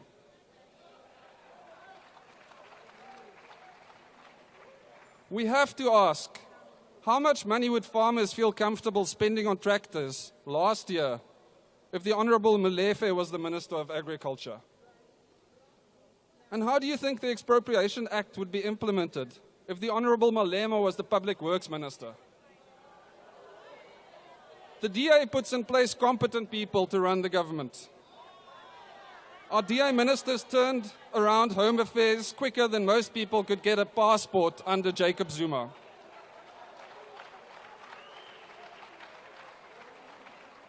However, we will not solve our jobs or debt crisis alone. Our partners need to do more. We cannot speak with forked tongues, Mr. Speaker. Saying with one side of our tongue that we want to grow the economy and employ more people, but also with the other part of our tongue that we are putting in place conditions on who can be employed and dictating how much of our products must be manufactured locally and then imposing knee-capping tariffs on those products for export. Starting a business is already an extremely risky and difficult process. Why is this government making it so much harder? We need jobs, not regulations. We also don't need bailouts dressed up as infrastructure investment. We know what you're up to. And as Ernest Hemingway wrote, one becomes bankrupt gradually and then suddenly. This country has been going bankrupt gradually with its ever-growing regulations and business-killing measures, as well as its ever-fattening debt burden. But if Transnet gets a 50 billion rand bailout that its chairperson is demanding, if Eskom continues to lose money and it wants another bailout, we will become bankrupt quite suddenly. We cannot be bullied into more bailouts, more debt, or more taxes. We must stand firm. We need to stop the debt. We need to start the jobs. We need our GNU partners to pull their weight. The DA cannot do this alone.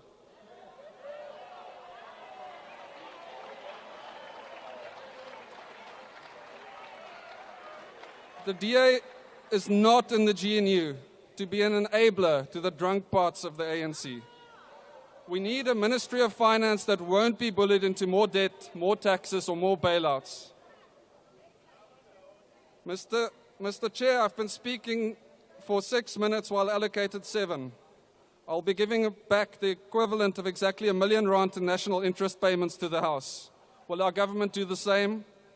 Will they give back jobs to our people?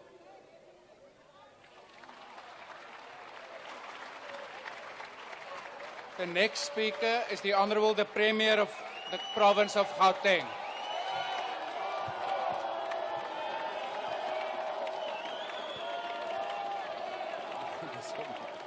Thank you so much.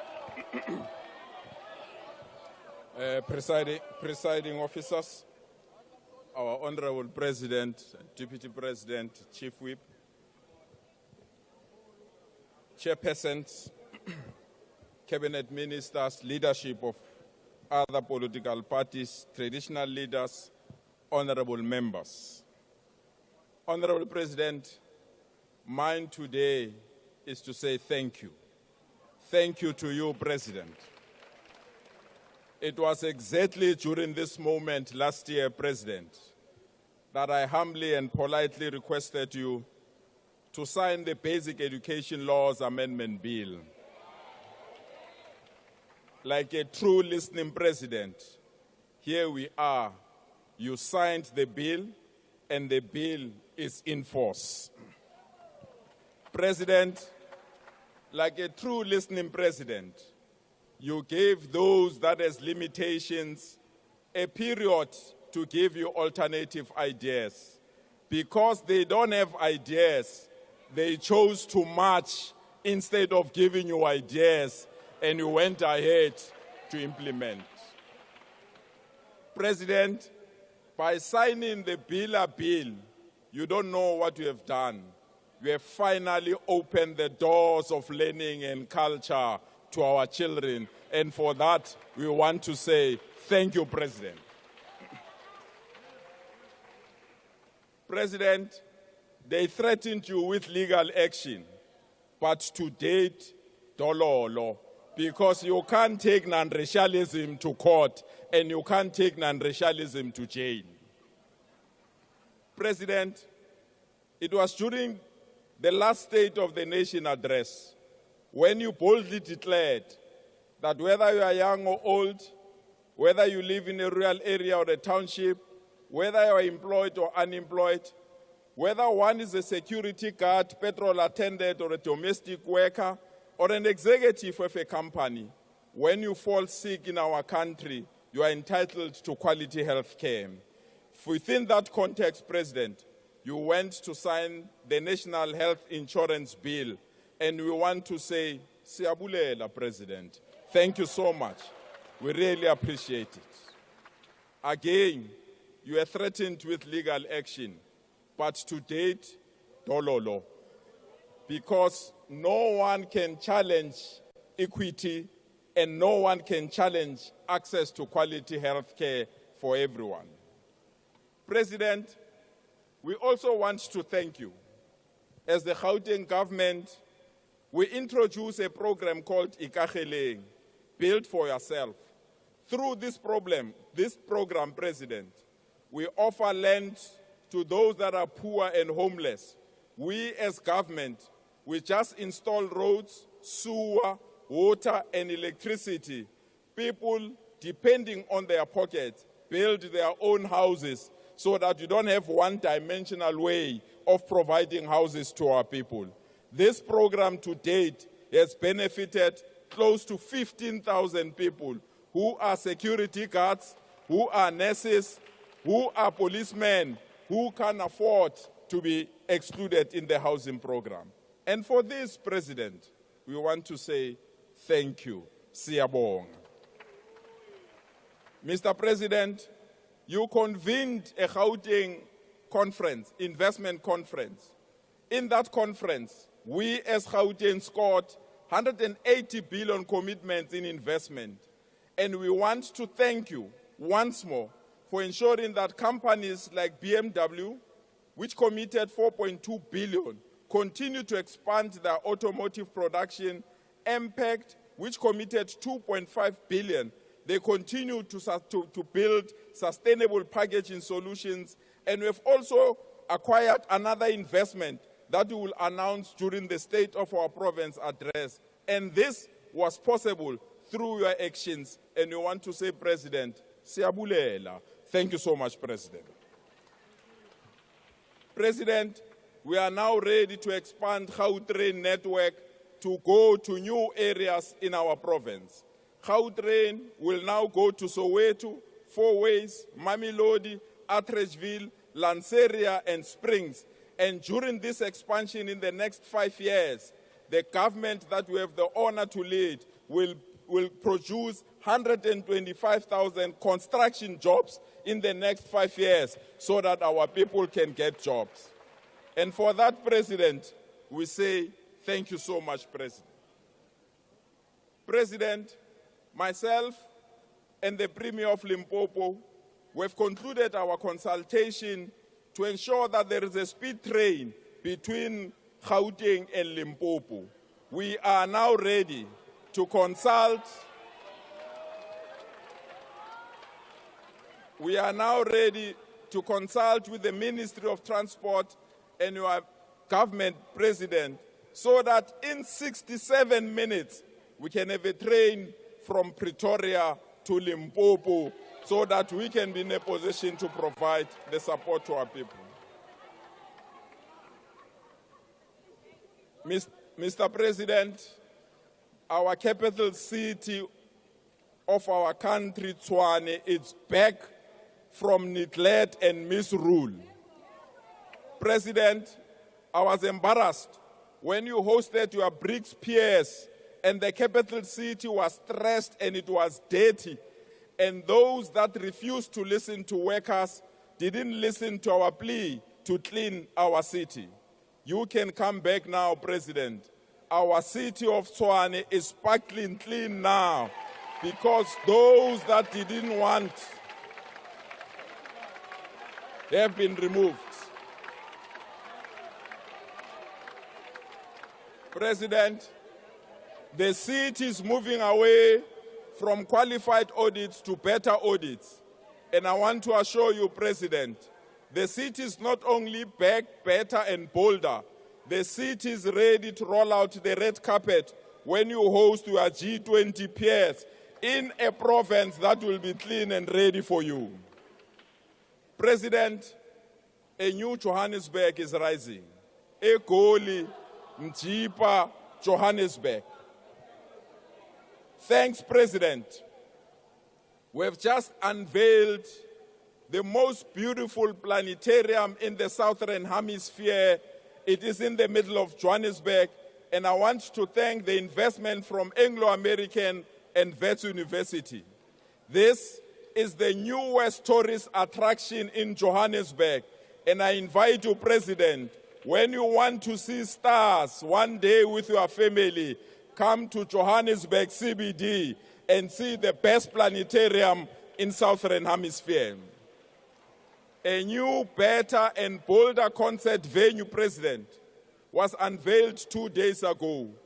This is a venue that is in the middle of Johannesburg that will be capable of hosting international artists and ensuring that we entertain the people of Gauteng. President, when we reclaim Johannesburg, we mean that we are reclaiming it. We have now taken back 11 hijacked buildings in the middle of Johannesburg. We will convert them into proper housing for our people.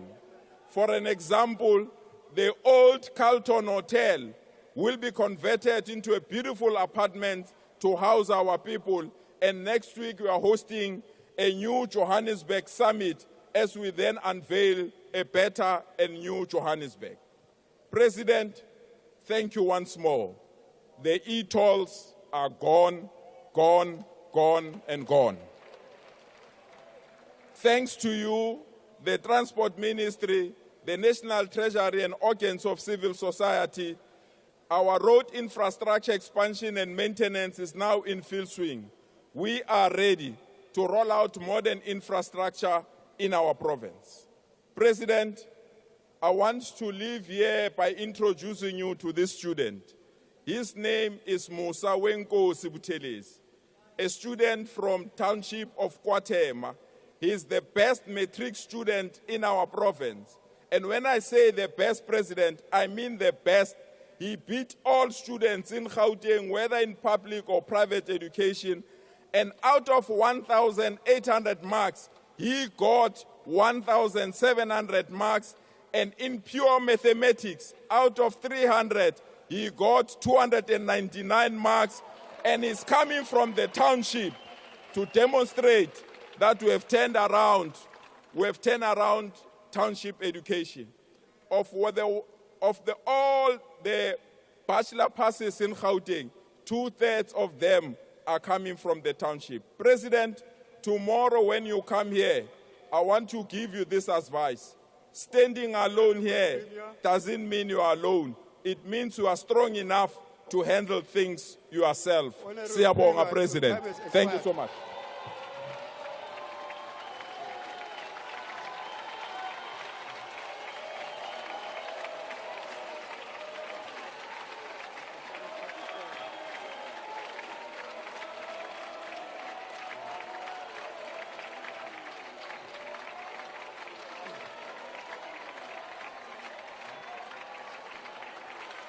The entire progressive must stand up.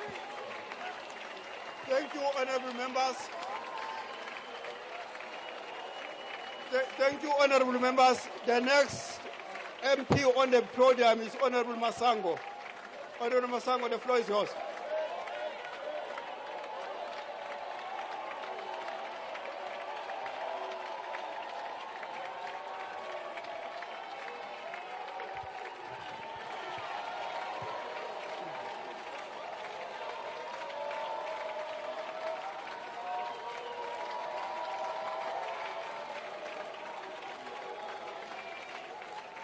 Thank you for the applause. Over to you, Honorable Masango. Honorable Chairperson, this year's Honorable President's State of the Nation address was different. It was encouraging and inspired hope. That was not because he said anything new or because lives of poor and vulnerable South Africans have changed much, but because of the key players in what the Honorable President called the nation we want. because the nation we want is underpinned by a vibrant growth and jobs agenda that will lift people of this country out of poverty. The players I refer to are the GNU ministers and deputy ministers. Several of the programs the Honourable President articulated were taken right out of the Democratic Alliance's election campaign over the years. The growth and jobs agenda. The high cost of living is an especially brutal reality for South Africa's poorest and most vulnerable citizens, many of whom receive their social grants from government and might struggle to access these grants at the end of this month due to the needlessly difficult switch from gold cards to black cards. The average South African worker has to spend more than 57% of their monthly income on transport and electricity while underspending on food. Last year alone, 1,457 children younger than 5 years died in South Africa's public hospitals due to acute malnutrition. But the DA has a solution. We have always focused on job security and the prosperity it brings. We want to grow the economy to lift the 28 million SASSA grant recipients out of their reliance on social assistance. Our economy policy will give them the dignity and the freedom that comes with a stable income and private property ownership. By enhancing the ease of doing business, between 350 and 400,000 new jobs could be created in the first full year after implementation. Fiscal policy reforms, such as a fiscal rule within the current expenditure framework, could create a further 350 to 450,000 jobs.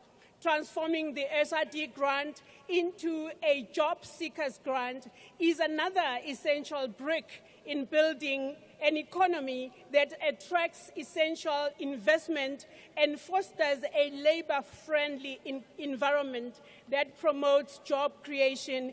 In fact, between the DA's ease of doing business, fiscal labor, industrial and trade policies, there is a potential of between 1.9 and 2.5 million jobs over 5 years.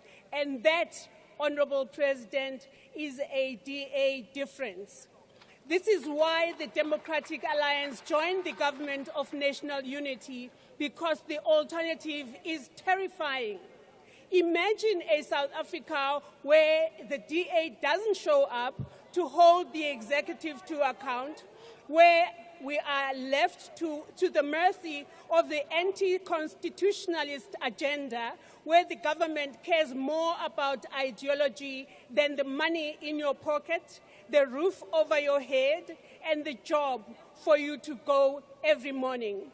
In order to grow the economy, we must involve as many of our citizens as possible, including those that are often marginalized. That's why the Honourable President's inclusion of persons with disabilities in the mainstream economy is very welcomed, and as it recognizes the value being added by them in the broader job creation and economic growth space. The DA's role as key coalition partner in the GNU is already moving the needle towards economic growth and its value for all South African citizens. The ingenuity and foresight to form the government of national unity is what South Africa desperately needed. And the unity in the GNU is what will ensure progress and prosperity. And as South Africans, we are excited to witness this most welcome change. We encourage the ministers, deputy ministers, and their dedicated teams to focus on their work as we stand ready to support them in whatever way possible. South Africans, especially the poor and vulnerable South Africans, deserve no less. Thank you, Chairman. Thank you, Honourable Masango. The next speaker on the floor is Honourable Brett.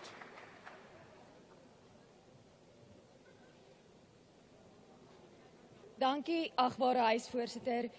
Agbare meneer die president, die Vryheidsfront Plus se leier, Dr. Pieter Groenewald, het gister tydens hierdie debat gesê dat Afrikaners, soos baie ander gemeenskappe in Suid-Afrika, geen ander tuiste as hier op die Suid-Afrikaanse bodem het nie, en dat ons hier is om te bly, maar dat ons ook sal help om hierdie land van ons te herstel en te bou. En dit is juis in hierdie lig, meneer, wat ek graag met u wil praat. Amper 7 maande gelede, tydens die opening van die parlement vir die aanvang van die 7de termyn, het ek gevra dat munisipaliteite moet prioritiseer word. In many previous SONAs, you briefly mentioned infrastructure, but it is for the first time in my recollection that you have actually acknowledged the struggles facing municipalities and consequently the challenges of those communities. I want to thank you for listening to the GNU partners. You also said, and I quote, "Many of the challenges in municipalities arise from the design of our local government system, and I cannot agree with you more. But we do not need another panel to undertake extensive consultation to find out what is wrong and what needs to be the alternative to our local government system." The late Mr. Pravin Gordhan, if you will recall, released way back when in 2014, a Back to Basics report with findings of what the Freedom Front Plus has always said, and that is big, multi-town municipalities do not work and services cannot reach the outer limits of those municipalities. Municipalities need to be smaller with less towns in them, and ideally it needs to be 1 town per municipality. And although it is welcomed that the role of the Public Services Commission will be strengthened and technical skills will be improved and professionally managed risk ring-fenced utilities and water and electricity services will be established, forgive me if I'm not jumping for joy, but waiting to see if this will be realized into real action. Ek het 7 maande gelede ook voor u gestaan en ek het versoek dat daar ingegryp word in onder andere Mokaka plaaslike munisipaliteit waar deur die wolwerke die belastingbetaler al 105 miljoen rand kos, maar steeds disfunksioneel is. Ek was opgewonde dat u en die adjunkminister van water en sanitasie, wat ek ongelukkig nie vandag hier raak sien nie, onderneem het om die aangeleentheid te ondersoek en te kom besoek. Maar tot en met vandag kon ek nog nie daarin slaag om die adjunkminister vir 'n besoek te ontvang nie. In Setsoto plaaslike munisipaliteit het die Markwaardamwal reeds voor die pandemie gekraak en uiteindelik gebreek, maar omdat die ratte van die regering gans te stadig draai en daar werklik nie proaktief opgetree kan word nie, maar ons geforseer word om reaktief op te tree, is dit nou meer as 5 jaar later nog steeds nie voltooi nie. En nou blykbaar wag ons vir 'n lisensie van die departement voordat die projek kan begin. Die Vrystaat is 'n waterskaars provinsie en kan nie bekostig om broodnodige water te vermors of nie op te gaar nie. And then I'm not even referring to the 475 million rand lost during the 22-23 financial year in municipalities in the Free State due to water losses and leaks. I refer to these examples in the Free State not only because I hail from the Free State, but because it's the worst performing municipality and alongside the Eastern Cape is one of the provinces with the most municipalities in distress as announced by Minister Hlabisa. The situation is so dire that after complaints, the South African Human Rights Commission announced and launched an official inquiry into the state of service delivery at local government level in the Free State, and not one municipality was in the clear. and I would like to quote, "It is clear to the Commission that there are severe failures as well as difficulties. These failures equate to violations of constitutional rights." Agbare huisvoorsitter, ons gaan moet skouer aan die wiel sit as ons Suid-Afrika wil herstel en bou. Ek dank u. Thank you, Honorable Prieti. The next member on the platform is Honorable Mashatsi.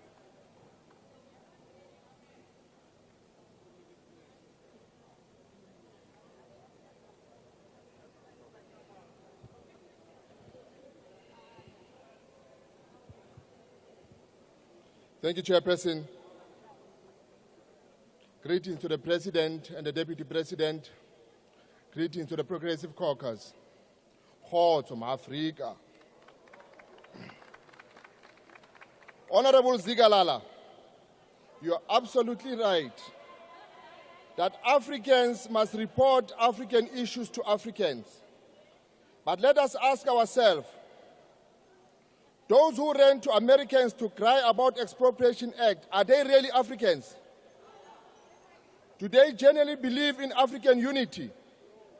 The Americans gave them platform, gave them what they wanted, and yet they remain here, remain at the very land where they are privileged and they claim to be under threat. Where is Honorable Mackenzie's slogan now? Abahambe! Or does it only apply selectively? Mr. President, now that Expropriation Act is in law, I had expected you to outline a clear program of action for its implementation. We cannot afford to celebrate symbolic victories while our people continue to suffer. While we articulate policies, our people are starving. They have no land to produce food, no resources to sustain themselves, and no means to break free from generational poverty. The land question is not just history, it's about survival. Look at Palestine. The war waged by the so-called Israel, it's over the land. Look at the DRC. The conflict between the Tutsi and the Hutsi, it's about the land. And if South Africa reach the boiling point, it will not be about political debate. It will be about the land. So, Mr. President, it's time to act decisively. Implement the land expropriation without compensation now. We cannot wait indefinitely for the amendment of Section 25.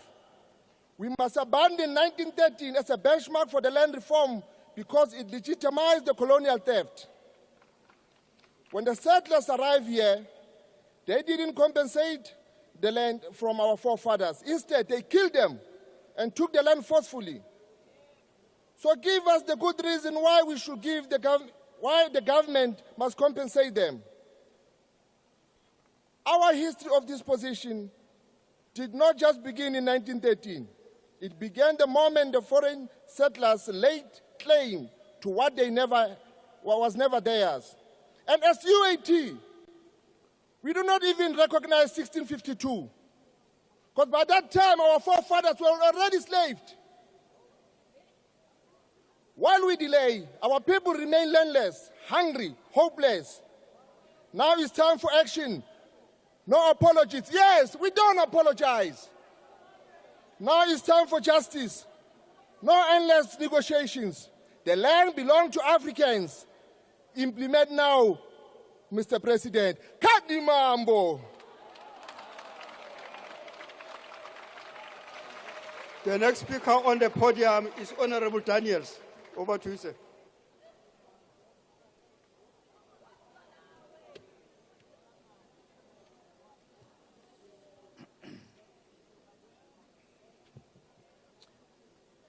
Greetings, Honorable President Cyril Ramaphosa, Deputy President, Speaker of the House, and all honorable members. On behalf of the Patriotic Alliance, we are excited by the prospects of a 3% GDP growth as mentioned by His Excellency Ramaphosa during SONA. We are excited that our beloved country will now be turned into a construction site And that is what we need to address the high unemployment rate in our country. Mr. President, my grandmother always said, you must look at me when I talk to you.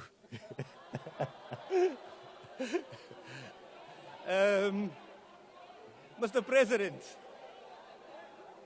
thank you for committing 940 billion rand to the infrastructure projects. Let job opportunities rain from our African sky. Let us guard against also evergreen contracts being afforded to the same companies for decades, including those of constructional engineers. Mr. President, adding 20 billion rand over 5 years to the Transformation Fund to support small and black-owned businesses is heaven sent. You said small and black. You didn't say small, you didn't say black. You said both small and black, Mr. President. Remember, the BBBEE speaks to African in particular. We also have white small-owned businesses. We equally have got colored and Indian and black small-owned businesses. And because you say it was small and black-owned, I trust that it will receive the attention it deserves. So that, Mr. President, the additional 20 billion can be implemented as a Rainbow Nation project benefiting black, white, Indian, and colored people. Mr. President, I must admit from what I've noticed, you are indeed a complete show-off. You cited sterling work done by various ministers within your cabinet. And you are correct, Mr. President. The GNU is working. As the head of state, you have all the reason to show off. Who will not show off when things are working? In the PA, ons kinder van jou, Mr. President. And I quote my party president, the Honorable Minister of Happiness, saying, The scanner race stop net daar. Baie dankie. The next speaker on the program is Honorable Lonsi. He said, you are a hard worker. You are a hard worker. He respects you. And you work so hard that you must have been tired when you didn't mention the work done by our president in your SONA debate. Sit down. But these people on the way out, Sit down, Chief. you can make a noise. Sit down, Chief. Thank you. Speaker. Speaker. Mr. Daniels.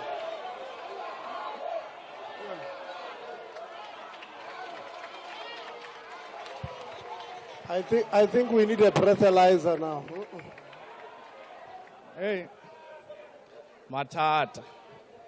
Over to you, Mr. Commander-in-Chief of the EFF, South Africa is behind you, despite calls from the United States and Elon Musk, who are calling for your sanctions and calling you an international criminal. We want to remind you, President, that even Nelson Mandela was referred to as an international criminal, and only up until 2008 was he released from the terrorist list by the United States. Leaders like Gaddafi, Patrice Lumumba, Kwame Nkrumah, Thomas Sankara from Burkina Faso were all labeled criminals by the West. Stand firm, President. Being a criminal of imperialist forces is a badge of honor for our struggle for the liberation of our people. President Ramaphosa, in the 20th century, Chairman Mao develops and popularizes a concept called a paper tiger. A paper tiger, President, is something that appears powerful and intimidating from a distance, but as you get closer to it, it's harmless, it's fragile, it's powerless. It's just a paper made of a tiger. Your State of the Nation address, President, like the 7 you gave before that, reminds us of a paper tiger. You always make bold statements. You appear dangerous from afar, but when we pay closer attention, we see a paper tiger. Your ministers and premiers are all praise singers, Mr. President. all of them did not engage in the substance of your SONA. They did not defend your SONA. They were just looking for your applause and affirmation. Your chief whip comes and speaks about the National Development Plan. Yet former President Thabo Mbeki, who all of you like to quote, keeps telling you, Mr. President, the NDP is not a plan. Why? A plan requires clear steps, time frames, measurable objectives, and defined responsibilities at each and every level of government. Now, President, let me take you to Singapore. When Singapore gains independence in 1965, they implement the Economic Development Plan, focusing on industrialization, education, and infrastructure. This was not just talk, Mr. President. They created a strong manufacturing sector, which we don't have, upskilled their workforce, which you are not doing, and invested in technological innovation, transforming Singapore into one of the world's leading economies in a short space of time. This can't be said about the National Development Front. Honorable Premier of Limpopo, please don't be narrow. When we say post-secondary education, we're not just talking about universities. We're talking about TVET colleges. We're talking about training centers. Come on, Minister. The Premier of the Northwest comes and talks about Tunchali Rura Accelerated Service Delivery Campaign. But what he won't tell you, Mr. President, is that where he launched his campaign in Mamusa, if you go to Mamusa today, Batuba Runa, Batula Masipa, Bekeli Beke, because his failed PR stunt couldn't resolve the issue of sewage in the province of Northwest. I don't want to even talk about the Minister of Human Settlements. She stands here and claims to have resolved the issue of student accommodation in South Africa. Perhaps she doesn't know, Minister, there's a shortage of over 500,000 beds in South Africa. You don't just resolve it by taking money from VPS and buying yourself a coffee shop. President, I want to invite you, just across the road, President, when you were busy delivering your SONA, students at CPUT were sleeping outside, President. On Monday night, I went to visit one of the students who were arrested. Please, President, on your way to your 20-bedroom house in Clifton, pass District 6 so that you can see this crisis with your own eyes. President, we felt the pain of Minister Sihle Zikalala. He's a master's candidate. Rather, he's got a master's. He's got experience in governance. But you have reduced him into a boy and deputy minister of an illiterate, matriculate white man. You are reminding us of the racist corporate sector where our brothers and sisters must account to white juniors, even though they've got better qualifications and better experience than them. But, Mr. President, we are not shaken because we know that the faction of Helen Zille wants to dump this GNU. It's just John Steenhuisen who is still enjoying blue lights, even at the cost of his own constituency. Commander-in-Chief of the EFF, we want to show you that we're not just an opposition that talks. We have already presented before this parliament a student debt cancellation bill. We want this parliament to vote for that bill so that we can resolve the debt confronting more than 500,000 students in South Africa. Now, Mr. President, I don't know why you need a bill to give all students their degrees, because these people have completed all their academic requirements. Why don't you give them their degrees? Your time has expired. We came here to ask you and you said we've got an up. extra minute for 6 Your minutes. time is up. You gave me 5 minutes here. It's not going to happen. It's not going to happen. We Take asked your you and you said we've got an extra minute here. President, Your time is up. President, the simple point we're making, Your time is how up. will these Your time students is up. get employment if you don't want to give them their degrees? Give the students their degrees, give them their qualifications, give them their certificates so that they can be able to access employment opportunities. You don't need a bill for this. Release all degrees, Mr. President. Leave the podium. Abba.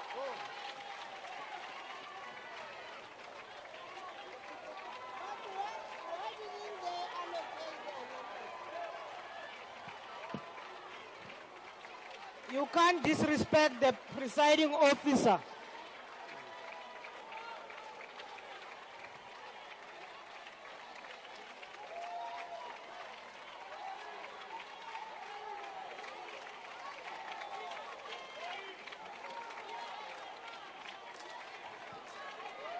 Thank you, honorable members.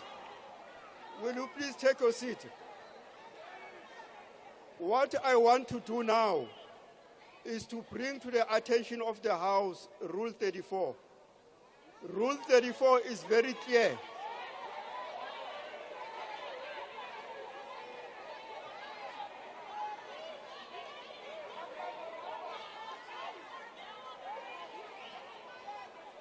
What is very important is that we must maintain the decorum of the House.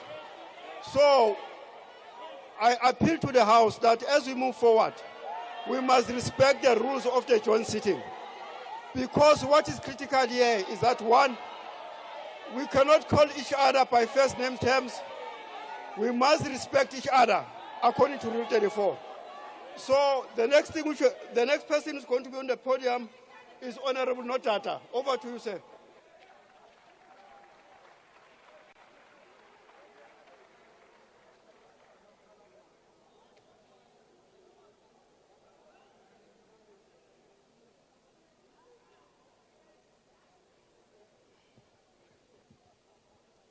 Somlomo malunga bekekileyo, fellow South Africans, molweni. Mr. President, the last time I was at this podium, I told you the ANC will not come back as a majority in government. And many in the ANC laughed it off. But the voters backed that statement to ensure that you are no longer a majority. The only thing left is for you to accept that fact. When the DA joined the government of national unity, it was because voters wanted us to leave behind the failed policies of the past 30 years that has plunged more and more people into poverty and unemployment, and begin the project to rescue the 30 million South Africans living below the poverty line, the 12 million unemployed South Africans, and to fight crime for the 87 people murdered daily. To stop cadres being appointed to eat while South Africans with merit are overlooked. To stop the tragic stories like Bonge Kabuso, who poisoned their last bit of food rather than watch her children starve because of the high cost of living. To stop the grand-scale theft and corruption that reached unprecedented levels during Zuma's 9 wasted years. Mongameli, bawuyakhumbula kakuhle phambi kwe-elections ndandithe kuni anibuye nangoku khanibuye kodwa into esasike sayenza kuninenzela inceba saninceda uba manibuye kurhulumente yenzela uba sizanugada ningabi imali abantu baseMzantsi Afrika sizosebenzisana kunye ubhekise elizwe phambili. We joined the GNU because we could not risk giving power to the MK and EFF. Their policies would tank the economy. They are the biggest threat to the poor. They have proven this with the dodgy characters in their benches who gave us load shedding, broke Prasa, and stole at grand scale, while the little red minions next door stole poor people's pensions and savings through the VBS Bank. Theirs is a path we must never take, and a path of breakers we must always avoid. They are now licking their lips. You could see them standing in ovation for the Premier of Gauteng, lurking at the door of the GNU, wanting to eat. But sadly, for them, the DA is going nowhere, and they won't taste the levers of power. Because the project to build South Africa is far too important to hand over the power to these breakers. Singena nje kulo rhulumente sizogada lamasela namantshontsho ayo uba bangabi imali abantu baseMzantsi Afrika. The DA will help the GNU grow the economy to create jobs so as to lift people out of poverty. Our expertise have already proven that we've made tangible impact in people's lives. We have prioritized digitization and people are getting their IDs. The agricultural reforms will sustain the agriculture sector and create jobs and food security. Turning South Africa into a construction site is delivering the much-needed jobs, as you heard this morning. Mr. President, Minister Motsoaledi came here, and I want to say to you, sir, my mother died untimely at the hands of a failing public health system. And us fighting to protect medical aids and quality health care, regardless of your economic status, is to ensure that no one else must suffer the same fate. To the many South Africans failed by the public health system, this is not a political game. It is our lives on the line. That is why I strongly believe that the DA can bring helpful changes to the NHI to ensure universal access to quality health care. The thing that gives us stomach aches is the completely failed public health system that you oversee, where people go to public hospitals to go get help and they come back in coffins. And your intention to confiscate the medical aids to which millions of South Africans have contributed all their lives. What the ANC doesn't seem to understand is that millions of black South Africans have spent the last 30 years working to free their families from the broken public health system. And it's important for us to protect that right while making sure that more and more people get quality healthcare regardless of the economic status in South Africa. To be open to new ideas, build the economy and create jobs, you need to shift your attitude. You see, Mr. President, attitude is like a flat tire. If you don't change it, you won't go anywhere. Premier Lusufi, no amount of arrogance to implement failed ANC policies will change this country for the better. Just today, it was revealed that your government has stolen over 600 million meant for Gauteng NGOs who fight hunger, and this is over and above the fact that you spent over 400 million rand to fumigate schools because what's most important for you is that cadres must eat while the people of Gauteng suffer at your own hands. What in fact we must be fumigating is the hollow words that you spoke here today, having delusions of grandeur, yet you've closed down 25 schools in Soweto, yet you talk about the doors of learning must be open. As if we could not be subjected to words, the Honorable Dagmo chose to come here and insult the most successful premier in creating jobs. Honorable Dagmo, the unemployment rate and the ANC votes in the Western Cape went down directly proportional to each other. Whilst the Premier Windy was driving down unemployment rate and creating jobs in the Western Cape, you as the leader of the opposition were driving down the ANC votes. Clearly, Honorable Adams was correct to say you're the most skilled politician and you are indisputably the most skilled at losing votes. The less said about the Honorable Ndlela who came here dressed like a toy soldier and fake military gear, forgetting that the MK family business has chance to created a failed state for 9 years. Thank you, honourable members. We cannot drown the speaker, please. As the DA, we cannot drown the speaper. Honourable Notata, as the your DA, time has we are expired. committed to governmental of national unity. Honourable Take new Notata. ideas on board and you'll see success. Mini, thank you. Sit down. Mini John stays in. Sit down.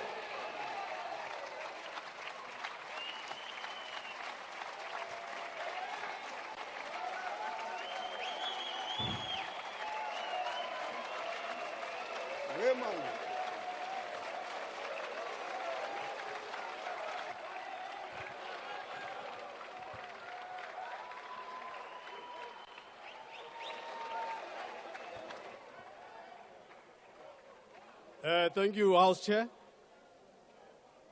To say the fact SONA delivered on the 6th of February was an anticlimax is a serious understatement. The party leader of the MK and myself, we went there with notebooks and pens hoping to take copious notes, but it was not to be.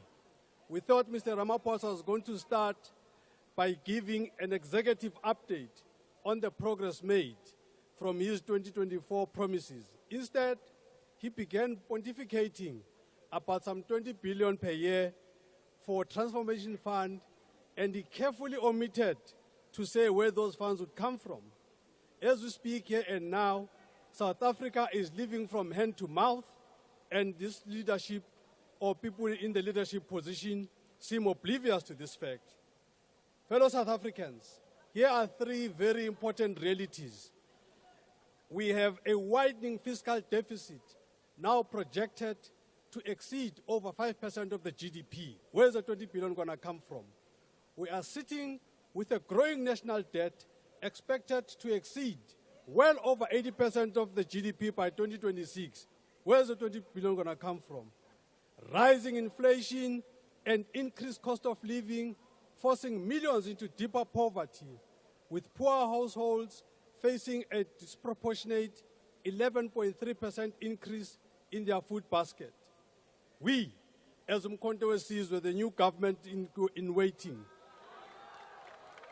we stand on behalf of the people of South Africa. We stand on behalf of traditional leaders, the unemployed millions of our people, the underpaid and exploited workers, black professionals who suffer racist treatment in workplaces, farm workers, all those who need a better life in this country, including white people. We declare that Umkhonto weSizwe is a government in waiting ready to take over yesterday.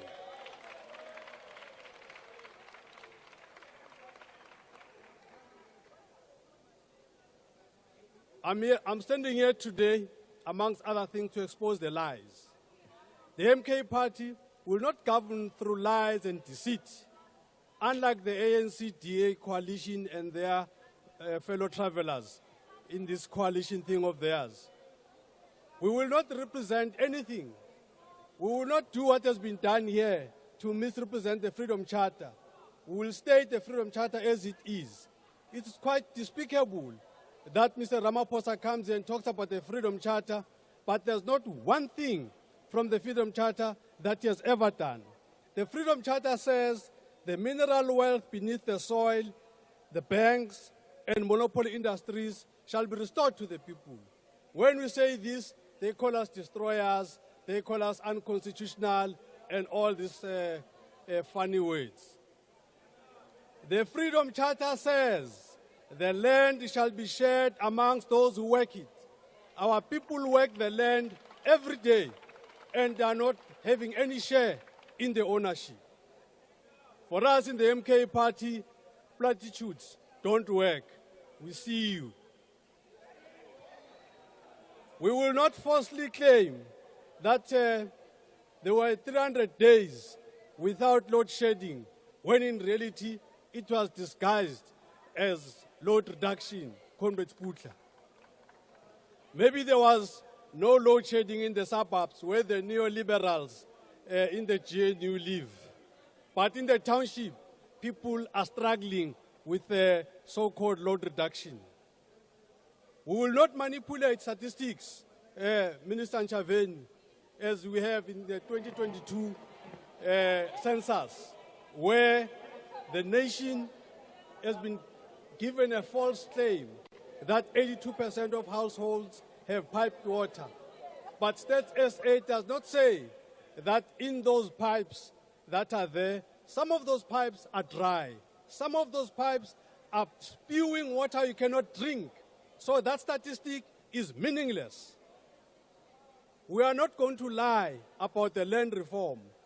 The Expropriation Act that everybody is talking about is not a progressive document, but just a tool to delay land reform. The term nil compensation is deceitfully used to confuse many in the ANC because they get easily confused. It's not the same thing as no compensation, fundamental difference. The people of South Africa are fortunate that the MK party is here to expose these monkey tricks. We will not pretend that apartheid is a thing of the past. When you look at the household income, the race element is very strong. Africans in the top quintile are only 13.7%. Coloureds are only 20.3%. Indians, 40%. And the whites in the top quintile are occupying 73%. Is this what united in our diversity should mean? You would have thought that with a statistic like that we'll have a situation where Employment Equity Act is going to be prioritized. This act sorry, was passed. Honorable Mani, just a minute. Please, honorable members who are conversing aloud in this house, can we allow the speaker on the podium to be able to address the house? Thank you. It's MK. Mr. Speaker. On what are you rising, honorable member? Can you check your Mr. seat? Speaker. On what are you rising? Mr. Speaker, the speaker is totally not audible. We can't hear him. There's something wrong with the sound system. So if you could please address that and allow him to begin his speech again, please. You can't hear him. That's why members are trying to raise this point. You can't hear the speakers. There's something wrong with the sound system. The problem is not the sound system, it's the content. Or is it a sabotage? of Sabotage. saying nothing. Sabotaging our There is nothing wrong with the system. We're starting afresh. The problem is that Honorable Tutu Zuma did not approve that speech. Chairperson, give him more time. The speech was not approved by Tutu Zuma. That's the speech. Please, let us have. He needs to start again, Mr. Speaker. We can't hear a thing.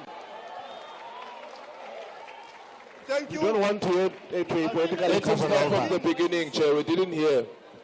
The technical team will up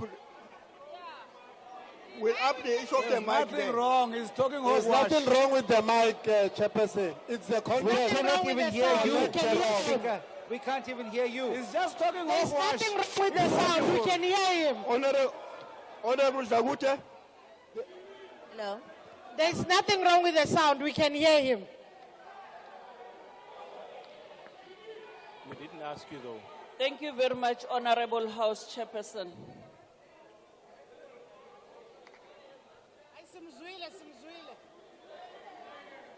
Honorable House Chairperson, thank you very much. Over to you, Honorable Zagute. Thank you very much, Honorable House Chairperson. All speakers were audible. I want to advise Honorable Manyi to come closer to the mic because his voice is too soft. We can't hear what he's saying, but we've been hearing all the other speakers. Thank you. Thank you, Honorable Papa, we have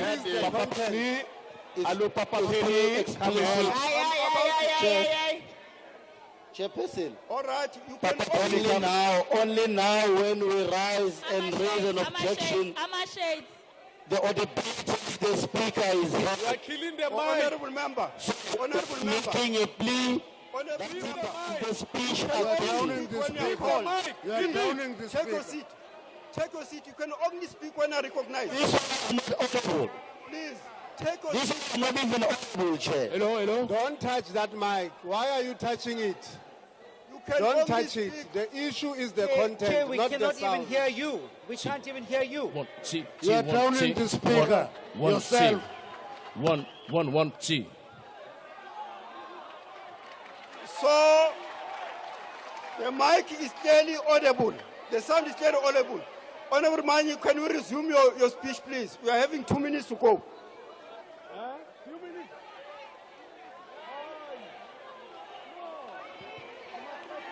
Give me time. I've just made a ruling, Honorable Manyi. You have 2 minutes to go. All the other members were audible. They were supposed to go closer to the mic. Please.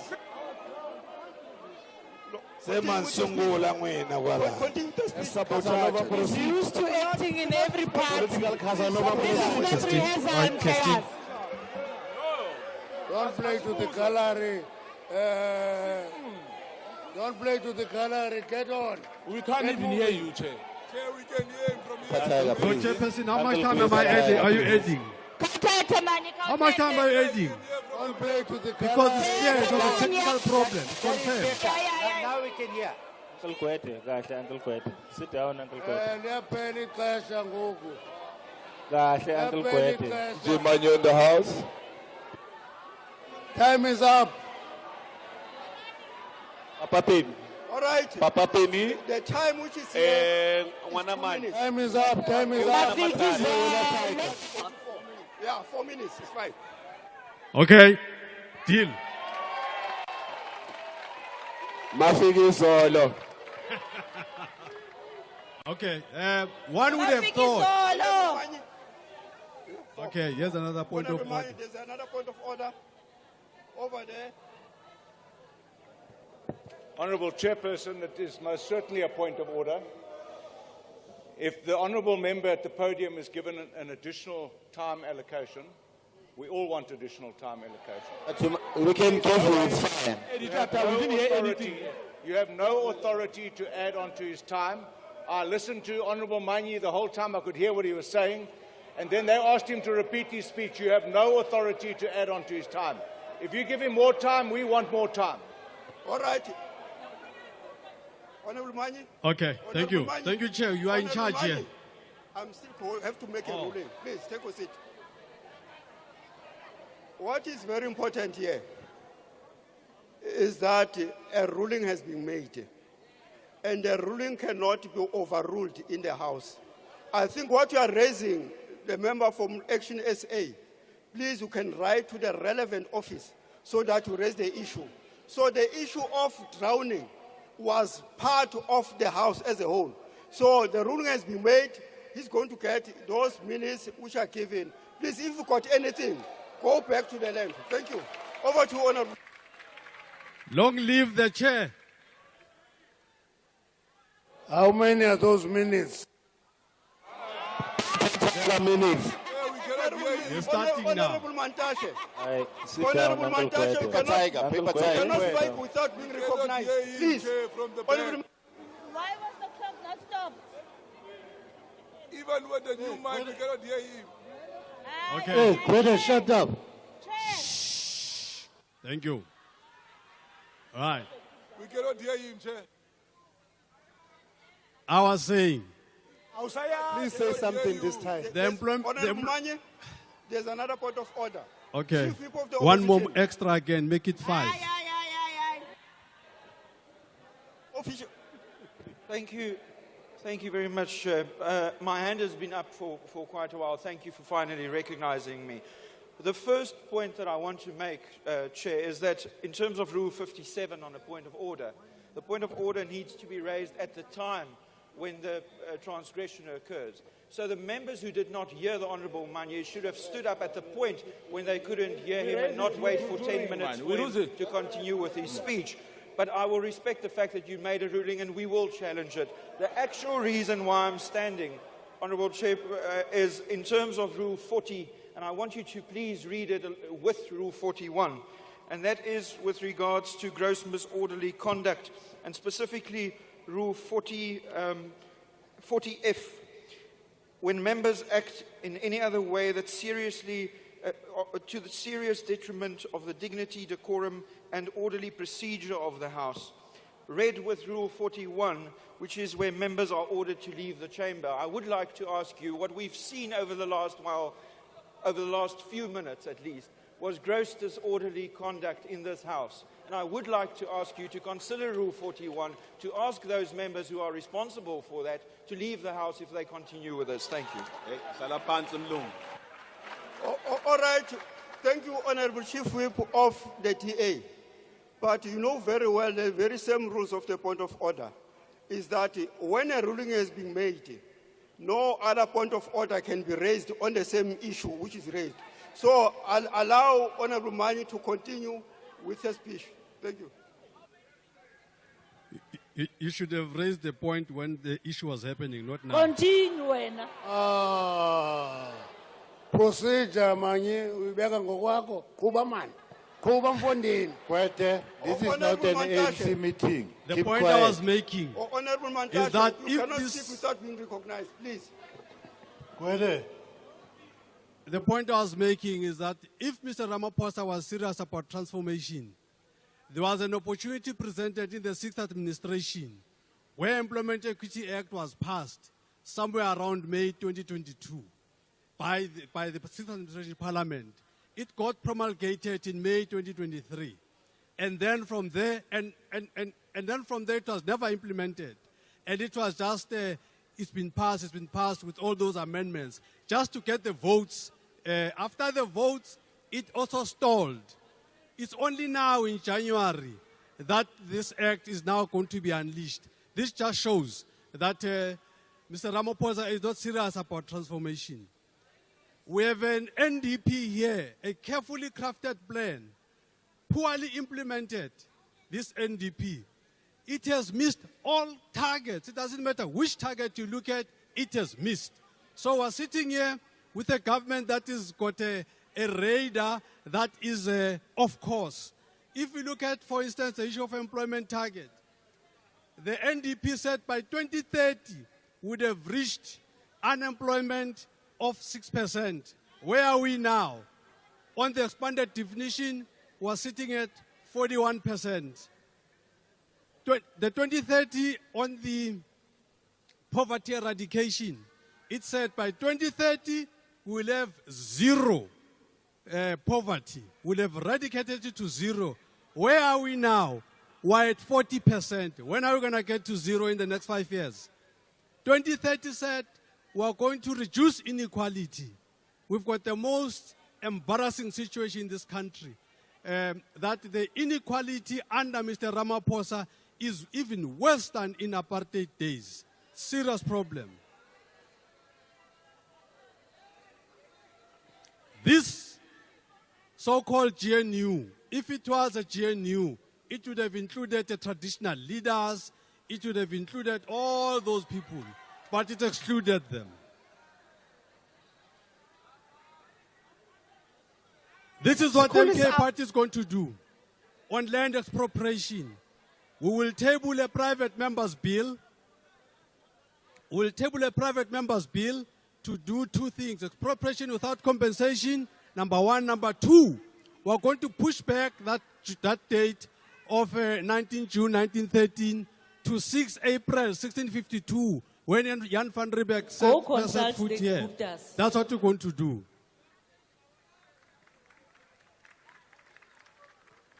South Africa will shift in terms of its global relations. We will move away from the West and associate more with the BRICS. On higher education, we will make sure that we have a decolonized higher education for all. We will support the debt cancellation program that is being proposed here.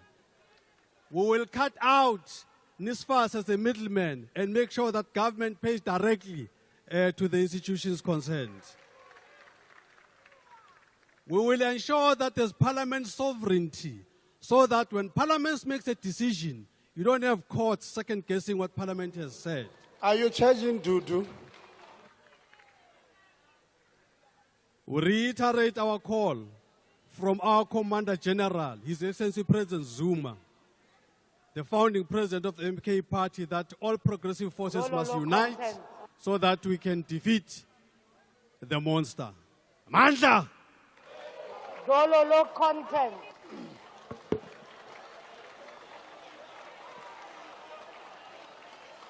Dololo Waste of 2 minutes.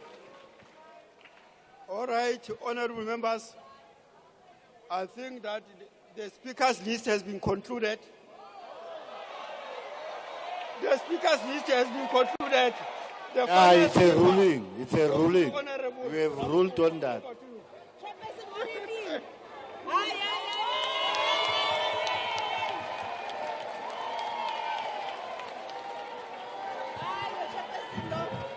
No, thank you very much, House Chair, President Ramaphosa, Deputy President Mashatile, ladies and gentlemen, fellow South Africans. I think the most consequential moment of our debate is when the leader of an organization that occupies the far right of the ideological spectrum of the political parties represented here in Parliament makes the following acknowledgement: that the Freedom Charter is indeed the seminal document that should guide the South Africa we want.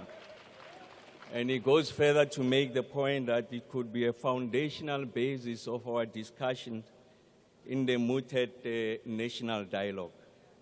I want to further also acknowledge the most compelling and cogent explication of the achievements of the ANC as articulated by Honorable Dr. Hlophe, especially on key matrices in relation to social indicators.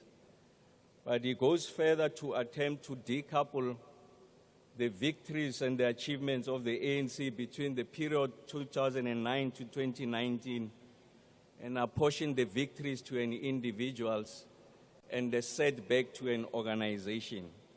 I think this at best is a misrepresentation and at worst is duplicitous. And I want to say to Honorable Malema, in his predictable quest to discredit the SONA, he uses the NDP and the MTDP interchangeably. They are indeed interrelated but distinct. They are distinct in the following sense. The NDP's Vision 2030 has a long-time horizon.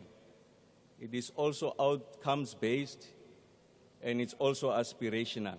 The MTDP on the other side has got a 3-year cycle that is output-based, and it also attracts significant resources, and also has got clear timelines and also clear targets, and embedded in that, it is an overarching framework for monitoring and evaluation. So essentially what the Honorable Malema has done is to commit the cardinal sin from a conceptual outlook point of view.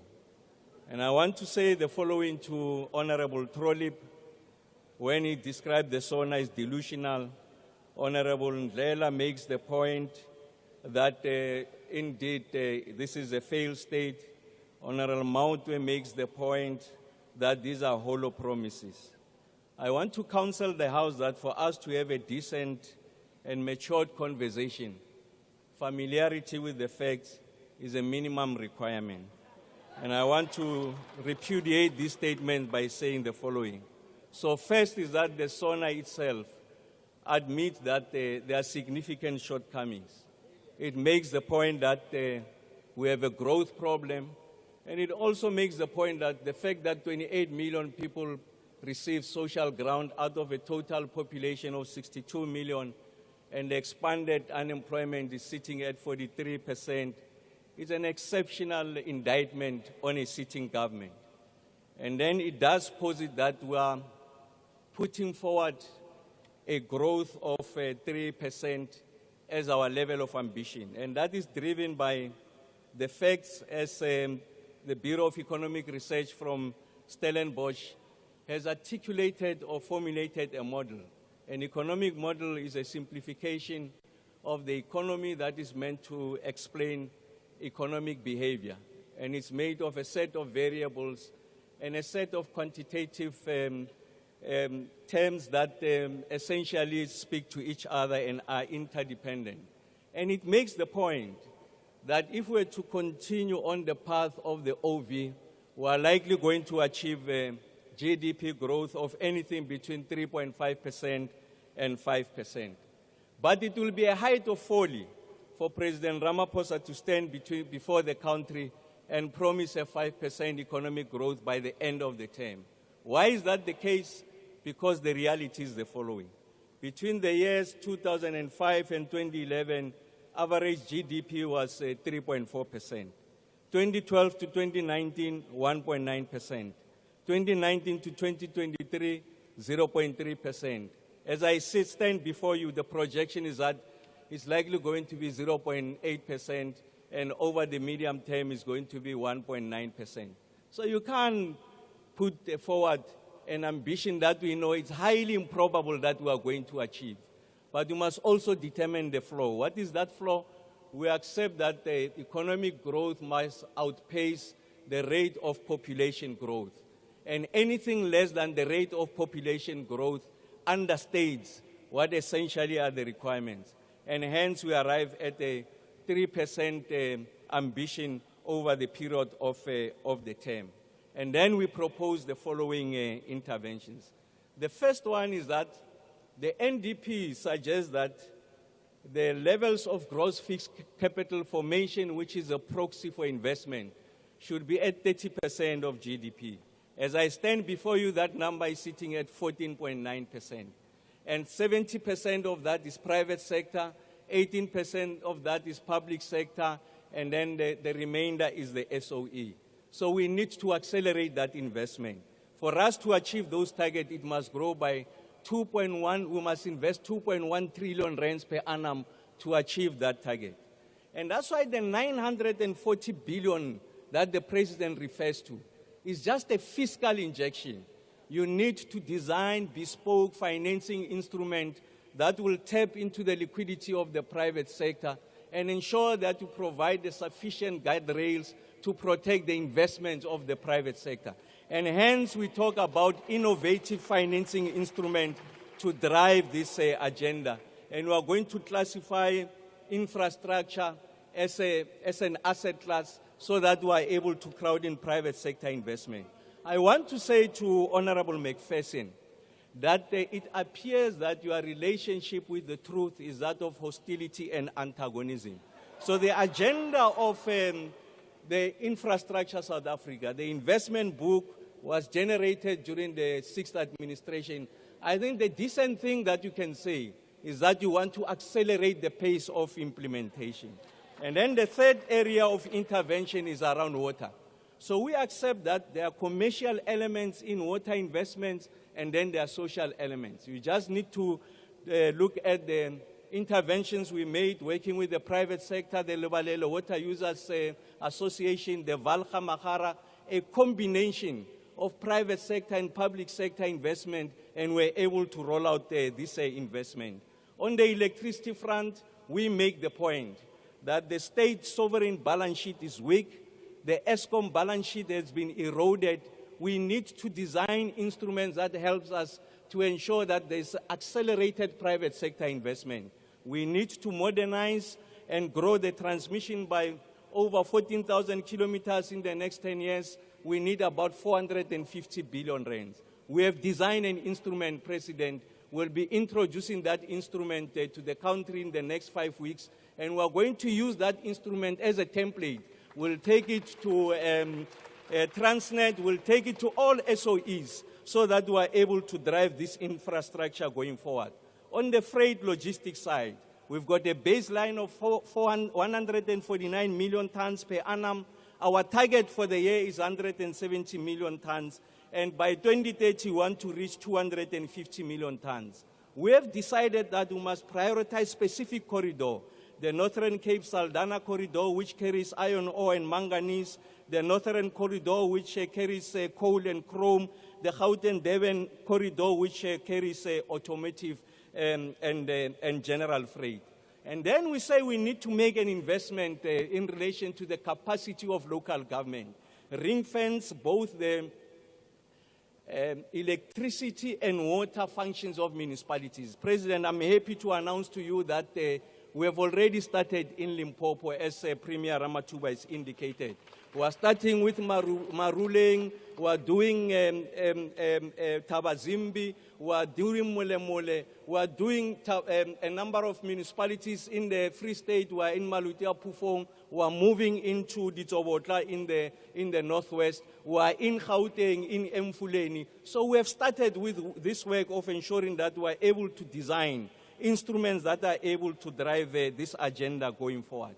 I want to make this point in relation to what I refer to as the ultra-right lunatic fringe in this country that seeks to undermine the transformation project. So they use expropriation as a scarecrow. It's a smokescreen. Their fundamental grievance is the scale and pace of the transformation project. They've been forum shopping, and now they've found an ally. They are detonating the nuclear options to ensure that they undermine the economy of this country so that there's a groundswell of social discontent that will unseat this government. I want to say that we are determined to protect the gains of the democratic project. We will go explain ourselves to the allies and articulate the vision of a South Africa that we want, that the transformation project is indeed irreversible. We are on the correct path, Comrade President. We will not be bullied. Thank you very much.